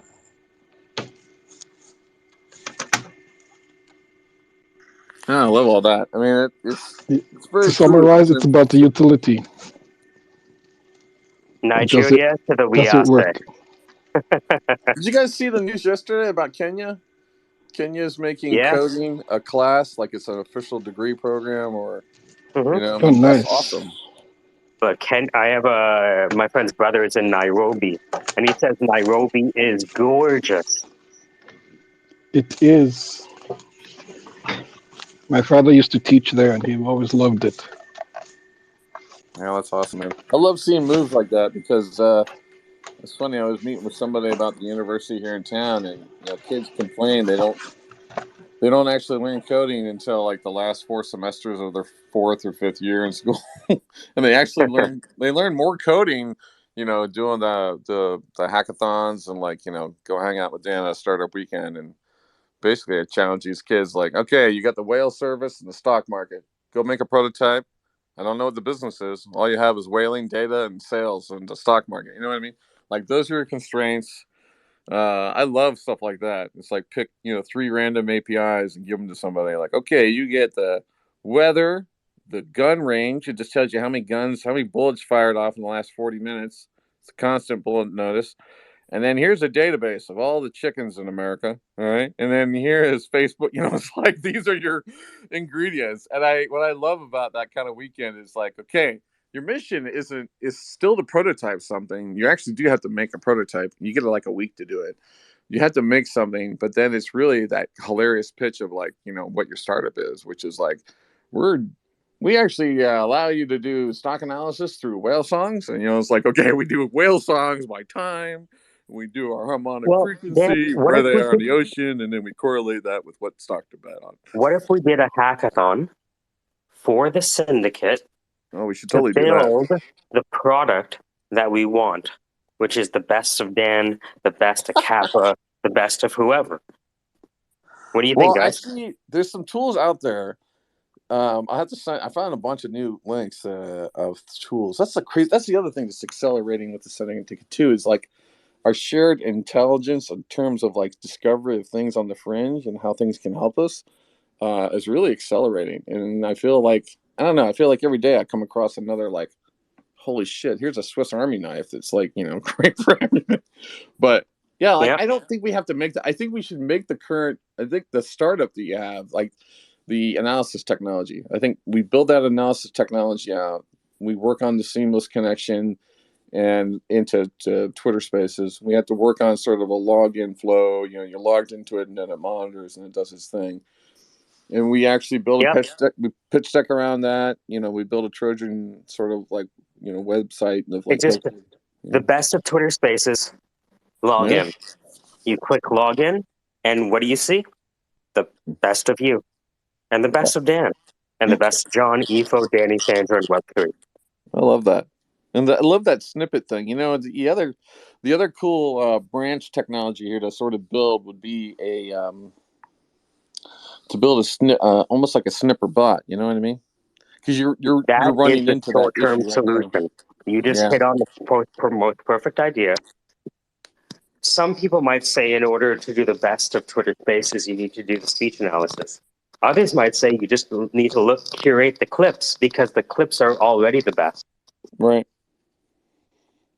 What do you think, Web3? Is there a way for us to curate the clips and identify who the speaker is and call that the best of Twitter Spaces by just showing you your best clips or the clips featuring your voice?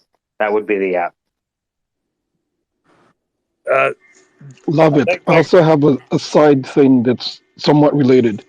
How about a syndication of the syndicate's best tips or utilities? Yeah. Like Dan was saying earlier that they keep running into stuff that's awesome. Mhm. So if we Yeah. had like some sort of either a wiki or GitHub page that had stuff that people were finding related to different things, that way if someone wanted to find out, Mhm. okay, what sort of stuff have we found out that could be awesome for doing, whether it be translating pidgin to English or whatever it is, you can just go and then you'll find it in that repo.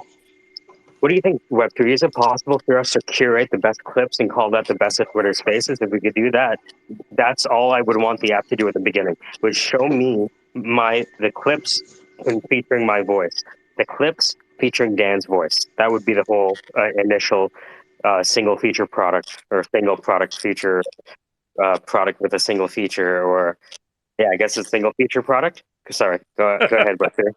Yeah, it's that transitioning from the identification that they provide to having some way of tying it back to you. That piece I'd have to, put on the list and take a look at, because right now I don't think there's anything in the AI assembly that would be able to give you that ability to say, hey, this piece of Okay. voice is, equal to Mike, and I might, Like then a, filter I out might a be quick able to do suggestion. this right now. Hold on. So A I quick think I a could quick do this right. suggestion. Yeah. Okay, go ahead. So all it would be is from attract funding, filter, spaces. Can I filter by clips? So if I do from attract funding, filter spaces, all of the clips that I've clipped come up, right? Now whether they include, let me try if it was just Zach underscores Zyok. Does it give me? Oh my God. Oh wow. So does this give me Zach as an energy worker? Yes, it does. Okay. So here, I'm gonna put this to so here's the search right now for the initial best of. The initial best of is from : it's a Twitter search, from : at the username space filter : spaces space, and then the person you want the best of.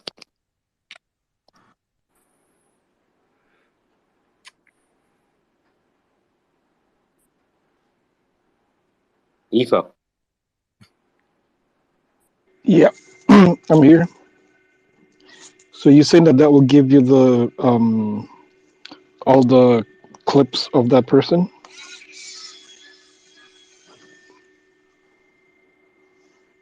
I think that's what he's trying to reach for. Yes.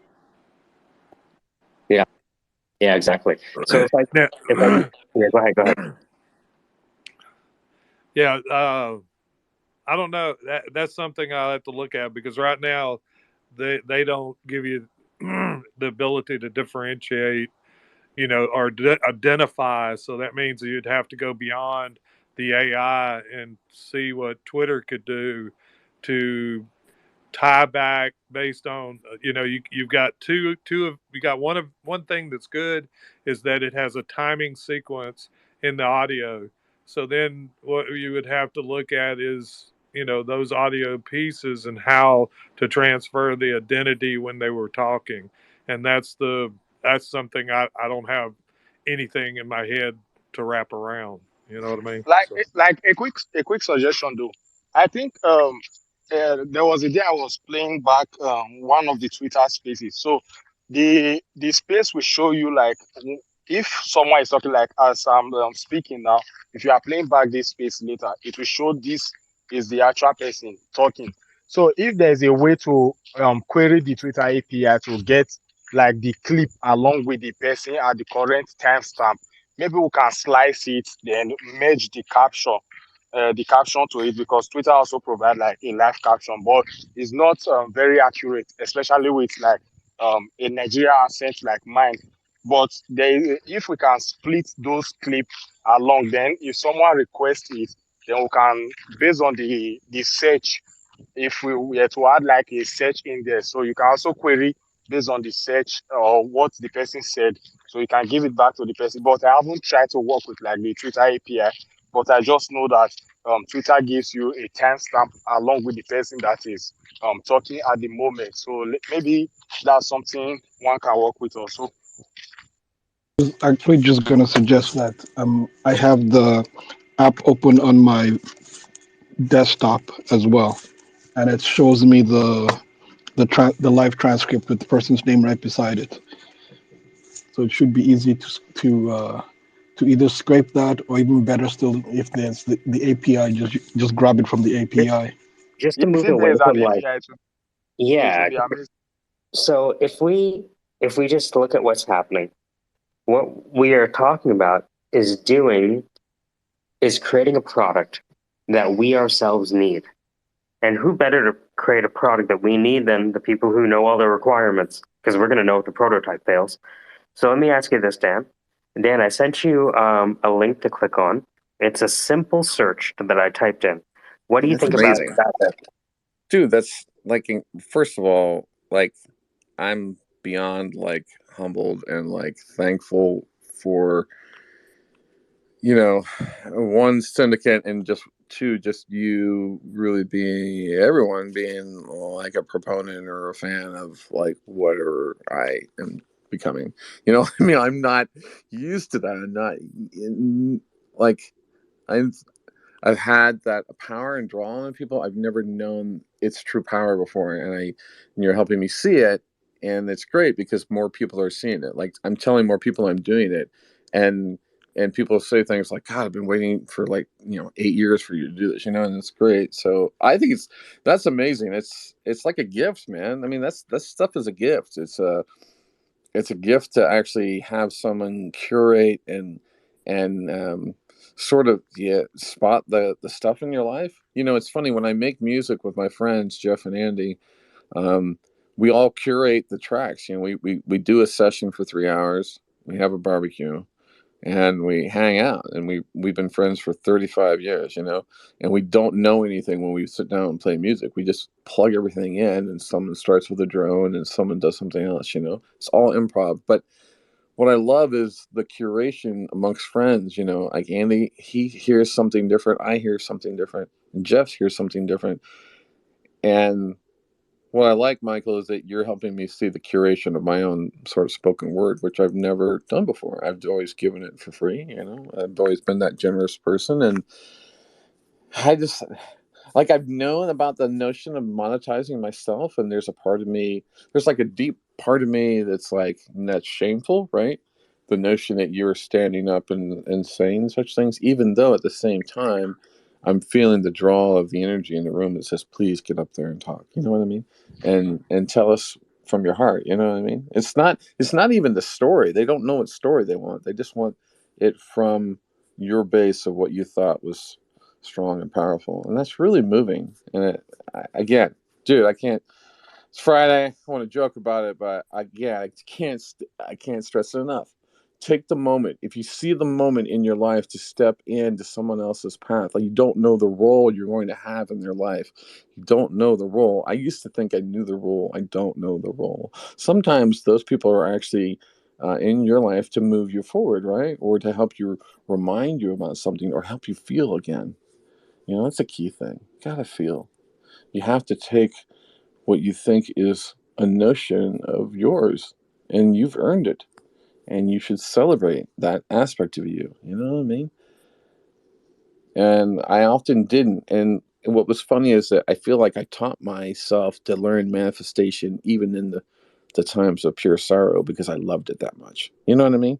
In other words, the mind was like, oh, fuck it. Yeah, it looks like he's down, but we're still going to fucking manifest in this state. In fact, we'll amplify, we'll use whatever energy the mind is actually turning on. The mind is turning on this notion of stress and burnout. Fine.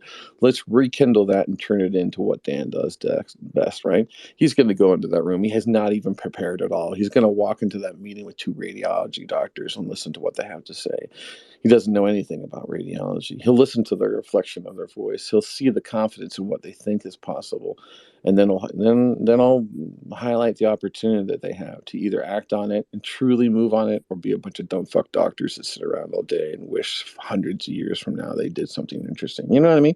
Maybe I'll throw that contract on there. You make enough money that you can never have to really do anything again, and yet you think you have the thing that can solve XYZ, and it's good to know that you're just as human as the rest of us. You know what I mean? I thought you guys were gods. You're fucking, you know what I mean? Like, that's the kind of shit That's great. I love doing that. I love that. And that's that sort of like there's that big part of me that's super defiant on the norms. Oh, you think it takes 30 days? Fuck you. I'm going to do it in 7. Oh, you think it takes that? And it's like I don't know it's true. That's the thing. What's crazy about that side of the prime sort of alpha or whatever ego part of you. And it's not just ego, it's like an earned pattern of manifestation. You've earned it. You know what I mean? You coded it. You saw it. So why can't you take credit for it? You know what I mean? That's my thing. But I'm learning to get past that. So, anyways, long-winded way of saying I absolutely love that link. And it's cool because it allows me to step into some recordings. I don't always listen to So, myself. You so know, what happened when you clicked on that link? Because that link is the beginning of the best of things. What happened when you saw that? I just saw all these clips, and it actually kind of made me a little excited because I kind of want to go back and listen to them all and see if there's it's there's a part of me that's like I'm okay with the curation. It's just like when actors talk about they never watch the scenes they're in movies. That's really a true thing for creators. There's a big part of me that wants to create, push it out, and then um, if you want to have questions on it, that's cool, but I may or may not answer those. You know what I mean? There's a big part of me on the craft of art and the craft of what I do that it's and what's crazy is a lot of the early concepts that made the company were like that. My first concept, one of my concepts was called Hash Party. It was all just hashtag Twitter aggregation, and it was let you surf by hashtags and whatnot. And this is 2009, 2010, so this is before hashtags really sort of took off. But the cool thing that I did is I actually did profile analysis. So you could look at the tag, but then you could look at the person, and then you could look at the person and their networks. So, for example, Ruben's actually in a lot of interesting networks I've never heard of, and I really like that guy. You know what I'm saying? So you can see in my whole. It's funny. All my early prototypes are about discovering the network connectivity. They're all obsessions around information and accessing a better depth of information. The first thing I worked on was actually a crazy idea, which was bookmarks were sort of a last minute thought added to browsers when browsers first came out. There wasn't a really strong notion of how they were going to, no one knew exactly how many sites were going to be on the internet. So, like, oh, we add this bookmark thing here, right? And then what happened is there's 10 gazillion bookmarks, right? So that thing, this notion of saving bookmarks gets very confusing. And now And you have the longest table of like right, subfolder ever. You ever like scroll through your bookmarks and it's like no no no no no no totally, no no. Oh my god! yeah, Yeah, yeah. mine And so, yeah, plus after a while. I mean, at least for me as a lay person, I just because they're not organized, it's just something I find and I'll look at it later and then I don't. yeah. So the thing Oh, I my made, bookmarks are super organized like a library. I wish I my bet. office was the same, but bookmarks are down pat. Well, I a lot group of your my I bookmarks are group my by accelerators, I folder bet. like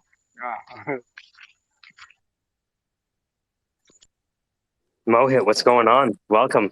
Good morning, welcome. Well, good afternoon. Actually, we're after 1 o'clock. Oh You wow, we're are at one listening to the o'clock. I Syndicate. always say I'm going to keep this open until I'm done my coffee. Now this coffee is cold, cold. What the fuck, dude?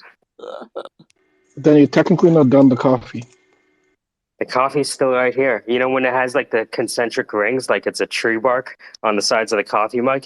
Yeah, that's where I'm at. Because the coffee has sat at different levels, and I just walk over to it, take a sip, put it down. I have an idea. Please. What if your sales hook was somebody who comes to you and says, I really don't know what it is I'm good at selling. And all you ask them for is a screenshot of all their bookmarks to give them an analysis of how they could utilize the best version of themselves to sell. Because bookmarks actually tell us quite a bit about what we're thinking if we go back and look, or what we were thinking.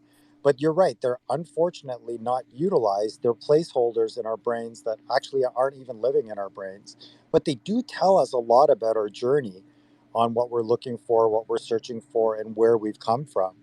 So I think there's some value in looking at that knowledge management. we are on the cusp of it. The good news is that you're talking to people who can actually implement it. So EFO, John, Jeff, Web3, the people in this room, we've been iterating and talking about building. So for example, what I just showed Dan, maybe Dan, you can explain it to Mohit. Dan, Mohit, Dan.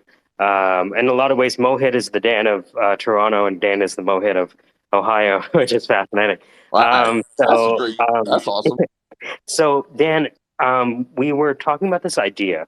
I always had a hypothesis that social media is essentially narcissist staring at a pool of his own reflection.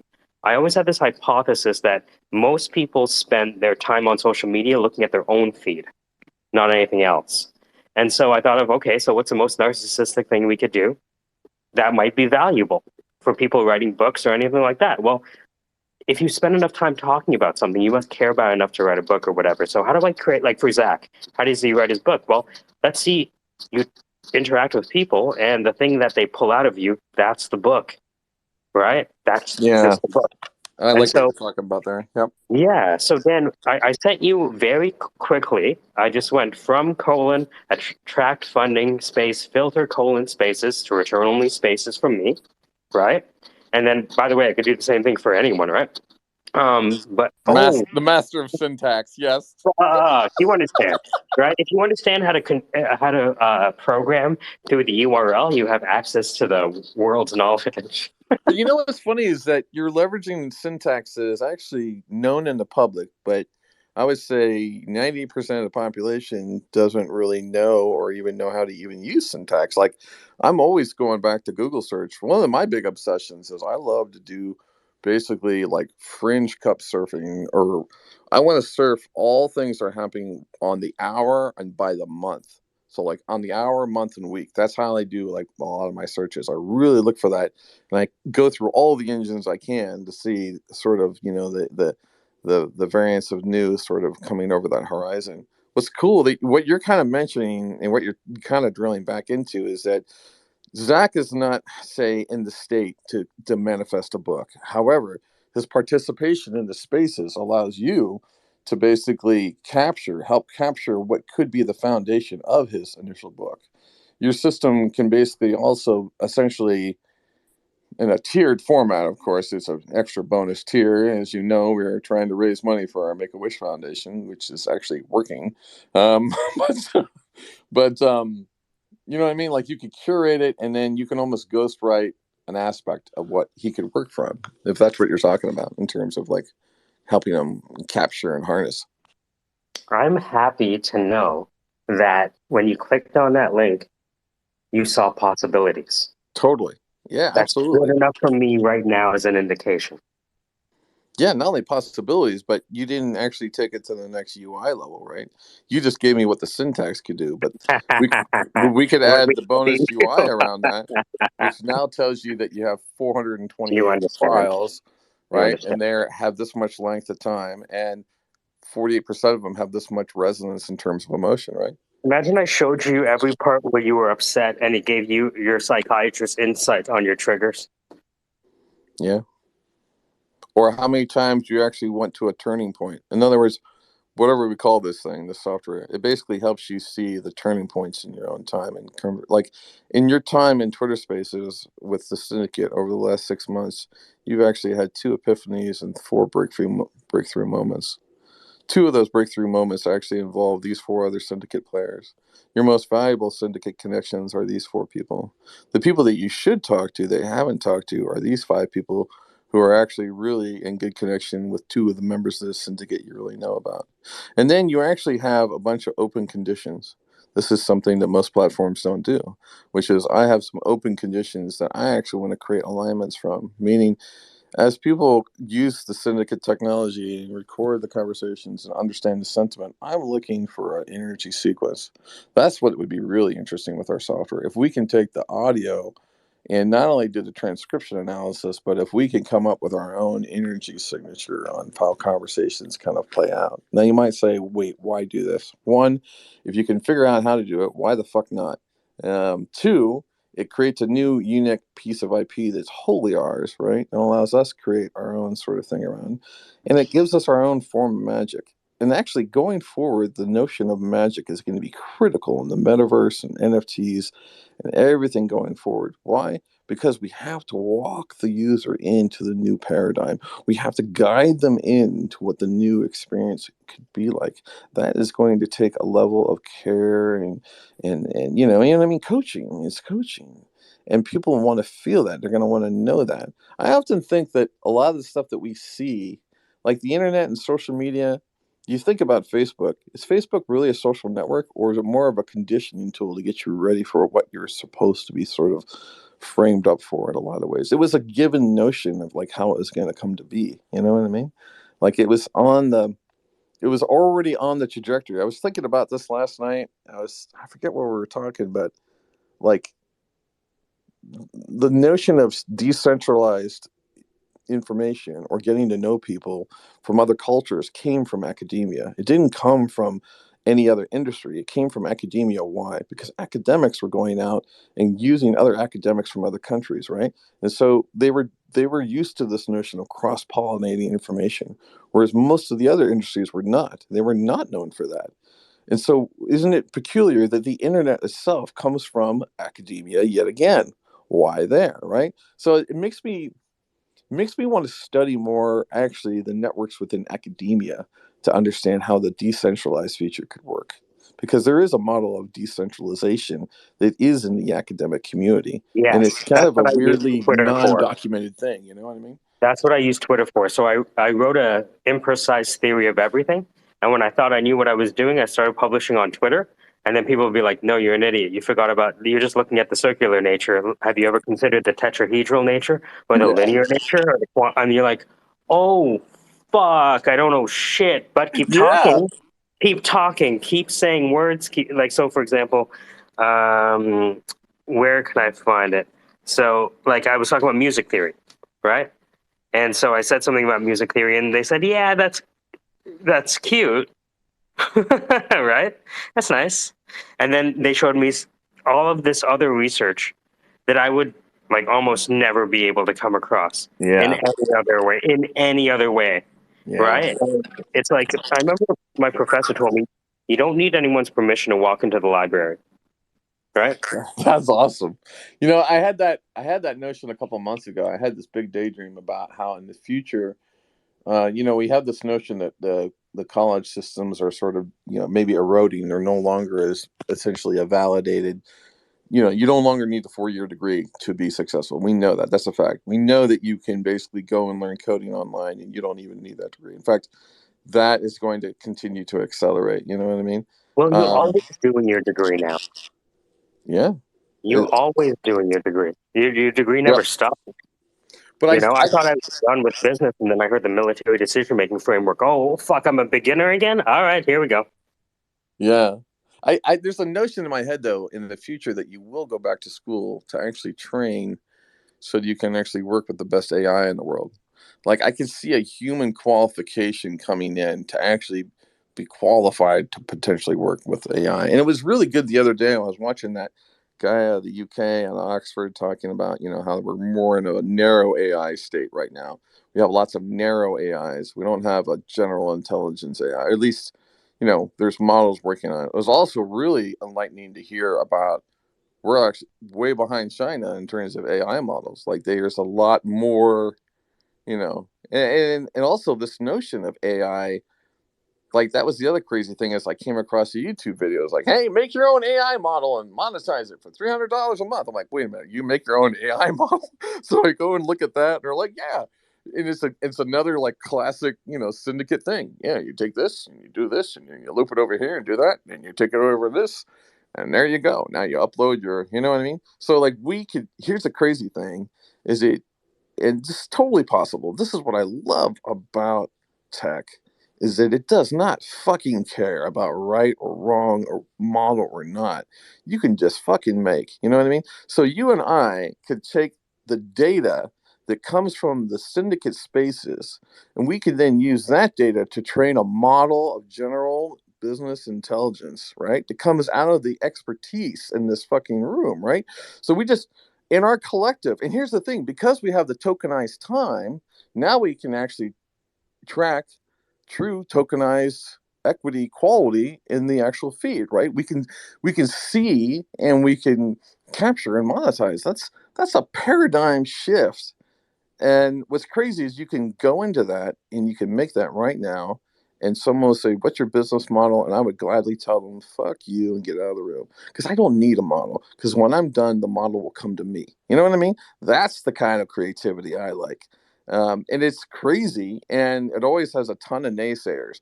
But you know what's funny is whenever I do that shit, I always have 70 people hanging outside, just like, "There's Dan, he's working on something stupid." You know what I mean? It's like people love that. People want the audacity to create without the permission shit that comes from business, and that's the big thing I'm a proponent of. Because all those, like, I know it matters in the end, but I'm always fighting for that difference. There's a part of me that's like, I'm more interested in actually bluffing you to the fucking table to take my idea, because I just don't want to beg for it. I'm not going to fucking beg. There's no need to beg. You know what I mean? And that's the great thing about the crypto markets and everything else, is they actually give you a whole secondary way to fund your ideas. You know, all these idea concepts are all going to come out with various NFTs. They're also part of the founder reward program of being part of the actual investment round of the said concept. Like I was telling that to Brad last night. Brad, you should set aside a piece of that fucking 10K fund for the Syndicate and Make-A-Wish Foundation. You know what I mean? Shut the fuck up, shut the fuck up, shut the fuck up! Hey man, that's cool, John. Do y'all Hey, even care I about brought how other people are I raising their fucking I kids? do, man. I brought Mind your Johnson up fucking because I business. I saw his like it. If I'm name, not over here and fucking punching this The motherfucker when I dog is saw ass with cool. I my when I like the saw motherfucking face. Johnson's name, I was camera, like, nigga, we're as gonna have soon as so that much nigga fun putting the nuke in his because he mouth, just has shut a the fuck just up of and mind I your like numbers it. fucking behind his name. business, bitch. Beautiful. There's something about the way it works. You know what I'm saying? I love it. I think Welcome, it's the Johnson. dog face that works that Yeah. way. And the thing is, when I saw the numbers behind the name, I was like, yeah, okay, let's have some fun. All right, come on up. Let me guess. Okay, yeah, you fulfilled your whatever you want, and now you're too weak to handle the response. Isn't that Well, how all trolls work? It's gorgeous. I thought you were keeping me on my toes, which I appreciate, Michael. You're like, Dan's overconfident right now. Let's bring a troll in here. It's because we've hit that critical mass where we've had enough conversation that people have been listening and have been upset because they're not acting, right? And they think we're not doing what we're talking about. And I understand that Right. everyone listening to this thinks this is just idle chatter. And you're right, it is. This is just idle chatter. We're not doing anything. We're not building anything. Nobody knows software in this room. Nobody has access to capital in this room. We're just fucking around. Welcome. Actually, I would change your last statement. My client just closed a 7, almost 8-figure investment for his pre-seed. So I don't know. He just said, "Send me your address. I'm gonna send you a gift." That's awesome, man. Congrats. Wow. Yeah. So Holy How long? moly! How long whenever were you I'm working with him? How'd you meet him? about a year. So he's sending me his pitch deck and business plan for what he just raised. This is his second or third startup, and he's sending me all the information because I take 5 or 6 of the Win the War team that have different specialties, and we put them on both sides of like a fictitious board game, and we war game his entire business for the first year, and just bring up all the things that we're like foreseeing he's gonna hit issues with, and then come up with like in the moment immediate reactions, so that if he fights through those, he immediately knows what the next step is without it fucking him up and having him just pause or reset or anything like that. So we just use the whole COA analysis wargaming model from the Army. How do you feel? As far as I know, that's the first. Obviously, there's been a lot of important validation points, but a lot of people would only care about potentially how much assets under management have you generated for big capital, right? So a lot of people will look at that as a very pivotal point in your process because you're actually generating assets under management or identifying problems worth solving and jobs to be done by finding the right people to do it and coaching them through a process. Yeah, and I think a lot of it is too what we've helped him do is his first startup when he first came with us. He didn't have the right team. He had a team that could execute, but it wasn't the right team for scale. And so talking with him about right like humans as tools and having the right person for the scalable job, not just the job, and using contractors for the proper tool for a job you don't really need to scale the human behind, and stuff like that. So, just giving it the more tactical mindset. So he just sent me a message, but we won't be able to probably bring him in the room or talk or reveal who he is or what he's working on until a couple weeks, maybe a month or so, just so that everything gets inked first. Mohit, I'm curious. You've been listening to this for a while, but we've known each other, but you haven't really been coming to these spaces as much as anyone else in the room. What do you feel happening? What do you see happening? I think that there were a lot of different tangents to the conversation that kind of went from how a viable product fed with the right amount of information can be created. I think there's a lot of value in understanding how the prospects of narrow AI end up feeding into solving problems that go from simple conversations or seemingly simple conversations like this into fruition. Um, but I also think what we're doing right now is very much what they're doing in Slack groups in various companies and other startups. I don't think it's much different. We just happen to be strangers brainstorming, and I think there's more value to that because we're not strangers. I'm just saying we're more open to our ideas coming from a non-distinct place. We're not all from the same company, all on the same boat, all fighting for survival. So that's what makes all of our opinions very interesting and genuine for the problems that we're looking to solve. Um, but on a very practical note, I think what's amazing about what's being discussed here is that you know, we're exposing the real life examples of the hurdles that we put in our way consistently to want to put even more effort into something. We're trying to design things to make things easier, but unfortunately, it's still really tough to get to a place where we can call it easy. And from security right down to code, from user experience right down to time spent. So I think one of the things that needs to start to come out of larger conversations like this is it as practical as it seems, or are we still in the sandbox of theory that will only get us further into I'm smart? Because I don't think any of us need to validate the I'm smart anymore. But that's just my 2 cents on everything.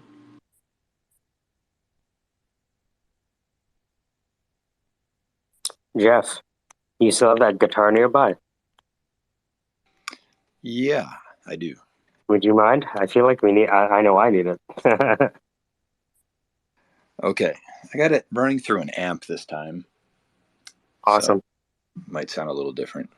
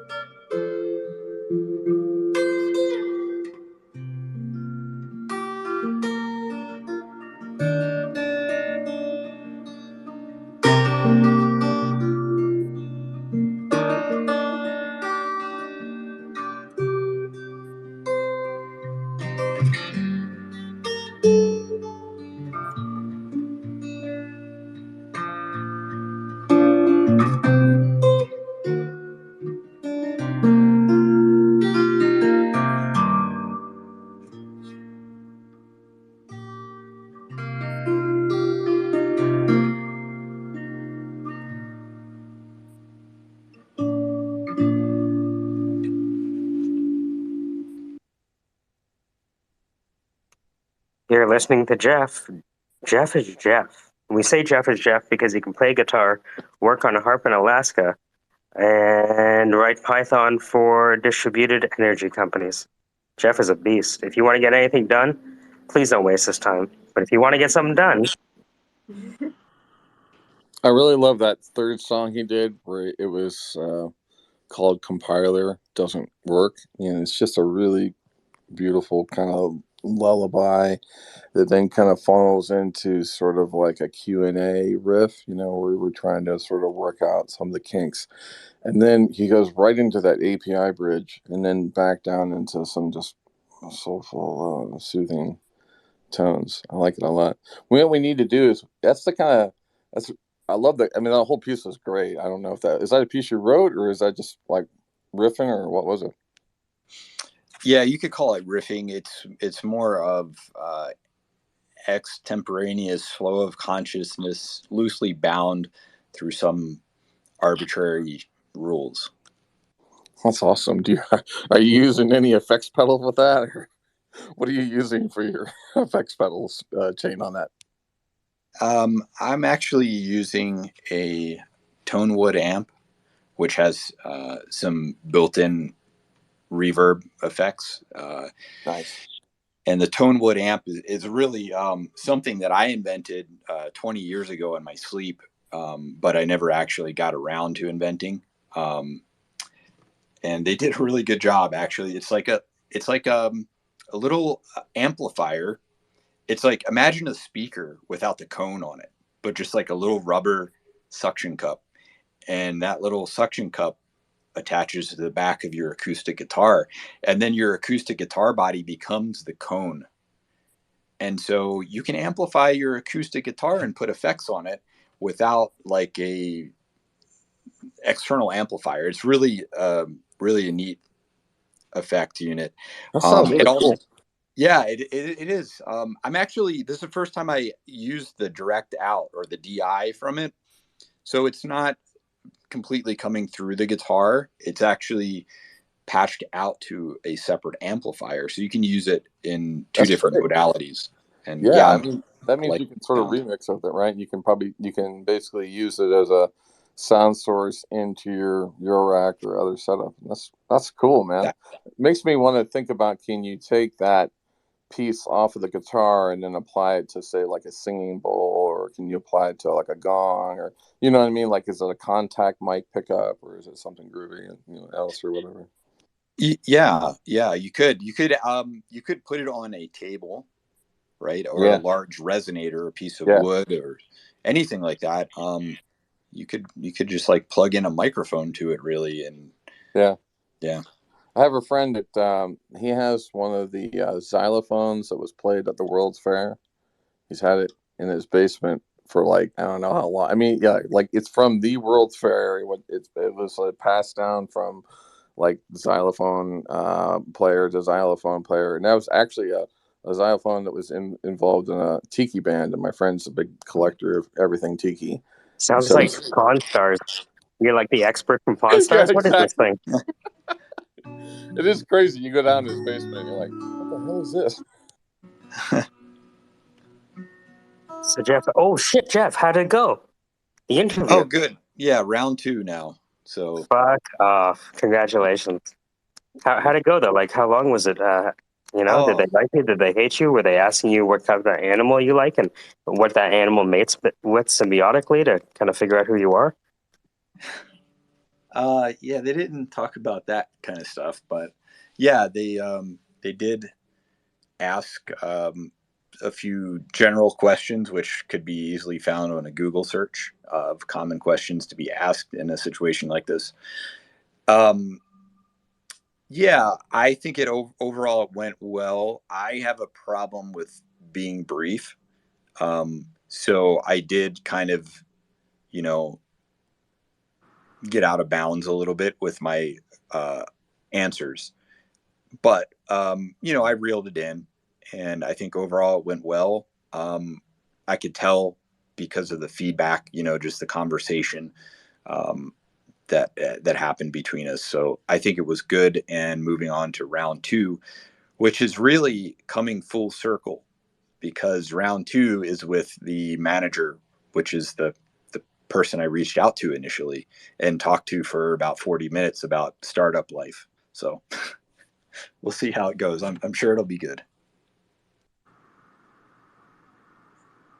Congratulations, Jeff. You're stepping into your destiny.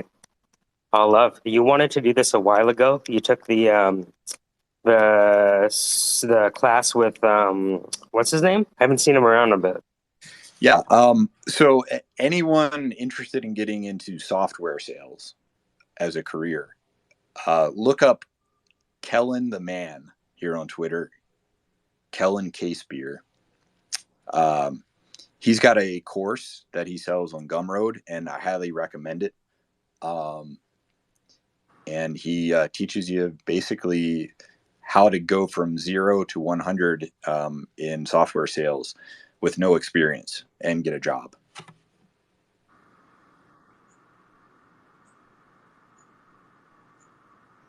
Dude, that's awesome. I love stuff like that. It makes me think a lot of Kevin Kelly's, 1,000 True Fans, which is, this concept of sort of building your first 1,000 fans that essentially follow you. It's less about the current product you're on. They sort of follow you from product to product, much like they will follow you from, your show content to your startup and everything else. It's that's what I love, is that everything is kind of going back to the same vibration, which is a champion of the human spirit, right? We're championing the audacity of you being enabled solely by the direction of you and using whatever you know what I mean. That's a different paradigm than the narrative from before. The 4 years, get a degree, get placed, be content. I don't know. That's a really cool thing I see unfolding. I see it in the population, and it's gonna fuck up things, but it'll be interesting. Are you talking about the weakening grip of credentialism? I actually, well, that's interesting. I didn't think about that. I'm thinking more about how I think, I'm thinking about the compound of what life has been like since the dawn of the net. Meaning, what does 10 years of having sort of an instant on access existence do for us? How has that changed us in a certain way? Making us, one, have more affordance for different things in the future that are unfolding, and then at the same time sort of activating almost like a primal circuit in our head to look for, the more authenticity or more notion of character or truth. You know what I mean? Like there's just an interesting state. Now, at the same time, it's like as soon as I go to all this theory craft and where we are now, I stop. And then I go, no. And I jump to the 1600s, or I jump back in time and I try to find the same pattern. This isn't a new pattern. This is not a new thing. This is, it's another thing sort of reconstituted. So I'm trying to find an equal parallel, like maybe the printing press. What's a similar, I'm looking for similar things that change the continuum and I want to jump into those stories and narratives so I can make sort of a better, I don't know, projectional notion of Wonder if what it's my understanding I where they're wonder if going. it's the moment that human animals digested fungus and the mycelium network symbiosis was born. The ability for them to Mhm. connect in a way that they just couldn't. Yeah. It makes, what's funny is that we're doing this on this like high cerebral level, but we know at the genetic level, right? We know that, for example, agriculture has been ridiculously modified, right? So we know that whatever was originally on this planet is probably in a seed vault, and what we actually have on the planet is a this human uh, programmatic derivative of nature, right? So if you're going to have a lot of human programmatic derivatives of nature that are infused with I mean, that was transhumanism back then. It's funny. We talk about transhumanism now. Hey, you go back to 1950 or whatever when we first decided to split corn and do all this stuff. You know what I mean? Like, we're beyond transhumanism. The minute we decided to come up with fire, we fucking crossed over. So it's not like, oh God, can't have the computer chip. You know what I mean? Like, that is no longer relevant. You were already transhuman. You know what I mean? You've been transhuman. I like that. Reframes a lot of things in my head. Makes me think about, okay, if I am transhuman, then what am I really moving into? Yeah, that's what's more interesting. You could actually be moving into the future existence of yourself. What the fuck does that mean? Well, you're fucking energy, aren't you? Yeah, I got a vibe, I got energy. Okay, then. So just because your energy, you know what, you ever think about the fact that your brain actually interprets your energy as busy work and then actually makes up a bunch of shit for you to do because those are complex problems your brain actually likes to have? You know what I mean? We know that in psychology. We know that we create sabotage things. We know we fuck ourselves up by design. I think that we're actually coming into a new alignment between our chemistry and our actual intellect, meaning that they're getting more on the same page. And now that's going to get more interesting. And that's sort of like a page that I think, in a lot of ways, if you were in power in the world, you don't ever want people to get on. Because if people can get on the same page in their own self, meaning their intellect and their emotion and their audacity and their enablement of what they could do, what do they don't need anymore? They don't need order anymore. They can manifest their own comfort and their order. And that's what the Syndicate's all about. Thanks for listening.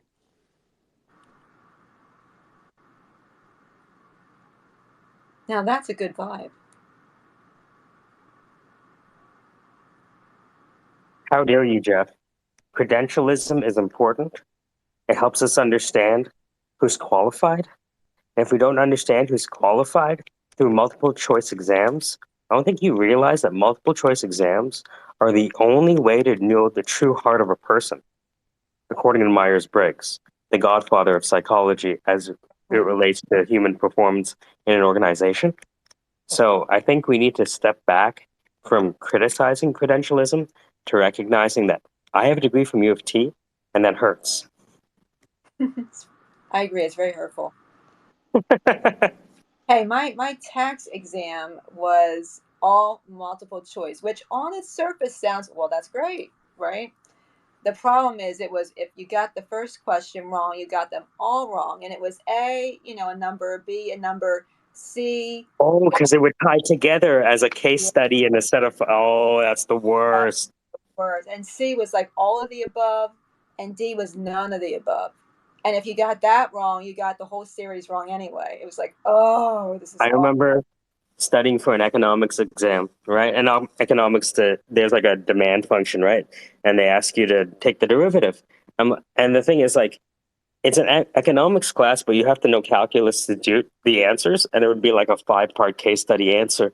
And I'm like, how the fuck do I differentiate this equation? Oh no, I just got everything wrong because I don't know. I know economics, I just don't know calculus. Fuck. Yep, correct. I'm still triggered by it years later. Actually, I did good. I was really lucky, but it was just pure luck. I have this strange idea in my head that everyone would value from taking just a basic math course to plug in those holes, just like I have. But harassing my wifey with questions for 5 years about, so how does calculus work again? So what's an electron again? What do you mean by the Red Queen's race?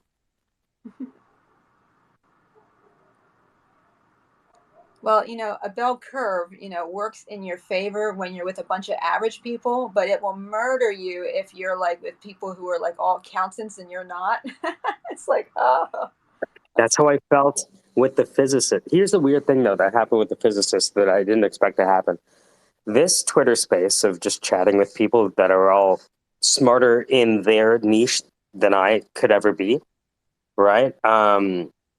I went into this thermoelectric power generation lecture and clearly didn't belong there from an intellectual perspective in terms of physics or chemistry or any of that stuff, right? Or space travel. And I took a bunch of notes, and when at the end, everyone was talking to themselves, but there was an opening to talk to the lecturer, the professor.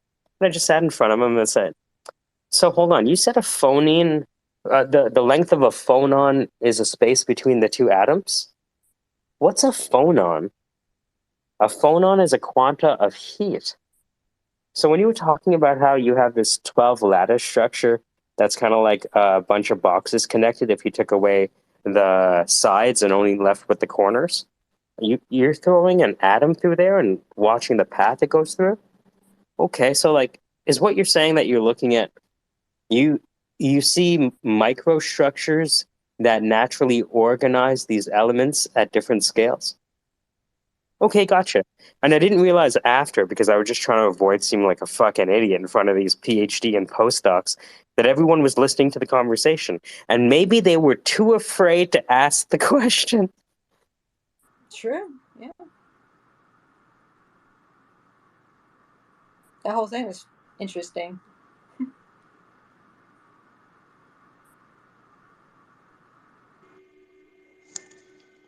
See, I have a solution for your economics thing, although it's too late. You got me. I would have basically treated the solution to the calculus that you couldn't figure out um, as a variable. Call it X or G or whatever, and then just apply that to the rest of the answer, and then write a little explanation. That way, the person marketing will understand that you do understand it. You just don't get the calculus right.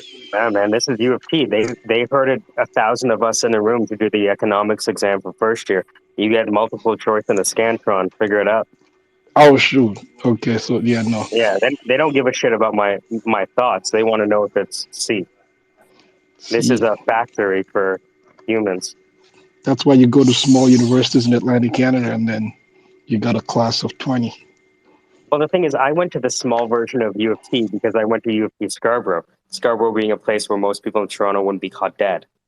I just went there because it was closest to my house because I know I didn't want to wake up for class because I had to work at night. So I was like, how can I wake up for morning class? All right, so if I can't commute, let me find something close to home. And so that was U of T Scarborough.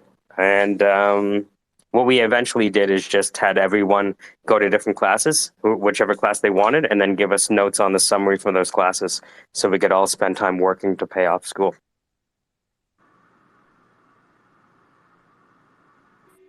Brilliant. You sound like you're from Nigeria.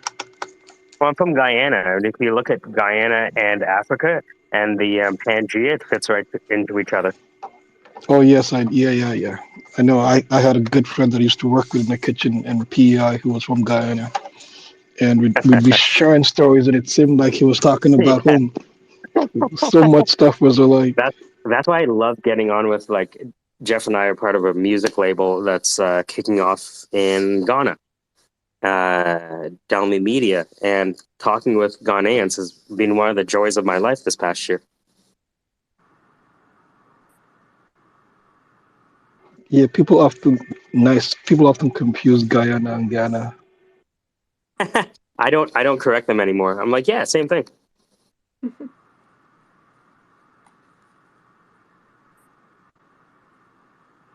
The weakening grip of credentialism.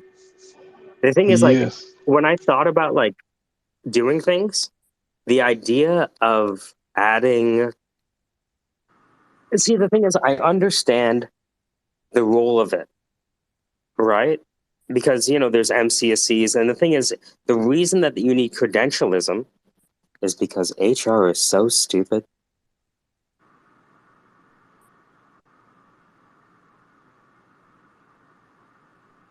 I think it's also because they've taken out the whole apprenticeship thing. That's what I was going to say. The apprenticeship, what they're looking for is with credentials is a well-rounded with a potential focus that will meet their requirements. And when you have the mentorship of, and you go through and you don't necessarily have the well-rounded, like you could be phenomenal in math and suck in English, and that will destroy you to be able to get a credential. But you have to prove that you're good in the math, and it may open opportunities for you. But there should be a pathway for those that are what some would call in the credentialed world, which I've heard, misfits. But at the same time, they could outwork most of the ones that they have in there that are credentialed, you know.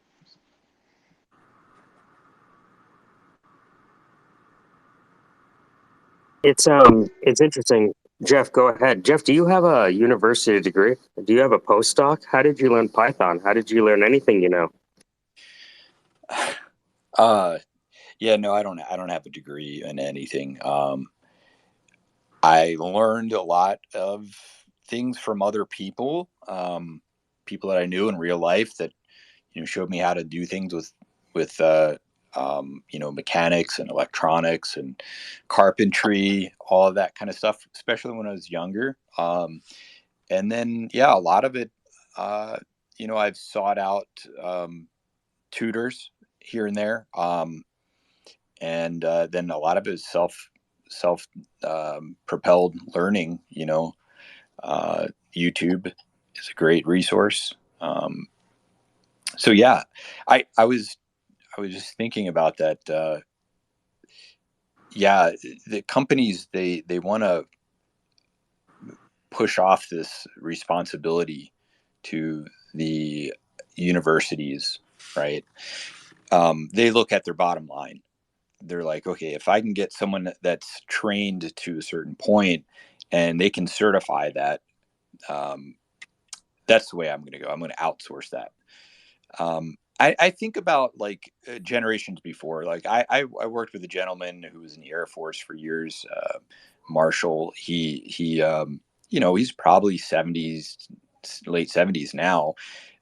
He was in the Star Wars program basically.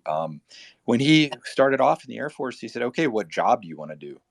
And if you had a certain basic aptitude test, they'd approve you for it, and you'd go in and you'd learn that. And back in his day, that was considered like a college bachelor's degree type of education. And you think about the Manhattan Project, like people's grandmothers were doing intricate wiring and building machines and programming things and operating complex equipment. They were trained to do it. Even rocket science is not rocket science to a certain degree. I don't want to minimize these things, but if you were to apprentice under von Braun, you think you would learn something? Do you think you'd have a better education than going to a school that specializes in rocket science? I think so. It's who you learn from. It's how you learn, and I think we've lost that. We've lost that through this credentialism, I guess. Credentials are great, but credentialism is not so great. I think that also ties in. I agree completely. It also ties in with the whole right to repair thing, right? Because Absolutely. I remember growing up, you'd had some people who would rip apart a car and put it back together. They could fix anything, but did they ever go to college or learn to be a certified mechanic? Nope. But give them anything that resembles the car, they will fix it for you. They'd make parts if they needed to, you know. But Yeah, my buddy working at Tesla, I don't think he went to university. I think he just built his own car with his bare fucking hands because he wanted a car in Hungary. wow, impressive. And you're going to tell that guy he doesn't know how to make car parts? I don't know. You run the machine. See how well you do.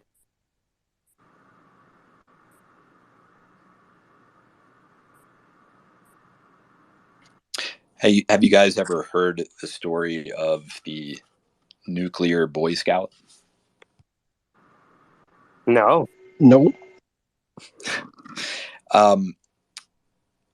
We're talking about being successful in life and learning. His trajectory, he got off. You know, I think where he's at right now is not so great, but there's a lesson in there. You can look it up. Just Google it. It's a documentary, I think. But essentially, this kid, very young, I don't even think he was a teenager yet, was so interested in nuclear science and nuclear power. He went on a field trip to a nuclear power plant, maybe even and somewhere at a university or research platform somewhere, and got enough information and asked enough questions over time to actually build his own nuclear power plant, basically. And it turned out to be a mess. Like, he had it in his backyard, and they had to do like a cleanup of the neighborhood and stuff. It's a crazy story. I remember that story. Yeah, it's very interesting, but it just shows you that, like, some people have a built-in thirst for knowledge and a talent for understanding things that seem almost like opaque to others. Like, they can understand things that are very complex, and uh, the opportunities to develop your talents in life are not always evenly distributed. Um, we all have to kind of pull ourselves up from our own bootstraps to a certain extent. I'm not, arguing that we shouldn't, but you know, there's a lot of people that if they just had a little coaching, if they had a little talent, if someone mentored them, they would have so many more opportunities in life for themselves and even to contribute back to society in a constructive way. I love that. I love that idea of non-linear gifts. You don't get all your gifts at the same time. Like, wouldn't it be nice if we got them all in order? Like, okay, I want to learn how to drive. Are we afraid of cars? No, we got over that. We're good to go. All right, sweet. We can learn how to do this. You know what I mean? It's like, I like that notion that you get a gift later on. I like that a lot because as you get older, the closer you get to 60, the closer you get to sort of a true catalyzation of your notion. Oh, 60, welcome. The chambers are ready. Like, we got the retirement home and everything all set up for you. I mean, that's what it feels like a little bit. So I like it when Jeff says, "No, you still have time, Dan." I'm like, yes, someone else said it. It wasn't me. So that makes me feel good.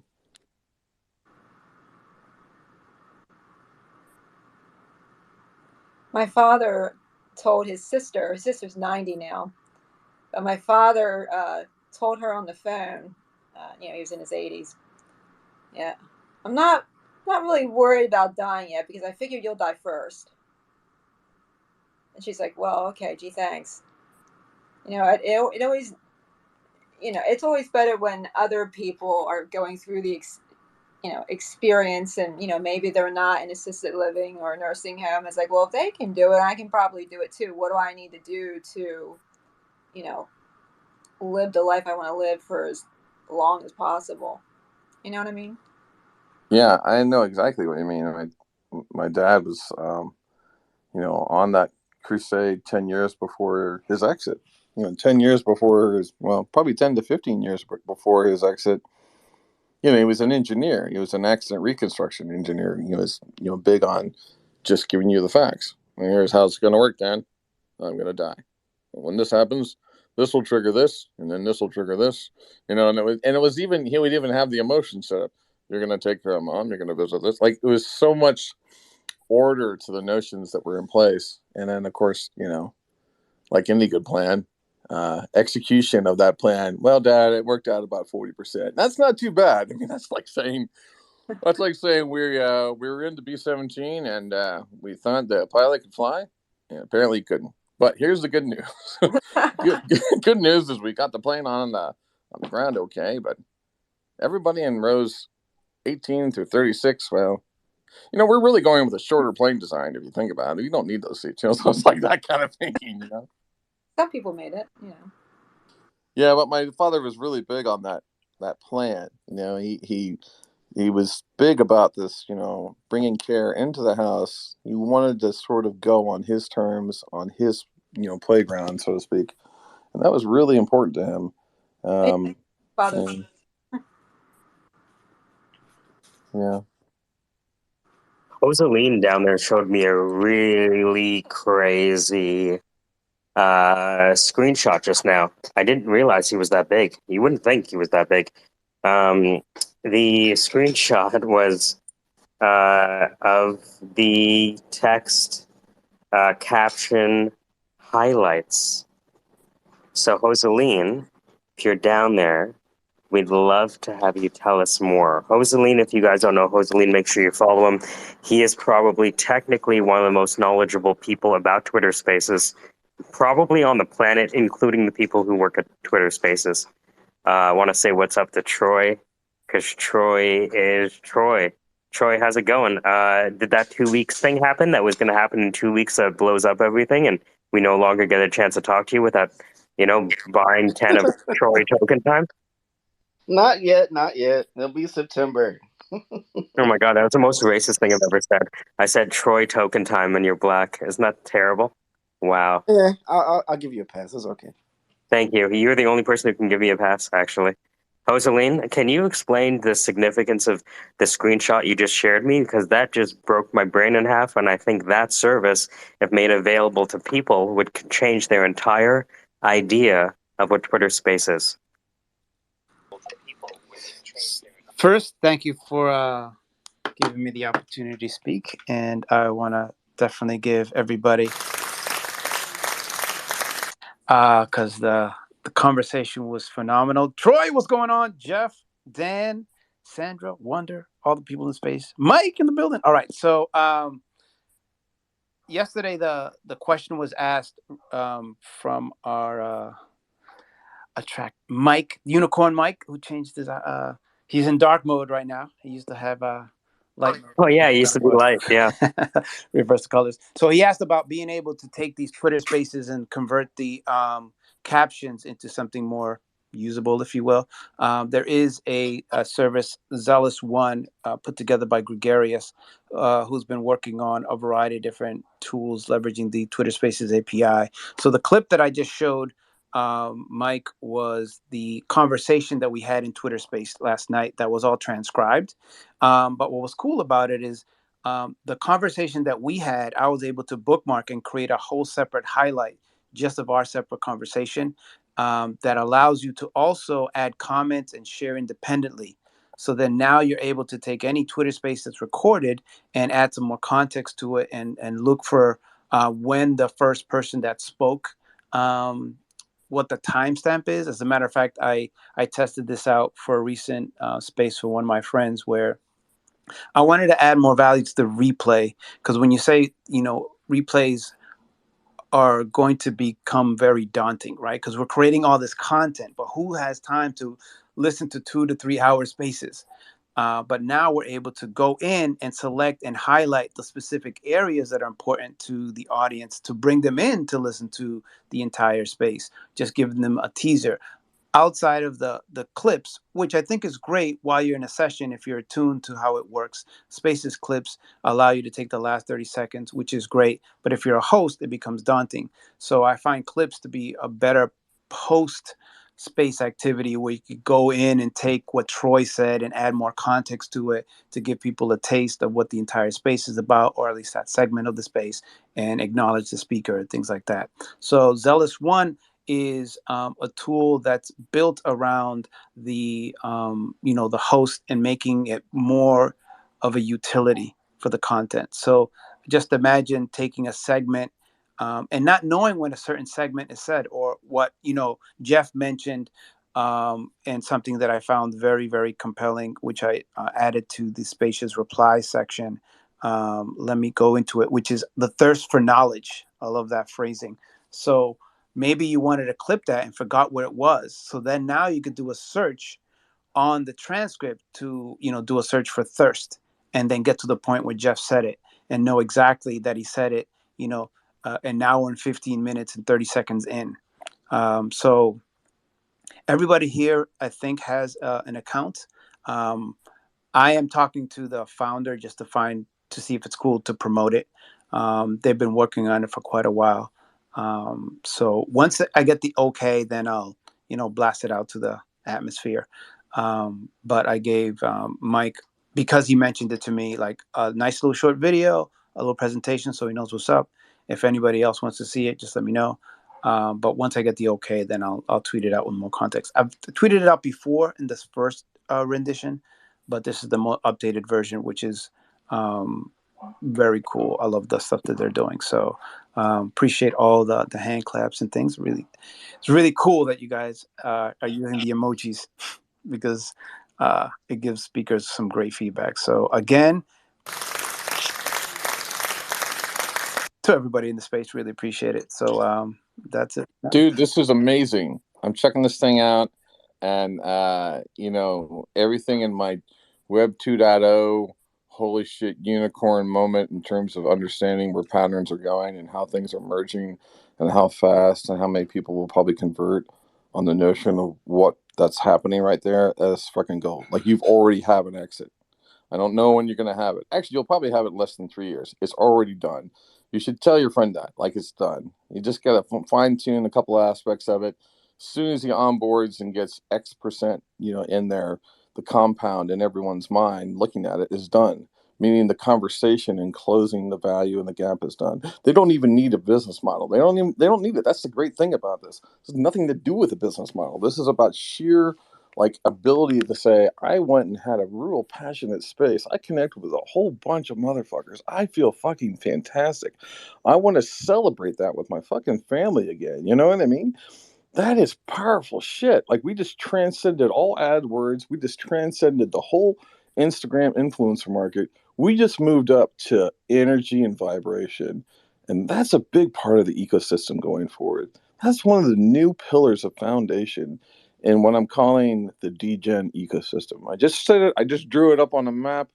I'm starting it right now because that vibe of energy and this new notion of the decentralization of your friends and how you're actually more connected with the energy of people across the globe that you actually connect with on these platforms. That is transformational shit. What I just saw there in that prototype, I'm sure it's a couple, they're spending time, but they're exploring and they're seeing. That's what's great about APIs is that it gets you to bake a cake 16 different ways. And you don't even know what cake you want to make yet. And you know what? The heart of most VC investing is actually not on the business model. It's on the foundational mind that provides the future. And that's what the kind of stuff you're saying there. That's exciting. We're all in that space right now. Everyone stand up and take a bow for having the audacity just to get on here and be vulnerable. A lot of people don't even fucking do that. So great stuff, man. Jocelyn, super awesome, dude. I love your energy, man. You're always give great spaces, and you're always true. You know what I mean? We're in a world of so many people who are not true, and you're 100% true every time the mic turns on. I appreciate you for that.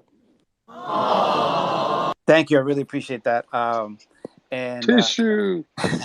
Get the napkins. All right. So what's crazy about that demo is you haven't even seen the Ethereum connection. There's already Web3 integrated into it so that you can log in with Ethereum. And if you see, just imagine someone feels compelled for the information that you've gathered in a casual conversation like this, and being able to just hit you off with some Ethereum or whatever the case might be. And there's all kind of communities being built. So that's just like a taste that's been worked on for a bit. And again, as soon as I get like the go ahead, I'll be able to give like more demos and stuff like that. Okay, so the only ask I have is when you guys do need funding, you come back to the syndicate and you give the people in this room a chance to get in on that. That's all I'm asking. Okay, that's what's up. I will communicate that to Gregarious. Indeed. So I didn't want to interrupt. That's why I sent the message to him privately, because you guys were going on having a phenomenal discussion about degrees and cars and being able to get hands on and being able to change things. As an engineer, I grew up that way of like taking things apart to put them back together.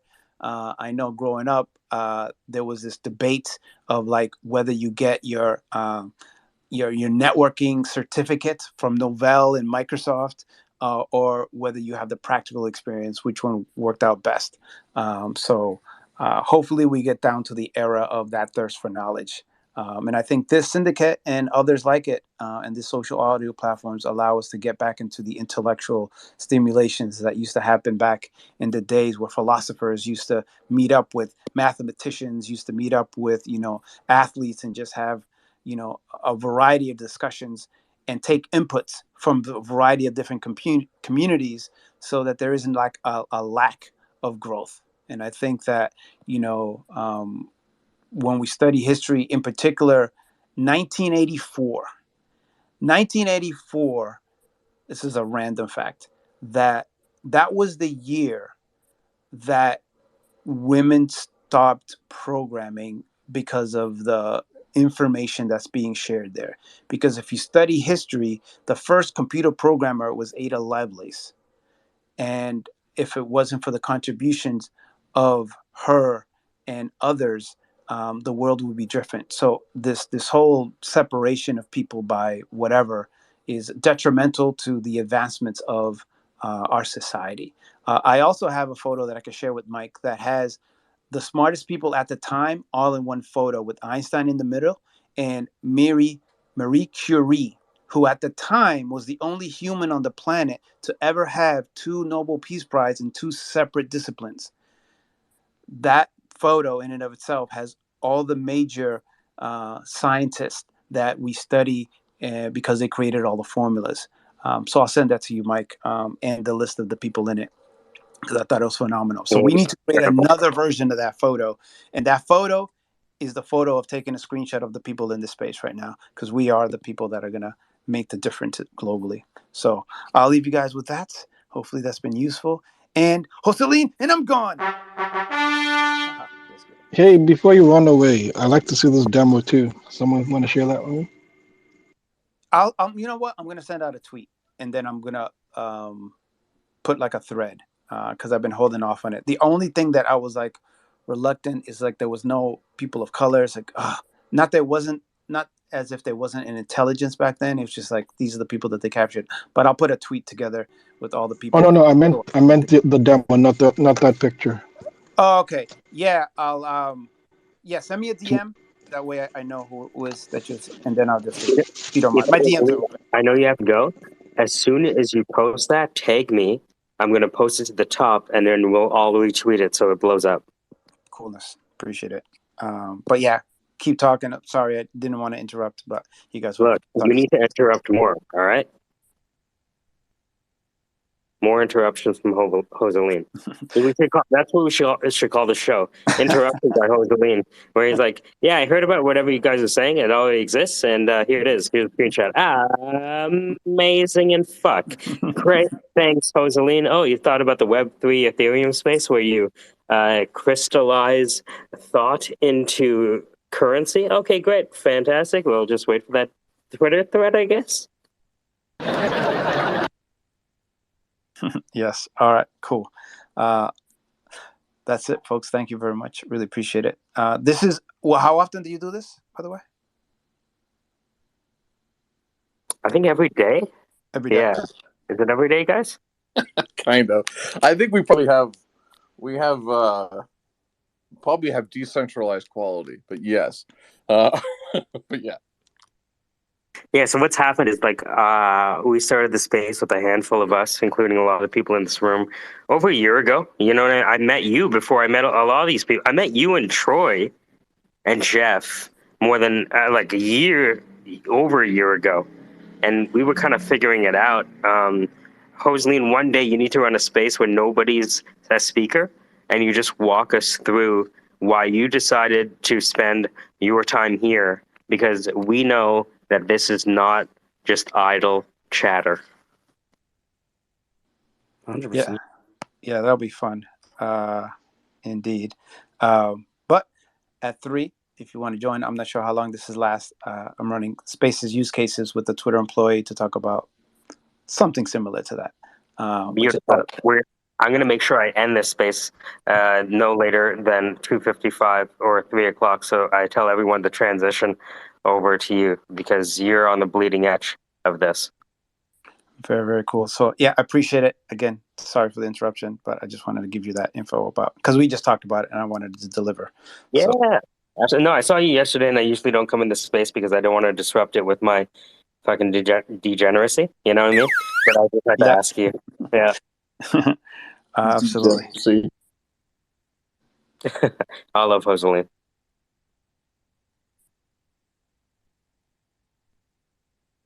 Troy, what's happening, my friend? I haven't heard your voice in a long time. What say you, my friend? Oh, man, I keep coming in these rooms and getting too much love. I'm like, who am I? I'm just Fine Troy on Twitter. Like, y'all be making me hyping me up. I come out of this space, be like, my wife, like, you walking different. Like, you just got a haircut or something. Like, who are you? I'm like, I don't know, but they done hyped me up. Let's do something. Hey man, But no, I Troy is a appreciate you. steakhouse, man. Hey, you gonna get credit for that for life. If I ever write a second book, I need to put that quote in there. But I'm doing pretty good. I am trying to maintain myself. If y'all been checking out my Twitter feed, it's been really kind of fun. My parents, for the longest time, did not know what I did. And it was kind of in that junction where, social media was like just coming up, digital marketing was transitioning to a new state. And it's like, you should be an electrical engineer. Why are you trying to pursue something that we don't know has been proven? And over the years, they've seen me grow and develop. And now they're going to actually, be with me at Inbound. And of course, I had to make it a big Twitter thing about it. So I'm like, if y'all ever see my dad, tag me and say you found him. Because every time I go to an event, they're like, oh, look, I found Troy. Like, I haven't heard this a million times in my life at this point. But it's been really cool to kind of see that. So it just shows you the growth and the power of Twitter communities. And a lot of that growth has came through just being in spaces. And I was going to say, I'm no one special. I'm probably just pacing and getting my steps in well in the space right now. So it's always a good thing to do a space while you're walking, get your steps in. You're trying to be like, yo, you got 10,000 steps. I'm like, I know. And I was productive. But, outside of that funny moment, I really think it allows you to develop your own voice. And I always say, when you think of LinkedIn or you think of Twitter, in some cases, they may look at your bio, they may look at what you tweet about, and maybe not give you the time of day because they're just an endless swipe. But in this case, you get to control how people perceive you. You get to hear your voice. There's no biases. They just get to hear what you have to say, what you want to contribute, what you want to give to the table. And you can be an active listener or you can be passive. Either way, they see you, they hear you, and they acknowledge you and being belonging. And I think that's what's incredible about Twitter Spaces overall.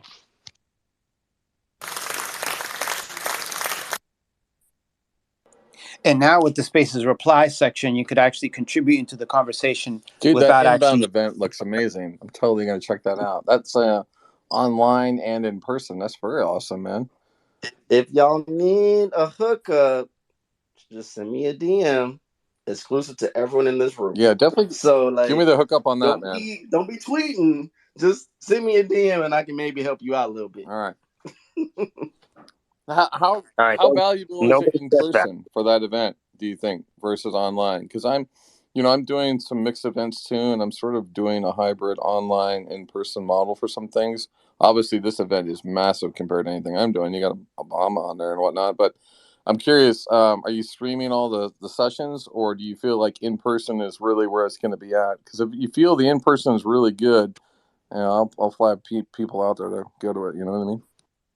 No, I totally, like, last year, was maybe my second time, but really my first real time experience inbound. That was all virtual. If you look at inbound 2020, I definitely tweeted the most out of anyone at the company and there, but another conversation another day. I do find this a slightly different experience. I think because with virtual, I can kind of control my own pace. You can navigate, spaces. You can, have Netflix in the background. You can consume while tweeting, in real time. Whether when you going back into in person, it's not like I can always bring everyone with me because I'm gonna have those intimate more conversations with people. Some of the people you may have never seen before, in that way, which obviously would be a little bit different for social. So it's kind of like if you are a person who wants to still have that very strong social impact and showing what's going on from a live stream perspective and engaging in real time, it may make sense to be more virtual or at least a hybrid where some days or some moments you're virtually and other moments you're there presently. But if you're just someone who's like, okay, I've done the virtual forever and I really want to go back to that experience of meeting random strangers in person and you're okay with that type of situation and setting, in person may make more sense, to maybe help fast track clients or needs and things like that opportunities may come from that. Yeah, I mean, I totally read what you're saying there, and I'm mixed on that because I love the fluidity. Like I did a lot of masterminds during the pandemic. Like I joined a lot of cannabis masterminds to learn about the cannabis industry and about just like how people were addressing it and things. It was a great way to do research. I'm just going to jump on a mastermind, listen to 16 people tell all their stories, and I'll just absorb all the trends and do analysis on the space and go from there. It was like a way to bootstrap what I was doing. But I like that online piece a lot because I love the speed and flexibility of being able to do multiple things at once. In person matters most when I feel like I can convert in person. If I don't think I can convert in person because like the full package isn't going to be sort of resonating, then I might not do it. But at the same time, if I'm trying to break into that market, for example, I have no choice. I got to go in person because if I'm not in that scene, if I'm not seen, I mean, that's happening in Columbus right now because of Intel. Intel is putting in a $20 billion plant for chip. He's assigned to Chip Act. So the whole Columbus area is like every 5 minutes I'm running into like, Australia and Ukrainian, like every day. You're like, hello, I love this. America is so great. Ohio, exciting. It's like, you're working for Intel. I'm like, yeah, well, not really. I love your house. Like everybody wants like everything you have because of what's coming to the town. And I'm pondering those events, and there is the only part about in-person events is that, like in my experience, like if you really want to see like the coolest shit, you have to go to like where the DJs are at, and they don't necessarily do the hobnob scene. You know what I mean? Like the true people that change the scene. I don't know.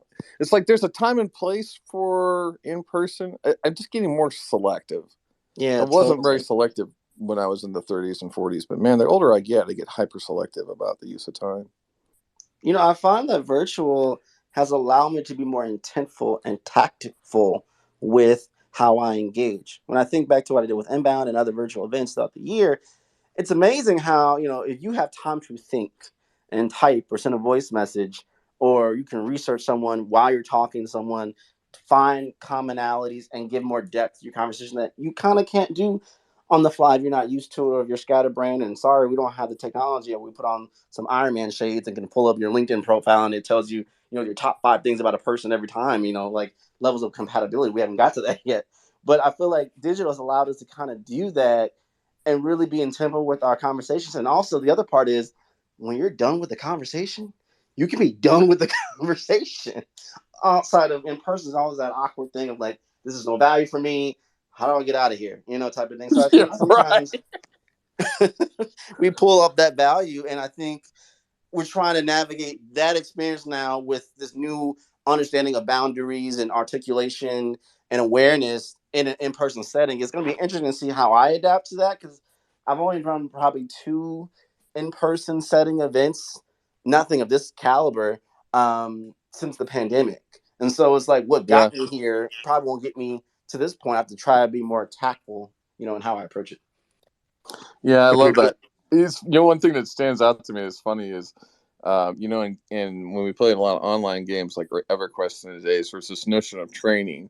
You could get a bunch of mobs on you, right, and then you could run to the next person who was alive, and you would like basically train them. And that's what we used to do at a lot of early startup tech founder events, because you always had like that whack founder that was like, Dan, I'm working on a new plasmatronic, I'm like, oh shit, and so I would train other people. I'd be like, oh, that's amazing. And like, I would see Soyo across the room and he'd be like, oh, fuck. And I'm like, I'm going to go train him. I'm going to go bring this crazy founder.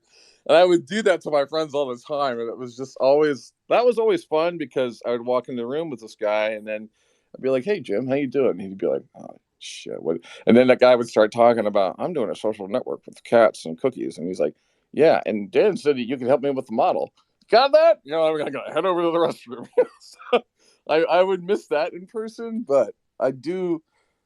One thing I did a lot in the pandemic I loved is that I would look for online courses or online conferences that I couldn't attend because they were too expensive, right? I didn't have the money. I didn't want to pay the $500 just to meet that one guy. But instead, I actually saw them on the docket that they gave a talk, and then I would ping them on LinkedIn. Dude, I totally missed your talk, but I heard it was amazing. And we loved great to connect, and it was that actually worked a lot. It worked a lot to create the instant. You're sort of using the ruse that you were there, but you weren't really, but you still are using that as that connection point, That's fun. If it works. If you're just joining us, welcome to the Syndicate Together Alone. You ever want to be together with people, but hate being together with people? Who the hell wants to be together with people? It's like they're so close you can smell them. Who the hell wants to be with other people? You know who? All of us. We actually all still want to be together, but we also are craving for the ability to be alone at the same time. That's Together Alone, where we can be together, alone. Because who wants to be together? All of us, and none of us. That was so relaxing. I don't know about anyone else, but it was like, Man, you asked like low key that beat shit to is that, I'm deep. good. That shit is deep, like sincerely. Yeah. That's the way I think of it. Because there's a lot of, 99.9% of us in this room are probably autistic, right? That's really what this is autism on Twitter Spaces, right? And so I know that a lot of people just don't function well in the physical presence of other people. And I think that's what we're on the cusp of. A lot of motherfuckers who are terrible in the physical presence of people are amazing alone because everyone's the same size behind a keyboard. And Simon Wardley pointed out that there's going to be a loss of status when people are no longer able to impose these artificial status symbols and signals onto other people. Because guess what? We're all the same size on Twitter Spaces. Our pictures are literally the same size. Yeah, and the fact that if you mess up, like they can just kick you out and they'll forget about you. Unlike in reality, you're like the stigma in reality sticks more than in Twitter space. If you also a Twitter space that is no good, people will just forget you with time. But if you were to do something in reality and when you are passing around, people are just like, look at that guy that messed up the other day, and you're like, shit, I really fucked up on that one. So yeah, that's one of the advantages of Twitter Space, because I don't imagine myself sitting in a room full of people and with the same courage that I have to talk on this Twitter Space. So it's amazing how far technology has gone, and we hope that it will still improve in the future. Yeah. So that's it.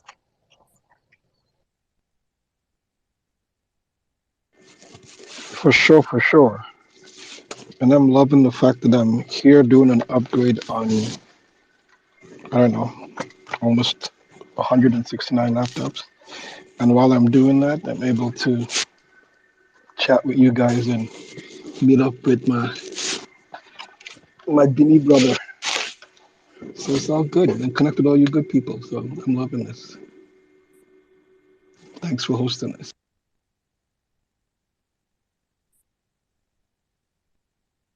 Yeah, I have a quick question. So that means I want to take like the Twitter space to like another direction.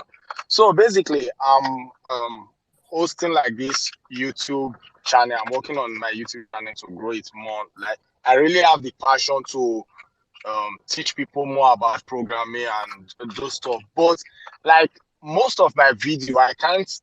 You don't expect like to compress the knowledge you have learned for like 8 years into like a 2 minutes video. Example, like where in one of my video where I was talking about like mapping solidity. In my initial mind is like I want to explain this thing as detailed as possible so that a 5 years old can understand it.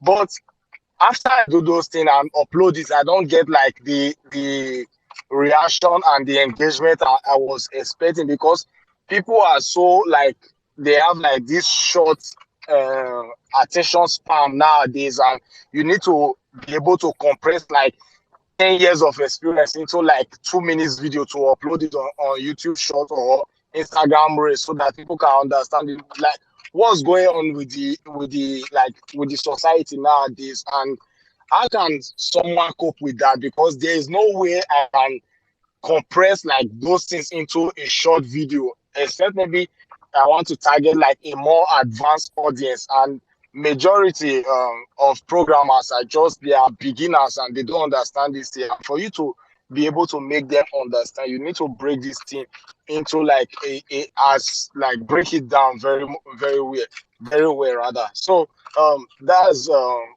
one of the questions I have, like how to cope with this, like how do I make it more pleasant, because I believe like doing a live series will even be more beneficial, because you don't expect someone to watch like your 30-40 minutes of video, and that video, if they were to watch it like till the end, they will get so much out of it. At times I check like a video that take me like 2 weeks or 3 weeks to make, and you see that YouTube will report that the maximum duration someone watch it is just like 2 minutes, and that shit is like it's crazy, and it's discouraged me so much that I don't even want to like make YouTube videos anymore. So I don't know if anyone has an advice like how to get rid of that, and how to improve like yeah. I have two-part response to that. The first part is um, I don't think it's completely true about people not taking time if they think something's valuable, because we're in this Twitter space for more than 12 years. So I think if you know, if you find your audience, they will check out what you have to offer. That being said, you can also check out some people who are creating shorter content. I think there's a group called, I think it's called Fireside. They do different concepts in like 100 seconds, so you can just check YouTube for like JavaScript in 100 seconds. And you see what they do, and they're just kind of like short little intros to some concepts, but then they have longer stuff. So I think you can do both. If you want to do in depth, then maybe use the short ones as your almost like a trailer or teaser for a movie where people can see a little bit about what you got to offer. And if they like it, they'll stick around, and because people want to learn, so it's all there. That's my 2 cents.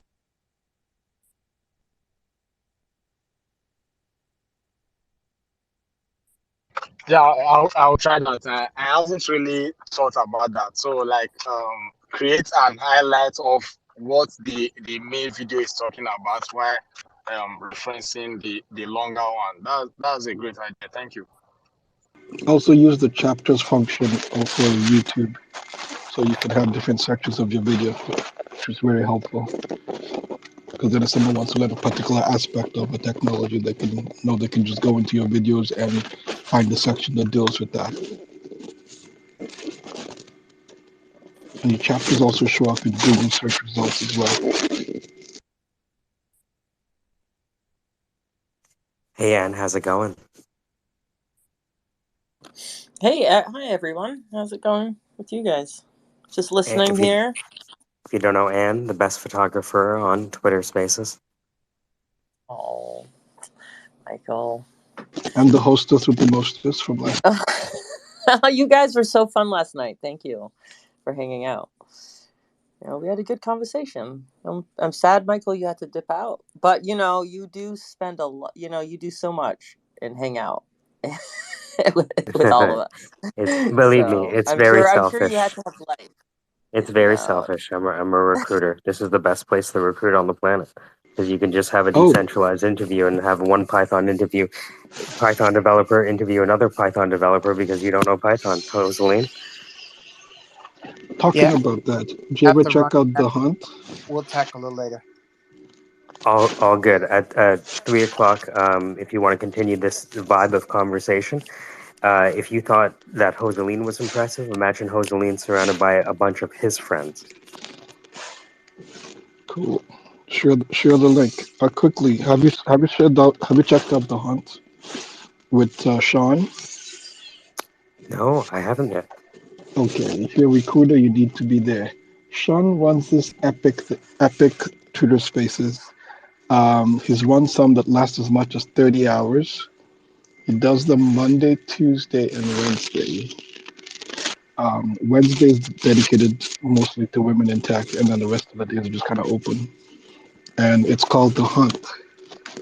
So for people who are hunting for positions in tech, there's also some recruiters in there in the space as well, and then lots of people looking for work that are in there.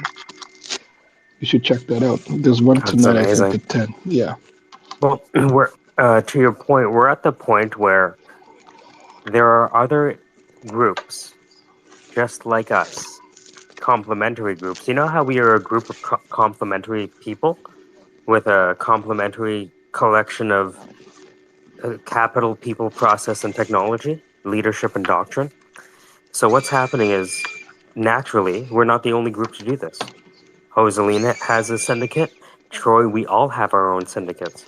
And so we're at the point where these syndicates are starting to cross pollinate, not just the individuals.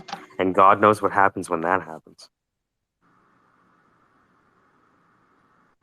That's when the syndicate takes over. Well, one of the reasons I never wanted to attach any blockchain technology to this is because blockchain is centralized technology eventually. And so I was like, okay, so if I'm going to create something decentralized, everyone has to own their own LLC. Sounds good? All right, break.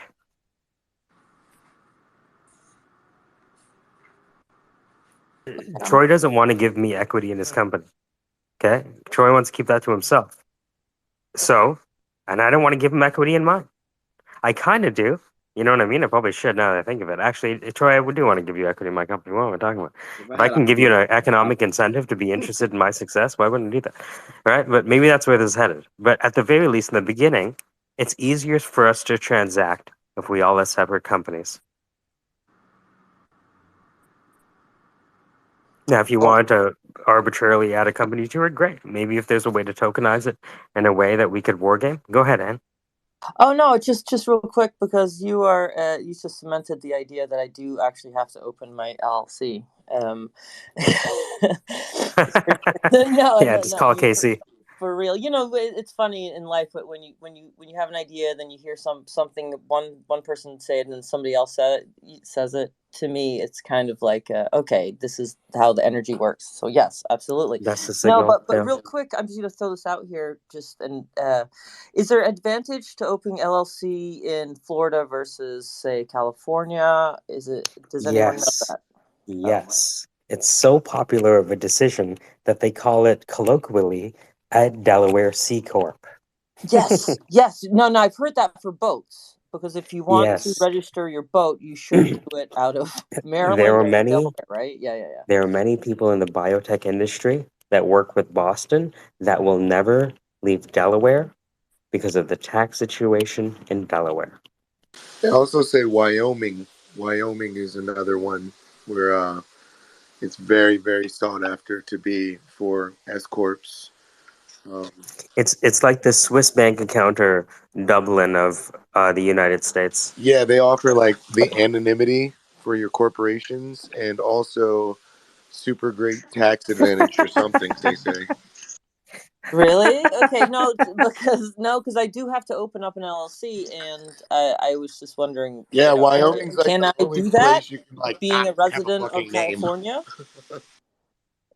Like, do I have to be a resident there, or do I have to have representation that's You a can get that's a virtual resident there? virtual residency. Okay. And then they have these other channels to make sure that you're above board. But I'm not, giving you any legal or any financial advice, but it's pretty fucking easy. I think it's like $400 or something. LegalZoom. Yeah. I've looked into that part. Yeah, it's pretty easy, and they say like 1 day, you know what I mean, 2 day, whatever. But I was just looking at where I should open one up, and yeah, thank you. I wouldn't do anything without talking to Casey first. Casey's the consigliere of finance. Absolutely. Oh no, never make a move without Casey's, nod, so to speak. Amazing. So what's going to happen very soon as we wind down? La denouement. Joseline is about to have a space, and I think that based on this discussion in this space, you're going to get more value. See, what the learner learns is a function of what they already know. So now that you've been immersed in the conversations we've had, I met Joseline 18 months ago. And all of this is just leveraging the hypotheses set forth by Joseline, by Troy. I remember Mohit changed my life when he said, content isn't king, connection is. We could have the same piece of content. In a world where you challenge your sales model, in a world where your product and your service and your brand are the same as everyone else's, it's only your sales process that differentiates you. What that means, it's only your sales people that differentiate you. And even further, like it or hate it, your voice is money. You're your own salesperson here.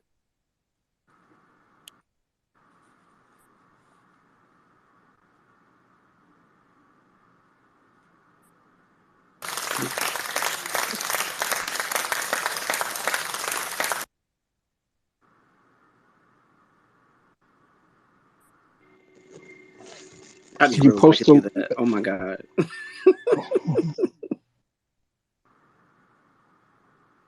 By the way, yourvoicesmoney.com. That's right, yourvoicesmoney.com. Try to make sales, yourvoicesmoney.com. If you're not making sales, maybe it's something about your voice.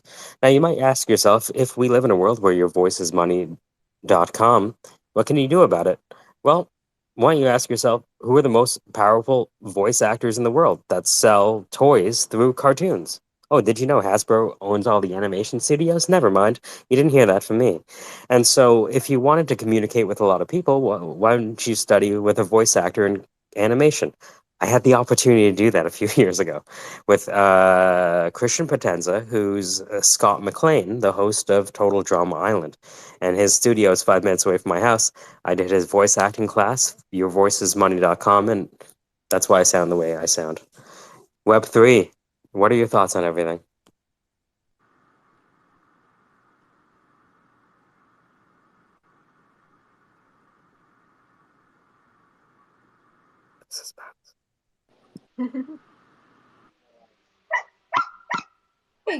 Oh, go ahead. Yeah, Sandra, go ahead. Oh, I'm so sorry. No, I was waiting for Web3 to jump in. I think you just texted me saying, oh, the electrician's here. I can't talk. Oh, I thought I heard. Is that your dog or is it his? No, How you that's his. doing, man? Hey, how's it going? Doing How you good. feeling?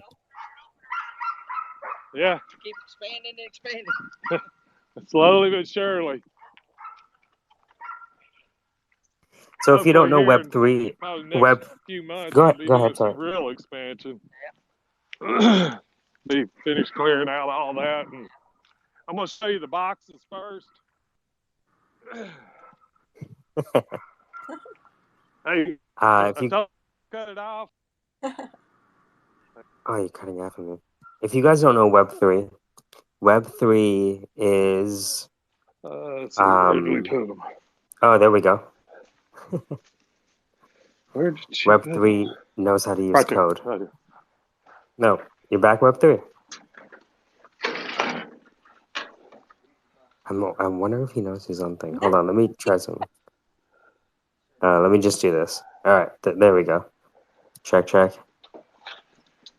can also mute them individually, just real quick. Because sometimes people leave their mics on. We got you. Yeah, no You know, worries. and it's really like I've done it before, and it's super embarrassing. Oh, we all do it. Yeah, and we all do it, you're right?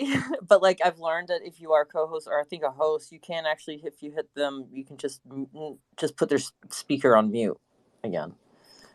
The reason that I was straining to hear what Web3 was saying was because we've been chatting about, being, how might we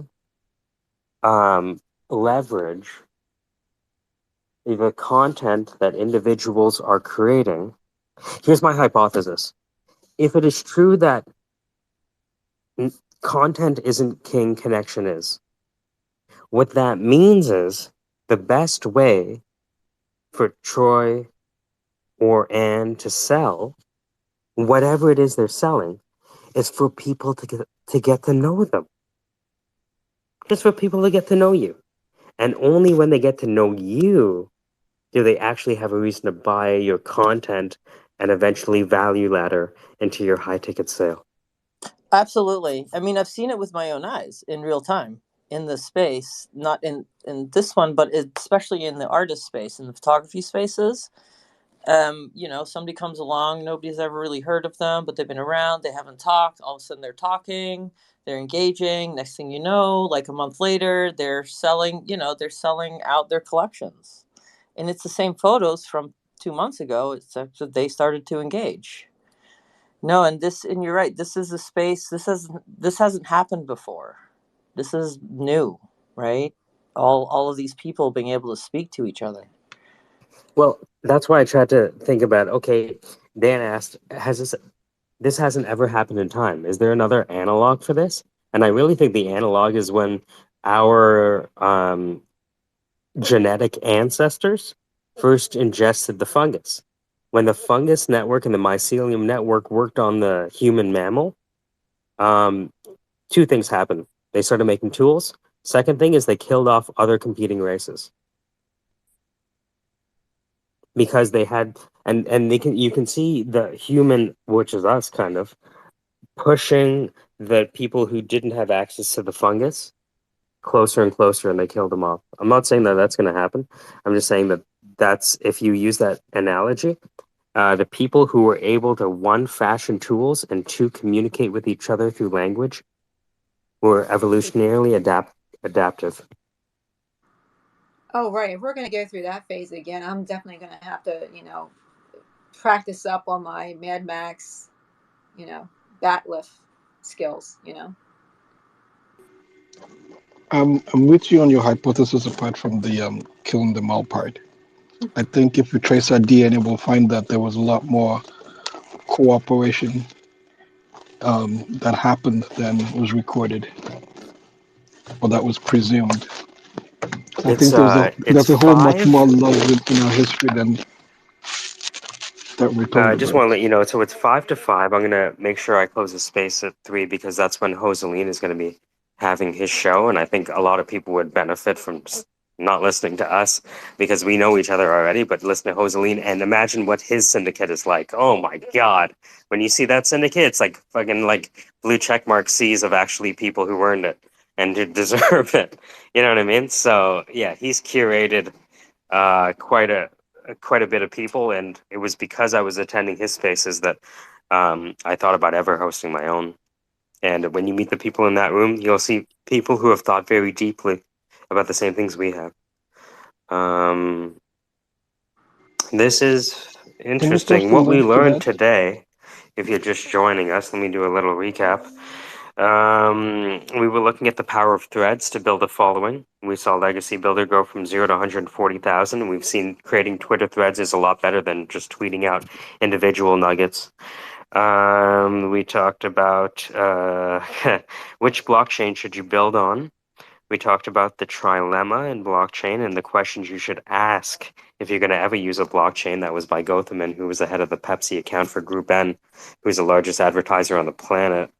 We talked about the Civil War in blockchain, Nakamoto consensus. Of course, Terry Pratchett. If you don't know Terry Pratchett, you're missing out because Terry Pratchett and his books are like a secret handshake for nerds. The Legend of Reuben by Dan. We talked about the unreasonable effectiveness of data, that the more data you had, the less it mattered what algorithm you were using. We talked about the divinity of number and Wardley mapping. And Dan said that Troy is a steakhouse. And I think we also met Anne, the best photographer on Twitter Spaces. And finally, I want to congratulate Troy on meeting his parents again for the first time, let's say. What? I'm dead. It was an emotional experience, y'all. It was an emotional experience. Whose son is he now? The child is the father of the man.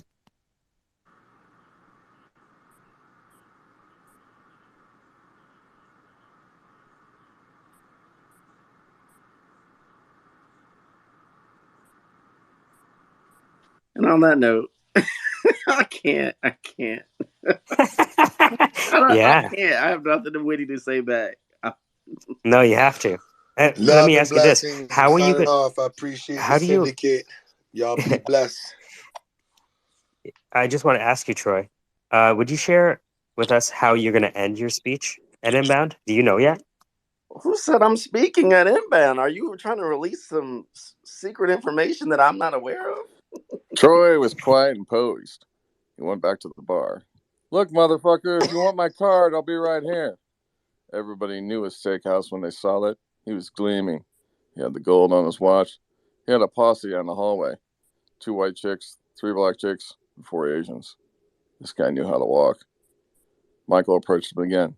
Seriously, I mean, have you thought about maybe just trying it on? Like, I know you do strategy, but have you thought about it? Dude, I'm not into porterhouses. I'm not into steak. You know what I'm saying?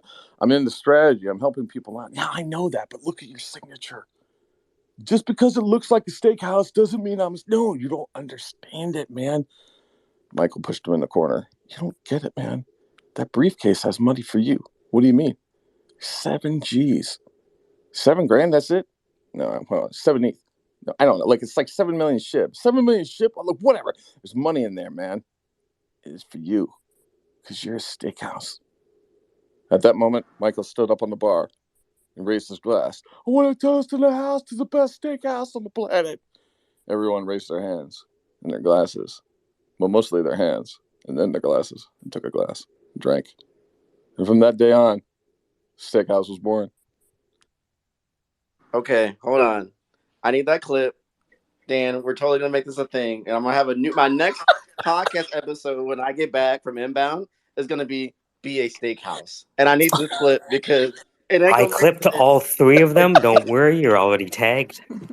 We're doing this. I love we it. are making this happen. I love doing these like crazy, like film noir styles of startups. I just love that. Sometimes I do them and I have like the really sad jazz in the background. You know, it was a crazy time. Steakhouse had to get it on. He had to find a new way out. It wasn't all about strategy anymore. He had to move on from filet mignon and move on to seafood. Have you ever thought about lobster tail? What do you mean? You know, in your business strategy. Whole time you've been pimping scallops. Go for the tail, man. Go big. All right, I need to do a skit with you. I have like so many ideas in my head right now. This is happening like this month or next month, 100%. Oh my Key god. and P level, man. Key and P.O.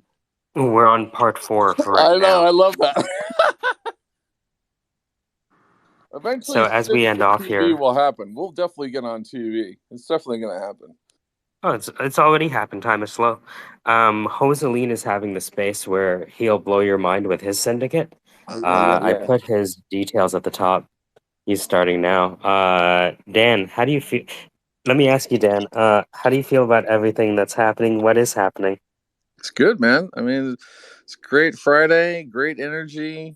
I love, I love seeing what I see, and I love seeing the pattern in every person that talks. I love seeing the confirmation in every story that of someone that gets up here and talks about. Um, that's super awesome, man. We got great stuff going on. Love it.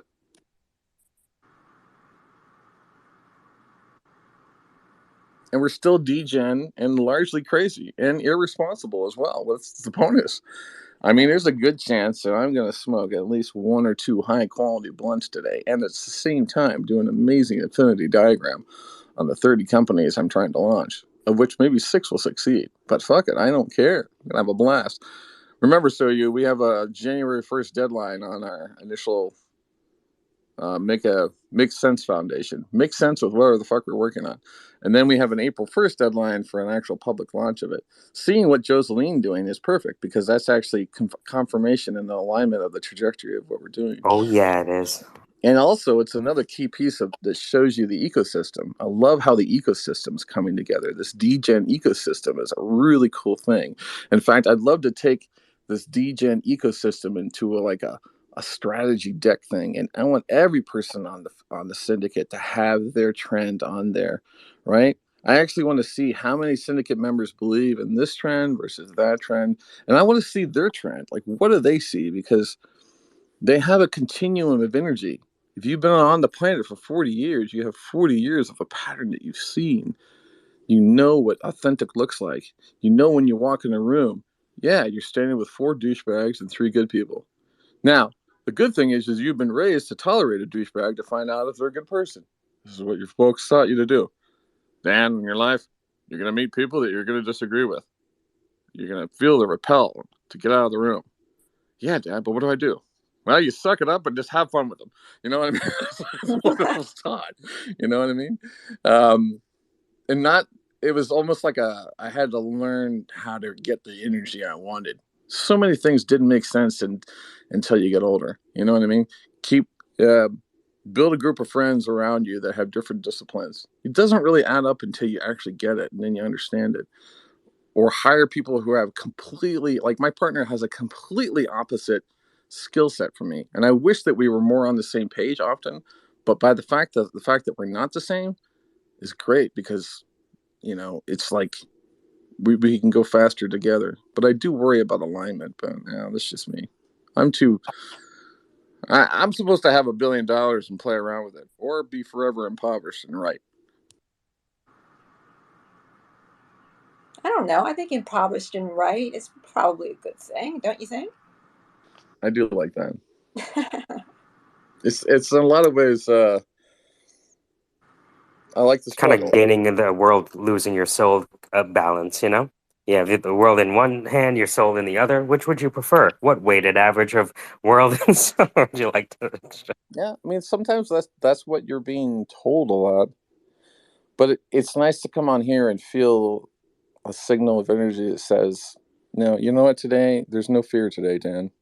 So today, with no fear, you're actually going to walk through those 2 doors that you've been hesitating on. You know what I mean?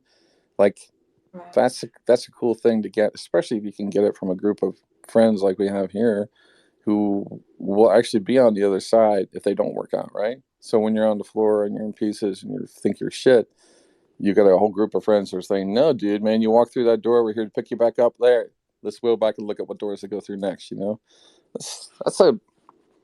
That's actually a skill that we all create internally. Like, we create our own mechanism to cope with that struggle for hustle. And it becomes our dealer as well, right? It's our that's a weird thing after a while.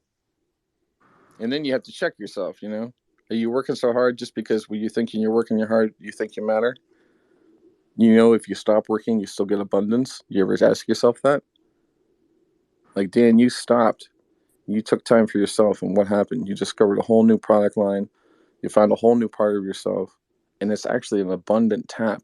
You don't have to work for anything. But what you do need is to have a couple people to have a conversation with so that you can share your light with somebody else. And that's it. And it's like, the more I embrace that, the more I realize, like, Man, we create a lot of business for the hell of business. You know what I mean? I was kidding about the whole impoverished thing, though. You know that, right? Well, Sandra, I know you like challenge. You know, you want to. Everybody works better through a challenge. I never used to like that when people would tell me that. I remember getting upset at people when they say, like, I want you to go in there and figure that out. And I'd be like, well, I could do that, but there's a good chance that people could still die. So sign the liability here. You know, like, don't put this liability on me just yet.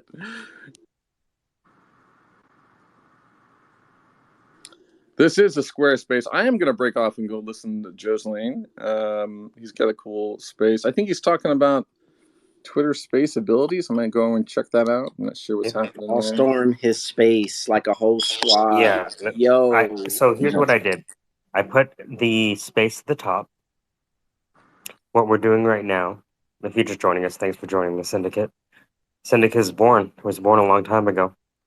Just, I guess, exiting the womb at this point, you know, and we have all the placenta, kind of, we have to dry off our kind of overalls kind of thing. So I put to the top the Joseline space that's starting right now. And what I'm going to do is end this space, and I've tagged a number of you in it. What I'm going to do is, it says, I'm just going to put this, and this will be, this is his name if you can't see it. It's at Joseline. You know, Quinn, my mentor in comedy, taught me a lesson a long time ago that said, you have to support your friends. And the reason that you have to support your friends is because one day you're going to ask them for their support. You don't know it yet, but you will. And if you haven't shown up for other people, you shouldn't expect them to show up for you. Damn, that's juicy. All right, on that note, I'm going to fly off and do some work, and I'll catch at you and talk to you soon, folks. Great show today. There's some amazing material out here. Just another great example as to why Mutual of Omaha has brought you the Syndicate. That's right. You remember those Mutual Omaha commercials from long ago where they had the Indian that would turn into the camera and slightly cry and think about, wait, was that a different commercial? Maybe that was a different commercial. Anyways, Mutual Omaha, we bring truth and authenticity back to Canada the old-fashioned way through the knocking of noises and voices, eh? How's it going, eh? I need you to do my podcast intros, man. Yeah, man, anytime, dude. I love Dan, it. do you realize that the founder product market fit emerged between you getting the request to actually do this for intros of people's podcasts? Isn't that weird? I love that. Congratulations. I would love that. Welcome, dude. What's your name of your podcast? The Oran? Crypto Remedy. Yeah, That's it doesn't it. Well, exist yet, but I'm gonna need your voice. I'm gonna need that. oh yeah. You're listening to Crypto Remedy. If you're having problems trading cryptocurrency, it's a good chance you have a genetic deficiency. And it's all right. Because here at Crypto Remedy, we understand that you're incapacitated. Your ability to think clearly of just about anything, let alone the fries you have in the bag or the fact that you don't like that barbecue sauce with those potato chips. These are all issues you have. But here at the Remedy, crypto isn't in you. We get it through. So come on down today and join us at Crypto Remedy, where your headache is only as good as our orgasm. Jesus, I low-key want you to do a Chevy commercial. That is fire. God, his headache is as good as your orgasm. Like, that's mad. Oh, shit. Yeah, that orgasm came in at the last moment in my head. I was like looking for the thing to rhyme on or the thing to end Usually on. comes in at the last moment too. Yeah, and I thought, you know what? If I use a normal word here, it'll just sound like meh. Let's just go for a shock one. Let's just go for the orgasm, you know? I want to see it up on the chart. Okay, we take the data here. That's really a shocker. That was a big shocker right there. Sir, I'd like to ask a question. On this endpoint, how do we get to the orgasm? No, it's through this API. All right, thank you. Quinn. We go through the G-spot first? Yeah, no, you got to hit the G-spot on to the way to the core point. What about the anus? No, we don't use that until stage 3. But how do we get to it? Should we use post or should we use get? And on that note, All right, let's go, folks. We're gonna miss the We show. gotta Thanks, go. everyone. Bye. Take Later. it easy, guys. Yo, Quinn. Yeah, dog. What did I walk into there, man? So everyone's leaving to go see another space, but I'm here's the thing. Everything that we talked about is like actually happening. So we built the open mic on here, Yeah. right? The open mic of kind of half jokes, half TED Talks. And I was just telling them that, 10 years ago, you taught me that you have to support. And if you don't support, you're, I don't know what you are. You're a user. That's Just why quickly, people have to I can't support. find the If you're not link supporting, if you're not to the other supporting anything, space. you're just using. You know what I mean? You're right.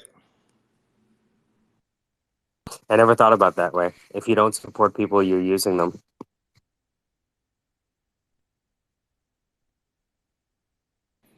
That's why people become philanthropists, right?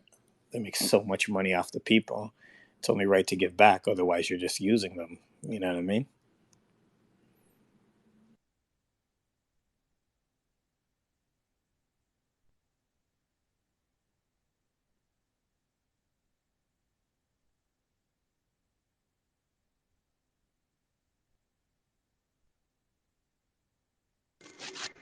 Hey, Michael, where's the link? Sorry, just clipping. So, Quinn, check this out. So, if you see at the bottom of your phone, you'll see this scissors. And the scissors, when you clip that, when you press that, it records the last 30 seconds as a micro clip and releases it as a tweet. I'm not gonna lie. I don't have the scissors, bro. You might have to update. But so what I I did have with that. what you just said is I clipped it. Yeah. How do I do the No, update again? I meant where's the link to the other space? So I go Apple Store. I go to Twitter.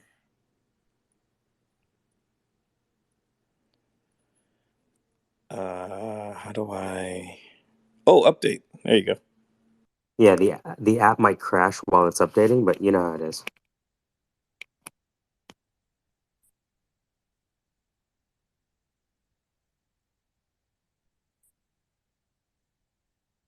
All right, I had to make sure I said hi to Quinn. Quinn was the best man at my wedding. He taught me everything I know about comedy. Okay, I'm done with the electrician. What was the question? Oh, no worries. We have to have a separate conversation. We have already had it in the DMs. Of all the Okay, things I'm not wanting to talk about on Twitter Spaces, you know what I mean? I got you. Yeah. Um, a business creates X value and captures Y% of X. Peter Thiel.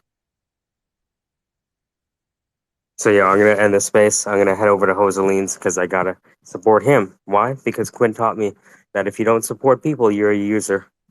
Don't use people, or they're gonna end up using you. Can you hear me?